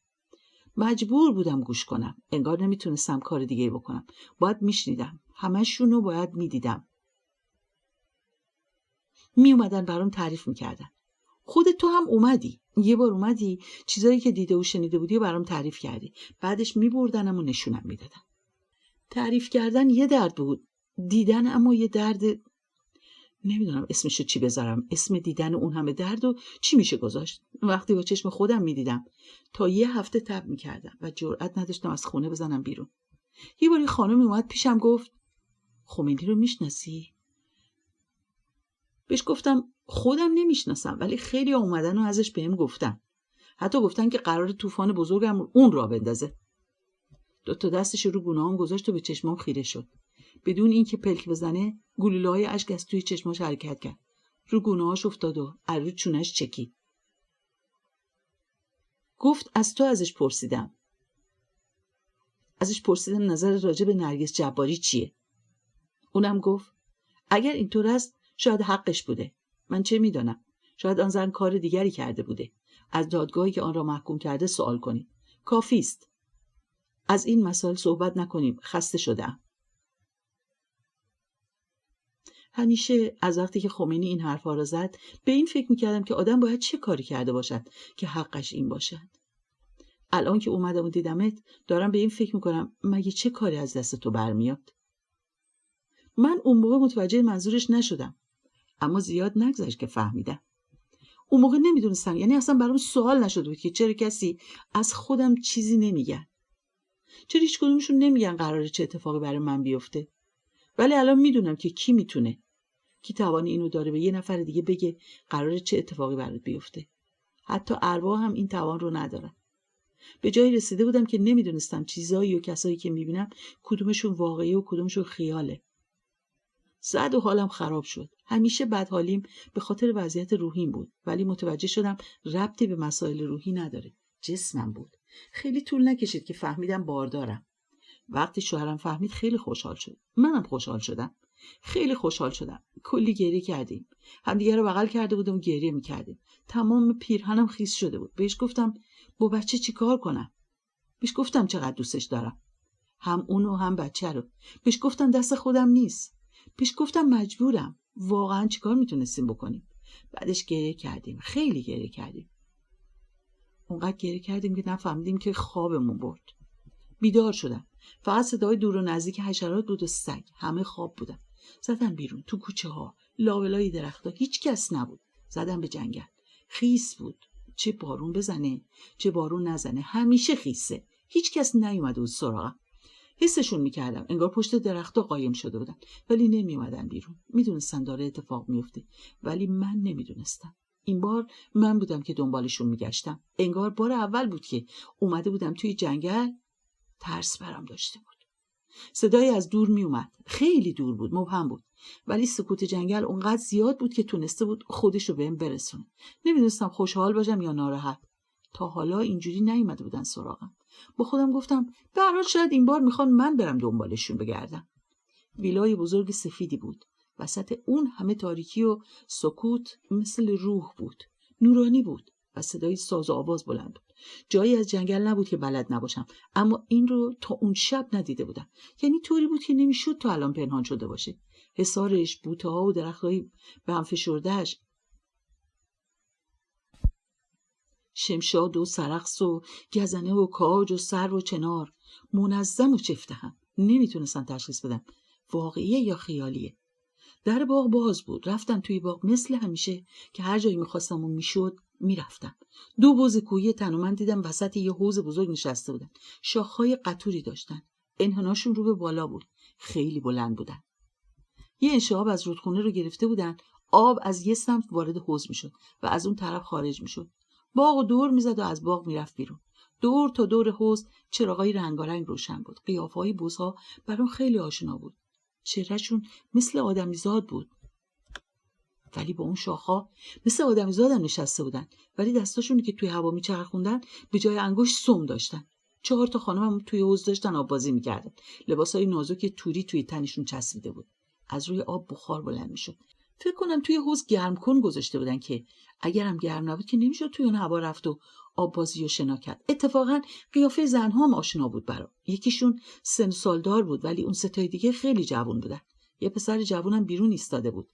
قیافه اونم برام آشنا بود. لخت بود. فقط یه چیز مثل حوله دور کمرش بسته بود. یه جوری ایستاده بود که انگار گوش به فرمانه، خشک بدون لبخند. چشمش روی اون دوتا بز کوهی بود که اگه چیزی خواستن سریع بره انجام بده. مبهوت بودم. نمیتونستم بفهمم دارم خواب میبینم یا بیدارم. اگه اون دوتا مردی که بز کوهی بودن رو ندیده بودم شک نمیکردم، ولی این چیزا رو فقط توی رویا میشه دید. همشون با هم متوجه من شدن. پسر جوون و زنها تا منو دیدن برگشتن و به بزای کوهی نگاه کردن. یکی از بزای کوهی به پسر اشاره داد. پسر رفت سمت یه دستگاه و صدای موسیقی رو قطع کرد. بز کوهی دوباره اشاره کرد و پسر اومد سمتم، بازومو گرفت و حرکتم داد به سمت حوض. دوتا بز کوهی از حوض در اومدن. سر تا پاشون بز کوهی بود. فقط همون چهره‌های آشناشون قیافه دوتا مرد بود. زن و دخترام از اتاق اومدن بیرون. تمام بدنشون پیدا بود. توی اون لباسای توری، اون لباسای نازک، هیچ چیزشون پوشیده نشده بود. یواش یواش یادم اومد. آها، قیافه‌های بزا، زنها و اون پسر جوون. چندتایی از ارواح از 10 سال آینده اومده بودن پیشم. طرفای سالای 67 68. قصه هاشون رو برام تعریف کردن. بردنم یه جایی که برای اولین بار میرفتم. بردنم به همون 10 سال بعد. همین دوتا مرد بودن. بذار وقتی وارد نیزار شدیم برات بگم. اونا زودتر شناختنم. شروع کردن بلند بلند خندیدن. اون زنی که سن و سال دارتر بود میخندید و جیغ میزد و میگفت این دیوونه چطور سر از اینجا در آورده؟ بزای کوهی نشستن روی صندلیاشون، دخترها هم رفتن نشستن توی بغلشون. زنه هم رفت روی صندلی جدا نشست، چشم از من بر نمی داشتن. خیلی ساکت شد. فقط صدای آب بود. خنده هاشون بی صدا شده بود. به هم چشمک می زدن و لبخنداشون رو کش می دادن. دشت علق قسمت 6. audiobook.com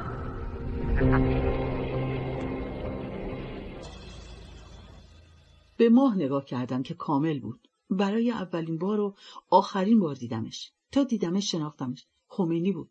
زانوهاش روی کمر کوه بود. خیلی گنده بود. کلش توی ماه بود. نصف آسمون رو گرفته بود. یه آدمی که سر نداشت و تو چنگالش فشار میداد و خون از گردنش میجوشید.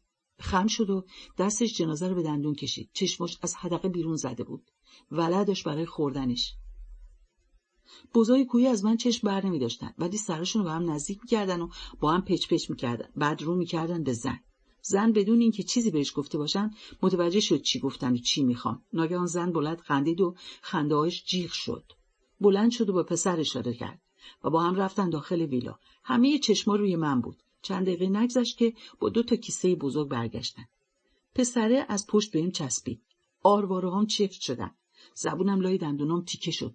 تمام بدنم میلرزید، ولی نمیتونستم دهن باز کنم و جیغ بزنم. ناگهان دیدم که مچ دستام به هم بسته شدن. تنابو کشیدن، از دست آویزون شدم. کتفام داشت کنده میشد. فقط نوک پاهم رو زمین بود. زن و پسر با چاقوهای بلندشون لباسمو تیکه تیکه کردن. بوزا ایستاده بودن و دخترها جیغ میزدن. ناگهان تنابو آزاد کردن و خوردم زمین. با کمر خوردم زمین. سرم کوبیده شد زمین. دهنم باز شد و تونستم خون جمع شده توی دهنمو بالا بیارم و بعد نفس بکشم. پسر توپ پارچه‌ای رو توی دهنم فرو کرد و دهنمو با پارچه سفت بست. مچ پاهامو بستن، بالا کشیدن. هم بالا میکشیدن و هم باز میکردن. شونه‌هام روی زمین بود. پاهام رو تا حد کش اومدن کشاله‌هام باز کردن. همشون دور تا دورم ایستاده بودن. از وحشت به خودم میلرزیدم و شاشیدم. همشون فریاد زدن. فریاد پیروزی، فریاد شادی، فریاد لذت. بوزا اومدن و شروع کردن کف پامو لیسیدن. زبونشون به زبری سنباده بود. شاخاشون رو فرو میکردن. سر که بلند میکردن خون روی شاخاشون میدیدن. نزدیکای سحر خسته شدن و همونجا توی باغ افتادن و خوابیدن. یه پام از یه شاخه درخت آویزون بود. لای پام اره بسته بودن. تیغاش رفته بود توی تمام تنم خون ماسیده بود. جون کندم تا تونستم خودم آزاد کنم. بعدش خودم انداختم توی حوض، رفتم تهش. دلم نمیخواست بیام بیرون. حتی دلم نمیخواست چشمو باز کنم. دلم میخواست همونجا بخوابم. حتی نذاشتن همونجا بمیرم. یکی از دخترها کشیدن بیرون، بهم لباس داد. نشوندم روی یکی از صندلی‌ها، گفت همینجا بمون تا بیدار شدن ببینیم میخوان باهات چی کار کنن. فقط زنه و پسره توی باغ دراز کشیده بودن. باغشون رفته بودن توی ویلا. دختره تا رفت بلند شدم و دستم گذاشتم روی شکمم و راه افتادم. با خودم میگفتم مگه میشه زنده مونده باشه؟ وقتی رسیدم هنوز همه جا ساکت بود. هنوز همه خواب بودن. فقط صدای مرغ و خروس و گاو و گوسفندا و سگا میومد. آفتاب تازه داشت تو آسمون نور میپاشید. چیزی به بیداری اهالی نمونده بود. نشستم کنار یه دیواری، دراز کشیدم. بیهوش شدم. چشم باز کردم، دیدم زنه و 2 تا از دخترها بالای سرم هستن. بردنم با ماشین. بردنم. خیلی طول کشید تا رسیدیم. آفتاب خیلی بالا اومده بود. نزدیک شهر که رسیدیم نرفتیم توی شهر. کنار یه جاده انحرافی ایستاد. چشمامو بستن و راه افتادن. چشمام که باز کردن دیدم توی اتاقم. میگفتن اینجا دادگاهه. داره رئیس دادگاه وارد شد، شناختمش. یکی از همون بزای کوهی بود. ولی کامل آدم بود. انگشتشو روی میز دیدم.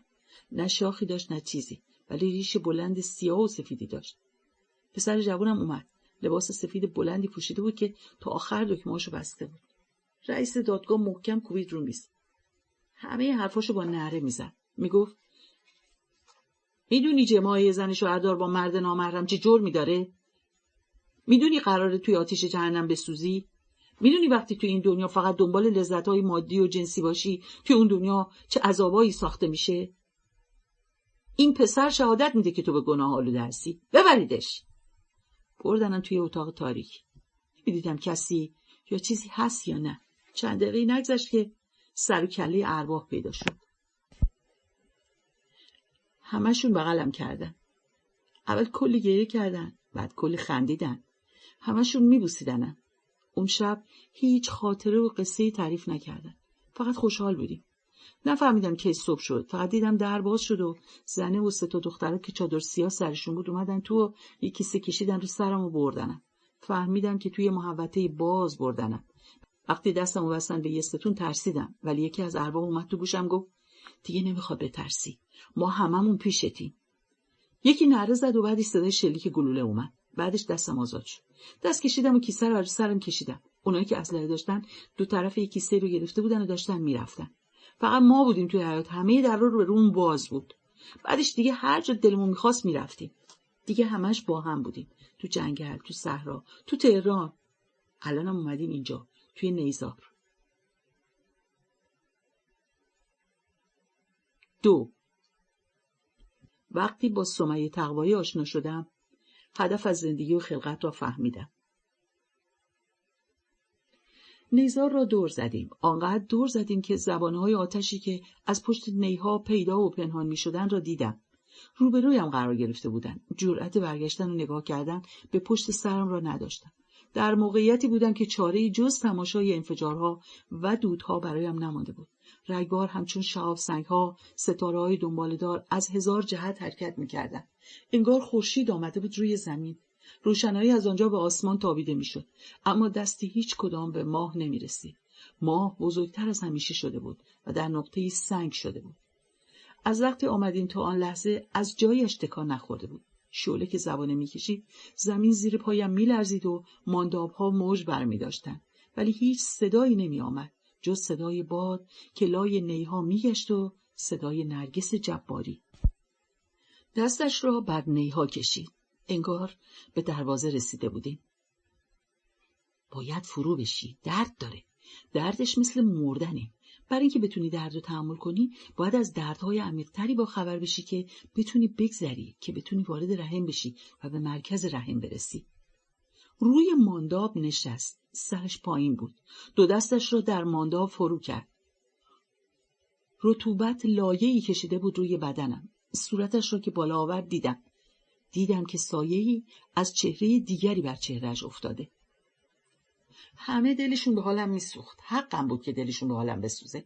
بعضی وقتا توی بعضی روزها یه طوری میشد که باید تمام دنیا دلش به حالم میسوخت. از بس درد میکشیدم. منم دلم به حال همشون میسوخت. خیلی چیزا دیدم، خیلی حرفا شنیدم. دلسوزی برای همه آدما خودش درد بزرگیه. اونا فقط دلشون برام میسوخت، ولی من همه حرفایی که میزدن رو میشنیدم.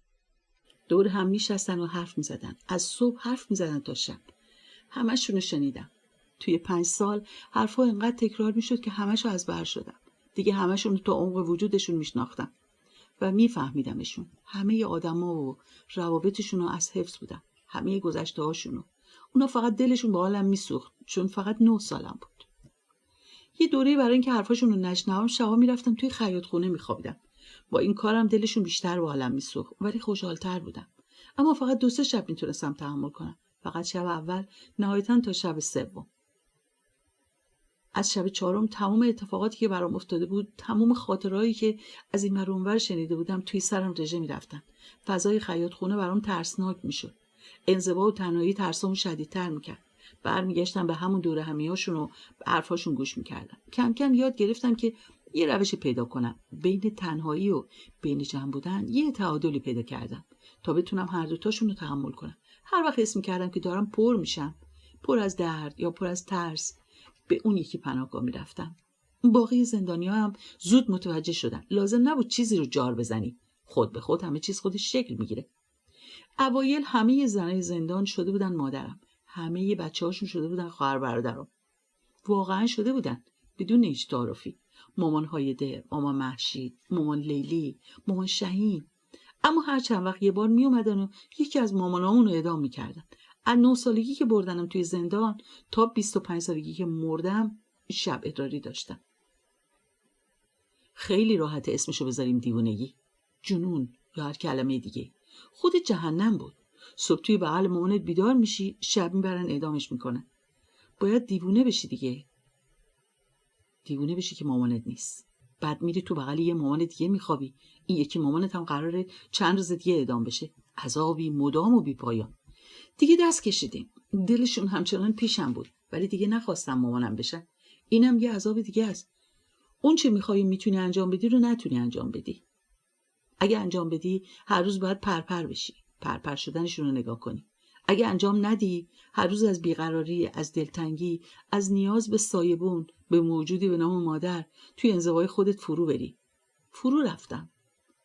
عشقشون بهم میرسید، اما دیگه مامانم نشدن. توی کنجی میشستم، براشون بچه بودم. جلو همه چی میگفتن. منم که شده بودم یه سایه. به خصوص نیمه دوم حبسم که کمتر بازجویی میشدن یا اصلا نمیشدن، یا دیگه انگاری کاری به کارم نداشتن. بازجویی‌ها شده بود احوالپرسی. حال و احوالپرسی. همون حال احوالپرسی هم عذابی داشت. در مورد پدرم میگفتن که هیچ سراغی ازم نمیگیره، که تنهام گذاشته و رفته الان برای خودش خارج از کشوره و من اینجا بی هیچ سرپناهی. زندانی‌ها همه چی جلوم میگفتن. بازجوها هم چیزی ازم نمیپرسیدن. میدیدن تبدیل شدم به مرده متحرک یا دیوانه زندانگر. همه چیز رو رصد میکردن. میدیدن یا یه گوشه افتادم یا توی خیاط خونم. به خصوص از اون اتفاق به بعد دیگه کاری به کارم نداشتم. خیلی چیزا دیدم، خیلی زیاد. بعضی وقتا از بس میدیدم بی‌حس میشدم. دیگه شده بود روال زندگی. هر چی زمان میگذشت همه بیشتر تو خودشون فرو میرفتن. کم کم شده بودن ساکنین زندان. کم کم مخفی کاری‌ها شروع شد. دوباره شده بودیم آدمای یه جامعه با همون زدوبندا و منفعت طلبی‌ها و ترسا. از همه عقیده بودیم. شروع میکردن همدیگر رو نقد کردن. مبلغ ایدئولوژی هاشون میشدن. سر همین چیزا دعواشون میشد. همدیگر رو بایکوت میکردن. تو زندان همدیگر رو زندانی میکردن. تحریم میکردن. بعضی وقتا بین زندانی و زندانبان رابطه برقرار میشد. توی رابطه حرفای درددلی گفته و شنیده میشد. همینجوری الکی یه سری چیزا لو میرفت و بعدش درد سر شروع میشد. اعتمادا از بین رفته بود. اینم برای خودش یه تکنیکه. هیچ کدومشون زیر اون همه شکنجه حرفی نزده بودن. تازه اون شرایط هوای همدیگر رو هم بیشتر داشتن. براشون اهمیتی نداشت که کی چه ایدئولوژی داره. زخمای همدیگر رو میشستن و میبستن. ولی گذشت این همه زمان توی حبس. شاید از سر بیکاری بود یا هر چیزی، برای همین صحبت‌ها شده بود روزمرگی. نه اینکه همه چیز تکراری شده باشه. اتفاقا اخبار همیشه بود. از رادیو، از زندانبان، از تلفن‌های گاه و بیگاه، از ملاقاتی‌ها. کلی راه بود که بشه از دنیای بیرون اخبار آورد. اگه کسی می‌خواست چیزی بگه، برای هر کلمه‌ای که از بیرون میومد میتونست کلی صفحه سیاه کنه. ولی دیگه نمی‌خواستن. هر کسی تیم خودشو پیدا کرده بود. هر کسی سنگ صبور خودشو داشت. البته همش مخفیانه بود. کسی نمیدونست کی با کی صمیمیه، اما من میدونستم. از همه اسرار با خبر بودم. کافی بود یکی بیشتر از حد معمول با شخص به خصوص رفت آمد کنه. روزگارش سیاه میشد. تا 1-2 ماه به نوبت میبردنشون برای بازجویی. برای اینم حس دوگانه‌ای داشتم. سرکوب نیازهای فردی، ایثار در حق دیگری. توی خیاطخونه دراز کشیده بودم. مستمع آزاد بودم. هر وقت هر جا دلم میخواست میرفتم. همه از زندانی تا زندانبان همین جوری پذیرفته بودنم. نه اینکه نمیدیدنم، نه. ولی کاری به کارم نداشتن. یه چیزی مثل گربه بودم که هر جا دلش بخواد دراز میکشه. غذاشو میخوره. میبینن که اونم داره نگاه میکنه ولی نگاهشو جدی نمیگیرن. دیدمشون. حتما اونام منو میدیدن. لازم نبود برای اینکه از چیزی سر در بیارم پنهان بشم. دراز میکشیدم یا یه گوشه میشستم. نگاه میکردم. مدیر کارگاه خیاطی یه پاکتی به یکی از زندانیا داد. قبلا هم دیده بودم که خیلی به هم میچسبن. میدیدم که چقدر خوشحال شده. وقتی مدیر کارگاه رفت، ساعتها اونجا نشسته بود. چشمش برق میزد و لبخند از روی لبش جمع نمیشد.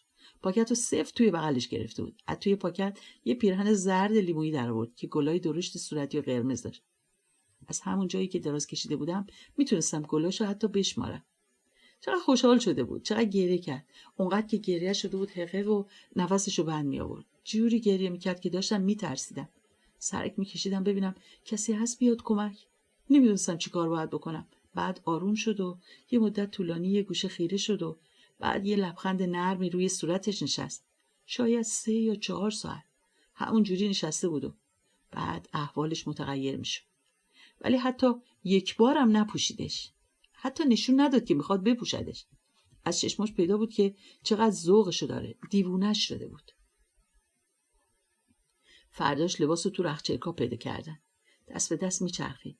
ولی اون از روی تختش پایین نیومد. چرخیده بود رو به دیوار. چشم همه برق میزد. کسی نبود که بتونه لبخندشو کنترل کنه. ناخودآگاه میخندیدن. دندوناشون هم پیدا میشد. آخرش یکی گفت میخوام ببرمش برای الهه. کسی چیزی نگفت ولی معلوم بود حسرتشو داشتن. وقتی پیرنو برد هر کسی یه گوشه خیره شده بود. هنوز چشماشون برق میزد. هنوز لبخند محوی داشتن. خیلی گذشت تا از رویاهاشون در اومدن و کم کم حرکت کردن. کم کم حرف زدن. کم کم فهمیدن که هنوز توی زندانن. چند روز بعد خبر اومد الهه رو اعدام کردن. همون پیرن تنش بود. پیرن رو تحویل خانواده‌اش میدن و بهشون تبریک میگن که دخترشون عروس شده. بعدش اعدام شده. دستخط الهه رو روی پیرن میشناسن. نوشته بود بهم تجاوز کردن. بعد از اینکه خبرش پخش شد، همون کسی که پیرن رو نپوشیده انداخته بود توی رختچرکا اومد سمتم. بغلم کرد. نه حرفی زد، نه گریه کرد و نه هیچی. فقط بغلم کرد. خیلی طولانی مدت. بعدش رفت. هر ایرانی هر جایی که زندگی میکنه، حتی اونایی که مهاجرت کردن، حتما شنیدن از آشنایی نزدیک و دورشون که توی زندونا دخترایی که بهشون گفتن باکره قبل از اعدام باید بهشون تجاوز بشه که دیگه باکره نباشه. دیگه تبدیل شده به خاطره جمعی ایرانی ها. وقتی یادی از کشته‌های دهه 60 میشه و بس به سمت دخترای باکره میرسه، یه پرسش دائمی هست. میدونی چرا این کارو میکردن؟ شنونده هم حتما جوابو میدونه ولی فقط سر پایین میندازه که پرسشگر صحبتشو ادامه بده. برای اینکه فکر میکنن دختر باکره میره بهشت، اینجوری میخوان جلو بهشت رفتنشو بگیرن. الهه جز زندانیای محبوب بود. همه میشناختنش، همه دوستش داشتن، همه روحیه‌شو ستایش میکردن.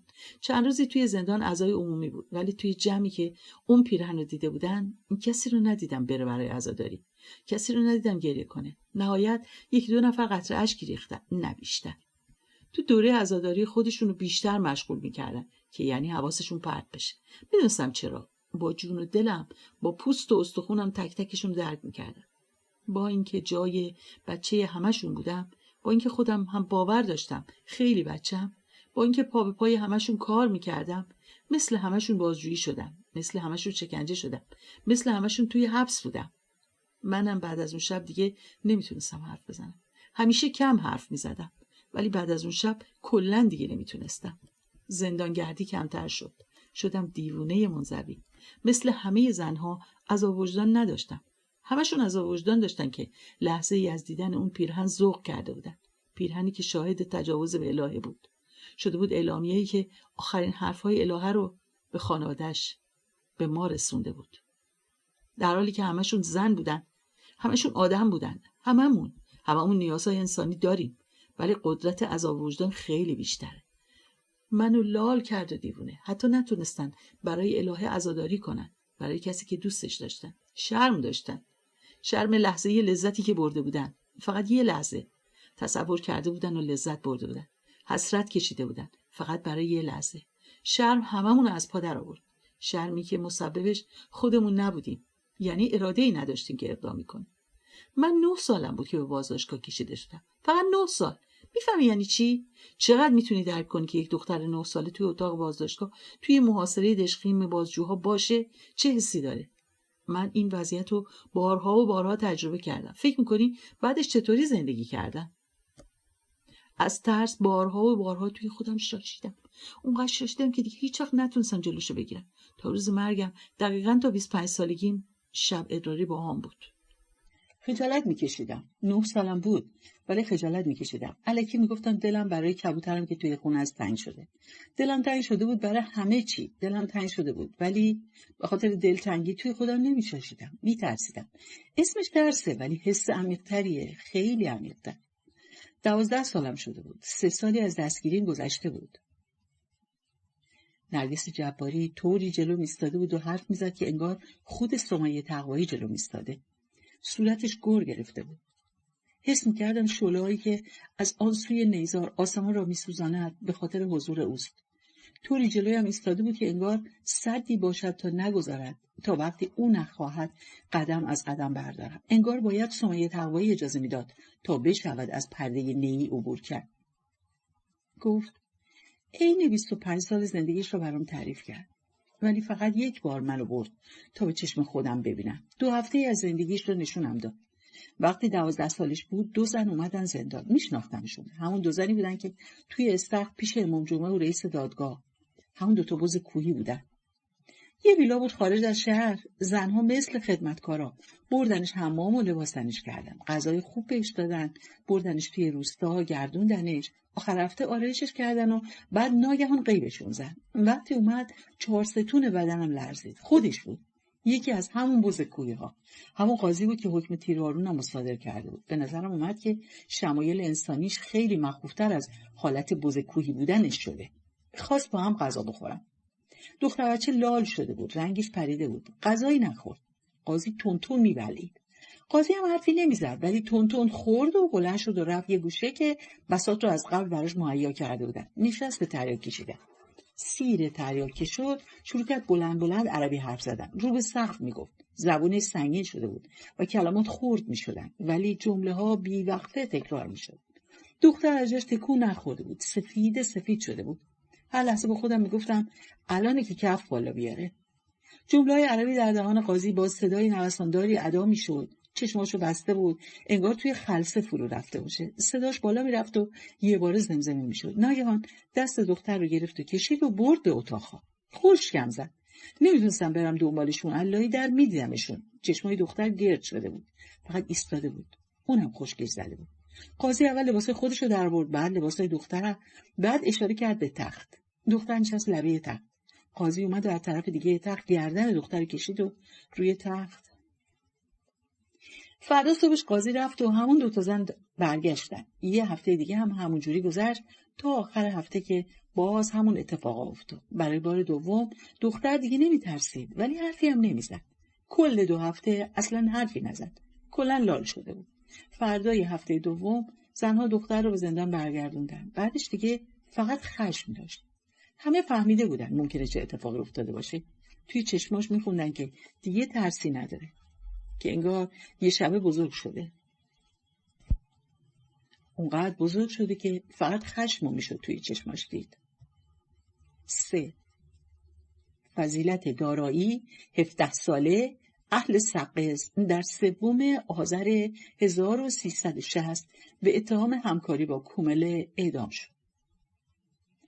در میان نیها دالانی باز شد. دیواره نیزار همچون پرده حصیری پرده‌ای که کافیست دست رویش کشیده شود تا ویران شود، تا کنار زده شود، تا خودم رو برسانم به اهالی نیزار. حضور نرگس جباری بی اراده هم کرده بود. تنها کاری که برمی آمد این بود که قدم جای پایش بگذارم و گوش تیز کنم و کلمه‌ای که میگوید را حفظ کنم. به نظر دلیل و فلسفه به دنیا اومدن سمیه تقوایی چی بود؟ اومد زجر کشید. شاهد زجرهای زیادی بود. توی 25 سالگی سرطان گرفت و مرد. به این دنیا اومد که گروگان گرفته بشه. دختر بچه 12 ساله بی‌دفاع‌تر از او کسی پیدا میشه؟ بعد ببرن بهش تجاوز کنن. زندانبانش کسیه که میگه اومدم بر مسند قدرت نشستم که اشاعه دهنده دین مبین اسلام باشم، قوانین اسلام رو جاری کنم. به خاطر عقیده‌ای که دارم خودم رو برتر از همه عالم میدونم و ذره‌ای شک ندارم که عمل و حرفم بر حقه. سمیه تقوایی اومد که بهش تجاوز بشه، که یه شاهد باشه، یا اومد که به حاکم شهر نشون بده چقدر کم ظرفیت هستن در مقابل چیزایی که همه رو ازشون منع میکنن، نشون بده که جنایتکاری بیش نیستن، به قدرت رسیدن که جز جنایت کاری نکنن. ولی خودش چی؟ خود سمیه تقوایی چه چیزی از به دنیا اومدن به دست آورد؟ هرگز جباری ایستاد، بدون اینکه برگردد و نگاهم کند نشست. من که لحظه ای اشکهایم قطع نمیشد. اگر اشک هم نمی آمد شانه‌هایم میلرزید. اگر شانه‌هایم نمیلرزید رطوبت هوا آنقدر بود که تمام تنم را خیس میکرد. بغض بودش و لحظه ای آرایم برداشته نمیشد. برایم سوال شد که برای چه نشست که گریه کند. در صدایش که هیچ لرزشی وجود نداشت. انگار آنقدر گریه کرده بود که دیگر غمش زدوده شده و فقط خشمش باقی مانده. در صدایش جز خشم چیز دیگری حس نمی‌کردم. بلند شد و به سویم آمد. باورم نمی‌شد. لبخند می‌زد. چشمانش را باریک کرد. اضطرابم بیشتر شد. گوشم پر شد از صدای کوبیده شدن قلبم. فکر می‌کنی تا حالا زیر خاک نرفتم؟ به هیچ چیز نمی‌توانستم فکر کنم. فقط می‌توانستم گوش کنم. نیامده بودم کاری را انجام دهم یا مأموریتی را به انجام برسانم. خندید. باورم نمیشد که توانایی خندیدن هم دارد. دلم آرام گرفت. انگار من هم برای او زنده شده بودم. انگار در دنیایی پا گذاشته بودم، پذیرفته شده بودم. دیدارهامون اینجوری اتفاق میفته. توی دلمون میخوایم یکی رو ببینیم، خودش متوجه میشه و میاد سراغمون و برعکس. متوجه میشم یکی دلش میخواد ببینم، راه میفتم و میرم و میرسم بهش. متوجه شدم یکی از بچه‌های سقز میخواد برم پیشش. اولین بار بود داشتم میرفتم کردستان، قبل از اینکه کشته بشم یا حتی بعدش. خیلی از بچه‌های کرد رو دیده بودم ولی نشده بود که من برم اونجا. رفتم سقز وسط شهر کنار یک مجتمع تجاری زیر پارکینگ. اولین بار بود که میرفتم توی خاک. اسمش فضیلت بود. 17 سالش بود. گفت. همشو گفت. هر چیزی که توی دلش بود رو گفت. از 3 آذر 60 از اینجا بیرون نرفتم. منتظرم. میترسم نباشم و بیام. برای همین خواستم که تو بیای. همه در موردت حرف میزنن ولی چون نمیتونستم بیام بیرون تا الان نشد ببینمت. همه چیز از تعریف مرزها و معنی کشورها شروع شد. توی مدرسه وقتی جغرافی و تاریخ میخوندیم تعجب میکردم. حتی میترسیدم. دلم میگرفت و گریه میکردم. معلم تعجب میکرد. نمیدونست چم شده. فکر میکرد مشکل روانی دارم. ولی نمیفهمیدن. هرچی میگفتن با اون چه توی خونه دیده بودم زمین تا آسمون فرق داشت. وقتی میرفتم قله کوه دور تا دورم کوه بود. فقط کوه. خاک و سنگ انباشته شده که ما رو به هم وصل میکنه. ولی معلم میگفت نه، اینجا اسمش مرزه و کسی حق نداره ازش عبور کنه. عاشق اسمای ترکی هم آیلار. طوری که زبون خمیده میشه و صدا توی دهن میچرخونه خیلی حس خوبی بهم میده. معنیش برام اهمیتی نداره. نه از کسی پرسیدم نه جستجو کردم معنیش چی میشه. خیلی راحت پیدا کردن معنی اسمها، هر اسمی. ولی خود اسمش، عاشق ساختمون آوای اون اسم شدم. از اون طرف دوستای فارس و عربی که داشتم بهم میگفتن ما بهت حسودی میکنیم. میگفتن کردا هیچی نداشته باشن اسمای قشنگی دارن. بعضی وقتا شوخی میکردن و میگفتن تو واقعا هیچی نداری چون اسمت عربیه. فضیلت. باهاش مشکلی نداشتم و ندارم. درسته که راجع به اسم اینجوری اظهار نظر میکنم ولی هیچ وقت دلم نمیخواست تغییرش بدم چون چیزی که برام جذابه نمیخوام مال من بشه. به خاطر دوستا و فامیلایی که توی ترکیه دارم کلی ترکی یاد گرفتم. به خاطر دوستا و فامیلایی که توی عراق و سوریه دارم عربی رو میبلیدم. با هم مسابقه میدادیم که توی هفته چند تا ام کلثوم حفظ کنیم. امکان نداشت که بیان و برام آهنگای عربی رو نیارن. بین کردی و فارسی تفاوتی حس نمی‌کردم. از بدل تولد هر دوتاشون رو یاد گرفته بودم. وقتی بهم میگفتن زبون مادری چیه متوجه منظورشون نمی‌شدم. میگفتن تو کردی پس زبون مادریت هم کردیه، در صورتی که من همون جوری فارسی حرف میزنم که کردی رو. وقتی بزرگتر شدم فهمیدم برای اینکه بتونم دوستان رو توی ترکیه ببینم باید پاسپورت و ویزا و از این چیزا بگیرم. برادرام و پسرای فامیل که بدبخت بودن، میدیدمشون، از چشمشون پیدا بود که چقدر دلشون تنگ شده برای دیدن همه اونایی که بیرون بودن. تا به سن سربازی میرسیدن که دیگه تمام، دیگه نمیتونستن از مرز خارج بشن. یکی از پسرای همسایه که با قرعه کشی از خدمت معاف شد رفت و دیگه برنگشت. مرز لعنتی. وقتی میرفتیم ترکیه یا عراق یا سوریه اینقدر خوش میگذروندیم که اصلا یادم میرفت کجام، ایرانم یا کجا. توی سال میتونستیم فقط یه بار همه با هم جمع بشیم، اونم نوروز بود. حالا طبق شرایط هر جایی ممکن میشد میرفتیم، ایران، ترکیه، عراق، سوریه. به یاد اجدادمون میرفتیم، توی کوه دشت چادر میزدیم، صحرا و کوه بدون هیچ نشانی از ملیتی. اینقدر به هم نامه داده بودیم، اینقدر با هم تلفنی با هم صحبت کرده بودیم که هممون با هم فارسی و عربی و ترکی و کردی حرف میزدیم. خیلی عادی بود، خیلی خیلی عادی بود. وقتی اعلامیه‌های کومله به دستمون میرسید، وقتی میخوندیم و میدیدم با اون چه داریم زندگیش میکنیم هم خونی داره، کیف میکردیم. نمیتونستیم با چیزایی که توی مدرسه معرفی میکردن و اسمشون میذاشتن کشور، شهر، که با تصمیه قانون بسته بودنشون به هم که اگه ازشون تخطی میکردیم مجرم شناخته میشدیم، ارتباط برقرار کنیم. خیلی از ما نمیتونستن. اعلامیه ها، اطلاعیه ها، کتاب ها، جزوه ها، انقلابی های آمریکای جنوبی، آفریقای شمالی، هندوستان، شعر ناظم حکمت، نزار قبانی، شیر کوبکس. خوبیش این بود که دیگر نیازی به مترجم نداشتم، داغ در می اومدن و به دستمون میرسوندن. اینا چیزایی بود که بهم لذت میداد. یه برگه کاغذی که به دستمون میرسید تا یه هفته هر شب راجع بهش صحبت میکردیم. اگه یه مطلب جدیدی به دست کسی میرسید میومد و به اون میرسوندش، بعدش ما هم میرسوندیمش دست بعدی. دیگه طوری شده بود که اطلاعیه یا اعلامیه جدیدی میومد کلی نقد و بررسیش میکردیم و ایراداشو در میآوردیم. بزرگتر از زیاد جدیمون نمیگرفتن. یه بار خیلی سرخورده شدم، توی خونه داد و بیداد رو انداختم. بابام گفت یه شب میبرمت خودت مستقیم صحبت کن. با بچه‌ها در میون گذاشتم. از اون روز میشستیم خیلی جدی‌تر نقاط ضعف و قوت رو در میآوردیم. نقاط ضعف و قوت چی؟ اصلا اهمیتی نداشت. هر چی که بود، هر چی باشن، نظراتمون بودن دیگه، خواسته‌هامون بودن. دیگه چه فرقی داشت که چه چیزایی بودن؟ فقط لازمه که دلایلی داشته باشیم که داشتیم. رفتم پدر رو بردم، کلی حرف زدم، همه فقط لبخند می‌زدن. بعدش هم کلی برام درس دادن، آخرش گفتن مطالب رو دست‌نویس تحویل بدم. دادم. یه هفته بعد من و دوستامو فراخوندن، رفتیم، 2 نفر بودن. کل نقد و بررسیمون رو دوباره با هم خوندیم. ذره ذره‌شو برامون توضیح دادن. کلاس درسی بود برای خودش. همه نظرامون رد شد و با توضیحاتی که دادن برام قابل درک شده بود. ولی برای تقدیر و تشکر از ما جمله از متن در آوردن و سرتیتر اعلامیه ها شد: سینه انسان آزاده گورستان اسرار است. خب بعدش دیگه خیلی جدی‌تر شدیم. آخه عملاً ازمون تقدیر شده بود. مگه ما چند سالمون بود؟ 14 15 16. مشورتامون خیلی بیشتر شد، در این حد که اعلامیه ها و کتاب‌های احزاب دیگر رو هم پیدا می‌کردیم و می‌خوندیم. وقتی با بچه‌های عراق و ترکیه و سوریه بحث می‌کردیم، متوجه تاثیر حکومت‌ها در نظریه‌ها شدیم. اینجا بود که معنای مرزهای سیاسی رو بهتر فهمیدم. نژاد و خاک و این چیزا همش فقط یه بازیه که ما رو به جون هم بندازن. یه بار از سر تفنن یه کلاژ درست کردیم. از هر اعلامیه‌ای که از هر حزبی منتشر شد جمله‌ای رو انتخاب کردیم، کشیدیمشون بیرون و توی یه متن دیگه جمعشون کردیم. وقتی این فکر به ذهنمون رسید، یه هفته به هم فرصت دادیم که هر کسی کلاژ خودش رو بیاره. شب موعود رسید. توی هفته‌ای که گذشت بگم چند تا اطلاعیه و اعلامیه خونده باشم خوبه. یه خورجین پر برگه.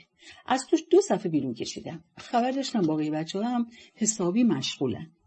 داشتم میرفتم سر قرار. فقط سایه یه عده رو دورم حس کردم و گونی‌ای که روی سرم کشیدم و فرصت نکردم جیغ بزنم. پرتم کردم توی صندوق و ماشین رو، سرم خورد نمیدونم به کجا. بیهوش شدم. یه باره همه چیز بی صدا شد. حس کردم که دارم هوش میام، ولی چون چشمام و دهنم بسته بودن توهم زدم که هوش اومدم یا نه. دست و پاهامو هم بسته بودن. سردی و سفتی زمین سیمانی رو زیر بدن کوفتم حس کردم. توی اون حالت بی‌ارادگی به شدت وحشت کرده بودم. شاید برای همینه که ترس وجود داره، برای اینکه اراده دارم برای انجام دادن و ندادن کاری. حتی توی اون تاریکی بسته شدنها هم میخواستم یه کاری بکنم، فرار کنم، جیغ بزنم، گریه کنم، هر کاری، ولی نمیتونستم. حتی نمیتونستم نفس بکشم. خیلی گذشت تا تونستم بوها رو بفهمم، بوی گندی که نمیدونستم از چیه. وقتی کمی به خودم مسلط شدم که بفهمم کجا هستم، تمام دماغم پر بوی گند شد. اما گوشم تیز شده بود، انگار صدا رو از کیلومترها اون طرفتر هم میشنیدم. زمان زیادی گذشت. به پهلو افتاده بودم. کتفم از درد داشت کنده میشد، اما جرئت نداشتم تکون بخورم. با صدای چرخیدن کلید توی قفل در، کشیده شدن چفت در و چرخیدن لولاها تمام تنم شروع کرد به لرزیدن. سعی میکردم با اینکه چشمام بسته بودن به سمت صدا نگاه کنم. به هم فشارشون میدادم. تمام تنم خشک شده بود. وقتی دستی اومد و تمام گره ها رو باز کرد، باز هم جرئت نکردم تکون بخورم. نفسم نمیکشیدم. وقتی در بسته شد، باز هم تا مدتی همونطور موندم. تا بالاخره چشمامو باز کردم. باز هم تاریکی. ولی این یکی تاریکی کمی رقیق‌تر بود. از زیر در و درزهای در نور کمجونی میومد تو. چقدر سرد بود. سرد و نمور. تنها شده بودم یکی از کسایی که همیشه اخبارشون رو دنبال میکردم. هر روز میشنیدم که فلانی رو هم گرفتن یا خانواده فلانی هرچی میگردن نمیتونن بچه‌شون رو پیدا کنن. حالا نوبت من شده بود. هیچ وقت فکرشو نمیکردم. لحظه‌ای به ذهنم نرسیده بود که ممکنه منو هم بگیرن. دورترین حالت ممکن بود. آخه چرا من؟ دستمون هیچ جا بند نیست. وقتی اینو میگفتن اشک چشمشون پر میکرد. نوبت من شده بود دیگه. هیچ کس نمیدونست کجا هستم. خودم هم نمیدونستم کجا. ناگهان نیست شده بودم. از وسط کوچه‌ای که داشت میرفت سمت دوستانم غیب شده بودم. دست خانواده هم به هیچ جا بند نبود. از کجا باید میدونستن؟ اعدام‌ها، شکنجه‌ها، با جزئیات کامل، جز به جز چیزایی که شنیده بودم توی مغزم رژه می‌رفتن. باید لحظه شماری می‌کردم که این مراحل رو بگذرونم. توی عوالم خودم بودم که یه دفعه یکی پشت در فریاد زد بلند شو رو به دیوار بایست. از جا پریدم. با مکث و تردید چرخیدم سمت دیوار. باز همون صدای چرخیدن و کوبیده شدن آهن روی آهن. حسش می‌کردم که دقیقاً پشت سرم ایستاده. وقتی حرکت کرد به سمتم هم حسش کردم. دستش رو روی کمرم گذاشت. پنجه‌اشو فرو کرد لای انگشتام. دستامو بالا برد و چسبوند به دیوار. گردنمو گرفت و پیشونیمو فشار داد به دیوار. دوباره دستاشو گذاشت رو کمرم. با لگد زد به مچ پام. پامو از هم باز کرد. پا برهنه بودم. پوتین پاش بود. شروع کرد به بدنم دست کشیدن. انگار که بخواد چیزی رو پیدا کنه. 1000 بار به همه جام دست کشید. نمیتونستم نفس بکشم. ولی تمام بدنم میلرزید. نمیخواستم ضعف نشون بدم، اما میلرزیدم. نمیتونستم خودمو نگه دارم. هرچی بیشتر میلرزیدم بیشتر خوشش میومد. میفهمیدم. بیشتر فشار میداد. تندتر حرکت میداد. وقتی رفت شاید چیزی نزدیک 2 ساعت داشتم میلرزیدم و نفس زدنم قطع نمیشد. شنیده بودم با دختر چی کار میکنن. نوبت من شده بود. دوباره فریاد زدن رو به دیوار بایستم. اینقدر سکوت و تاریک بود و اینقدر غرق تصاویری که توی ذهنم بازسازی میکردم میشدم که هر بار نره میزدن از جا میپریدم و میلرزیدم. کیسه‌ای روی سرم کشیدن. هولم دادن. هیچی نمیگفتن. فقط هول میدادن و میکشیدن. بوی خون رو میفهمیدم. هوا نمور بود. فکر میکردم باید در و دیوار پر از خون باشه. خونهای تازه که از روشون بخار بلند میشه. انگار یه جای دیگه‌ای منتقلم میکردن. چون هرچی میرفتیم یه سری صدا رو میشنیدم و هرچی بیشتر میرفتیم صداها واضح‌تر میشد. زجه و ناله. خیلی شدید شد. از در و دیوار صدای زجه می اومد. صدای خفه شده که میخواستن جیغ بزنن ولی دهنشون بسته شده بود. صدای شلاق و کوبیدن. نره‌هایی از گلوهایی که دیگه نای نره زدن نداشتن. کشیده شدن زنجیر و بوی سوزوندن. نگه هم داشتن. کیسه رو برداشتن. 4 نفر جلو ایستاده بودن. تنومند و سیاه‌پوش. ریش‌ها بلند و چشماشون پیدا نبود. چراغ کوچیکو که همسو به سقف چسبیده بود. سایه ابروهای پرپشتشون چشماشون رو قایم کرده بود. دیوار و زمین پر از خون بود. خون تازه و دلمه بسته. تمام تنم میلرزید. یکی فریاد زد. توی خودم شاشیدم. خندیدن و نعره زدن. اصلا نمیفهمیدم چی میگن. با اینکه بلند بلند حرف میزدن. شاید برای همین نمیفهمیدم چی میگن. خجالت میکشیدم که جلوی اونا به خودم شاشیدم. مگه من چند سالم بود؟ 17 سالم بود. نمیدونی چقدر عجیبه. اینا رو برای هر کی تعریف کنم حق میده که به خودم میشاشیدم و میگه که اگه جای من بود اونم همین کارو میکرد. همون موقع اینو میدونستم ولی تمام اون لحظه ها و بعدش خجالت تمام وجودمو گرفته بود. وقتی شروع کرد به زدن راحت شدم. از شر خجالتام راحت شدم. میزدن. تمام بدنم خونی میشد. خون و شاش و عرق و آب با هم قاطی میشد. بیهوش میشدم. آب میریختن تا هوش بیام. روی شاشا ریخته میشد. شسته میشد. بعد با خون پوشیده میشد. لازم نبود زیاد بزنن تا بیهوش بشم. با همون چک اول از هوش میرفتم. سطل آب خالی کردن روم هوش اومدم. با لگد توی شکمم زدن. از هوش رفتم. سطل آب خالی کردن. با کمربند به سرم زدن. سرم کوبیده شد به دیوار. باز از هوش رفتم. سطل آب خالی کردن. شروع کردن اسم یکی یکی دوستا و آشناها رو ردیف کردن. اسمای غریبه هم زیاد بود. میخواستن هر چی درباره‌شون میدونم و بگم. دهنم باز نمیشد. شوکه شده بودم. دهنم چفت شده بود. از بس زبونم رفته بود لای دندونام تیکه تیکه شده بود. اسمها. دستم رو بستن. تنابی از سقف آویزون کردن و بستن به دستام. کشیدن تا دستام کشیده شد و آویزون شدم. از حال رفتم. وقتی هوش اومدم توی همون حالت گذاشته بودن و رفته بودن. دستام کشیده شده بود و احساس میکردم هر آن کتفام از جا کنده میشن. صداهای درد کشیدن ها از بیرون اتاق میومد. اسمها توی ذهنم میچرخیدن. زنده میشدن. دیگه فکر نمیکردم تنها. جلوی چشمم زنده شده بودن. بهم میگفتن چه احساسی دارن و چقدر دلنگرانم شدن و چقدر بهم افتخار میکنن. بارها و بارها بردن و آوردنم. کم کم متوجه شدم دنبال چیزایی میگردن که هیچ ربطی به من نداره. اسم آدمایی رو می آوردن که اصلا امکان نداشت من دیده باشمشون. وقتی اسما رو میگفتن یه سری حرفای در موردشون میزدن که خیلی برام آشنا بود. یه سری جمله که فلانی این حرفو زد، چرا از این حرفش خوشت اومد؟ چرا حرف فلانی برات مهمه؟ یادم افتاد که این جمله ها از کجا اومدن. جمله‌ای بودن که خودم نوشته بودمشون. همون کلاژ بود. کلاژ دستشون بود. تک تک جمله ها رو در آورده بودن و فهمیده بودن کدوم مجله است و نوشته ای کیه. بعضی جمله ها رو هم نفهمیده بودن. میزدنم تا بفهمن کی گفته. میخواستن بدونن کجا هستن، کجا باشون ملاقات داشتن، کیا بهم معرفیشون کردن.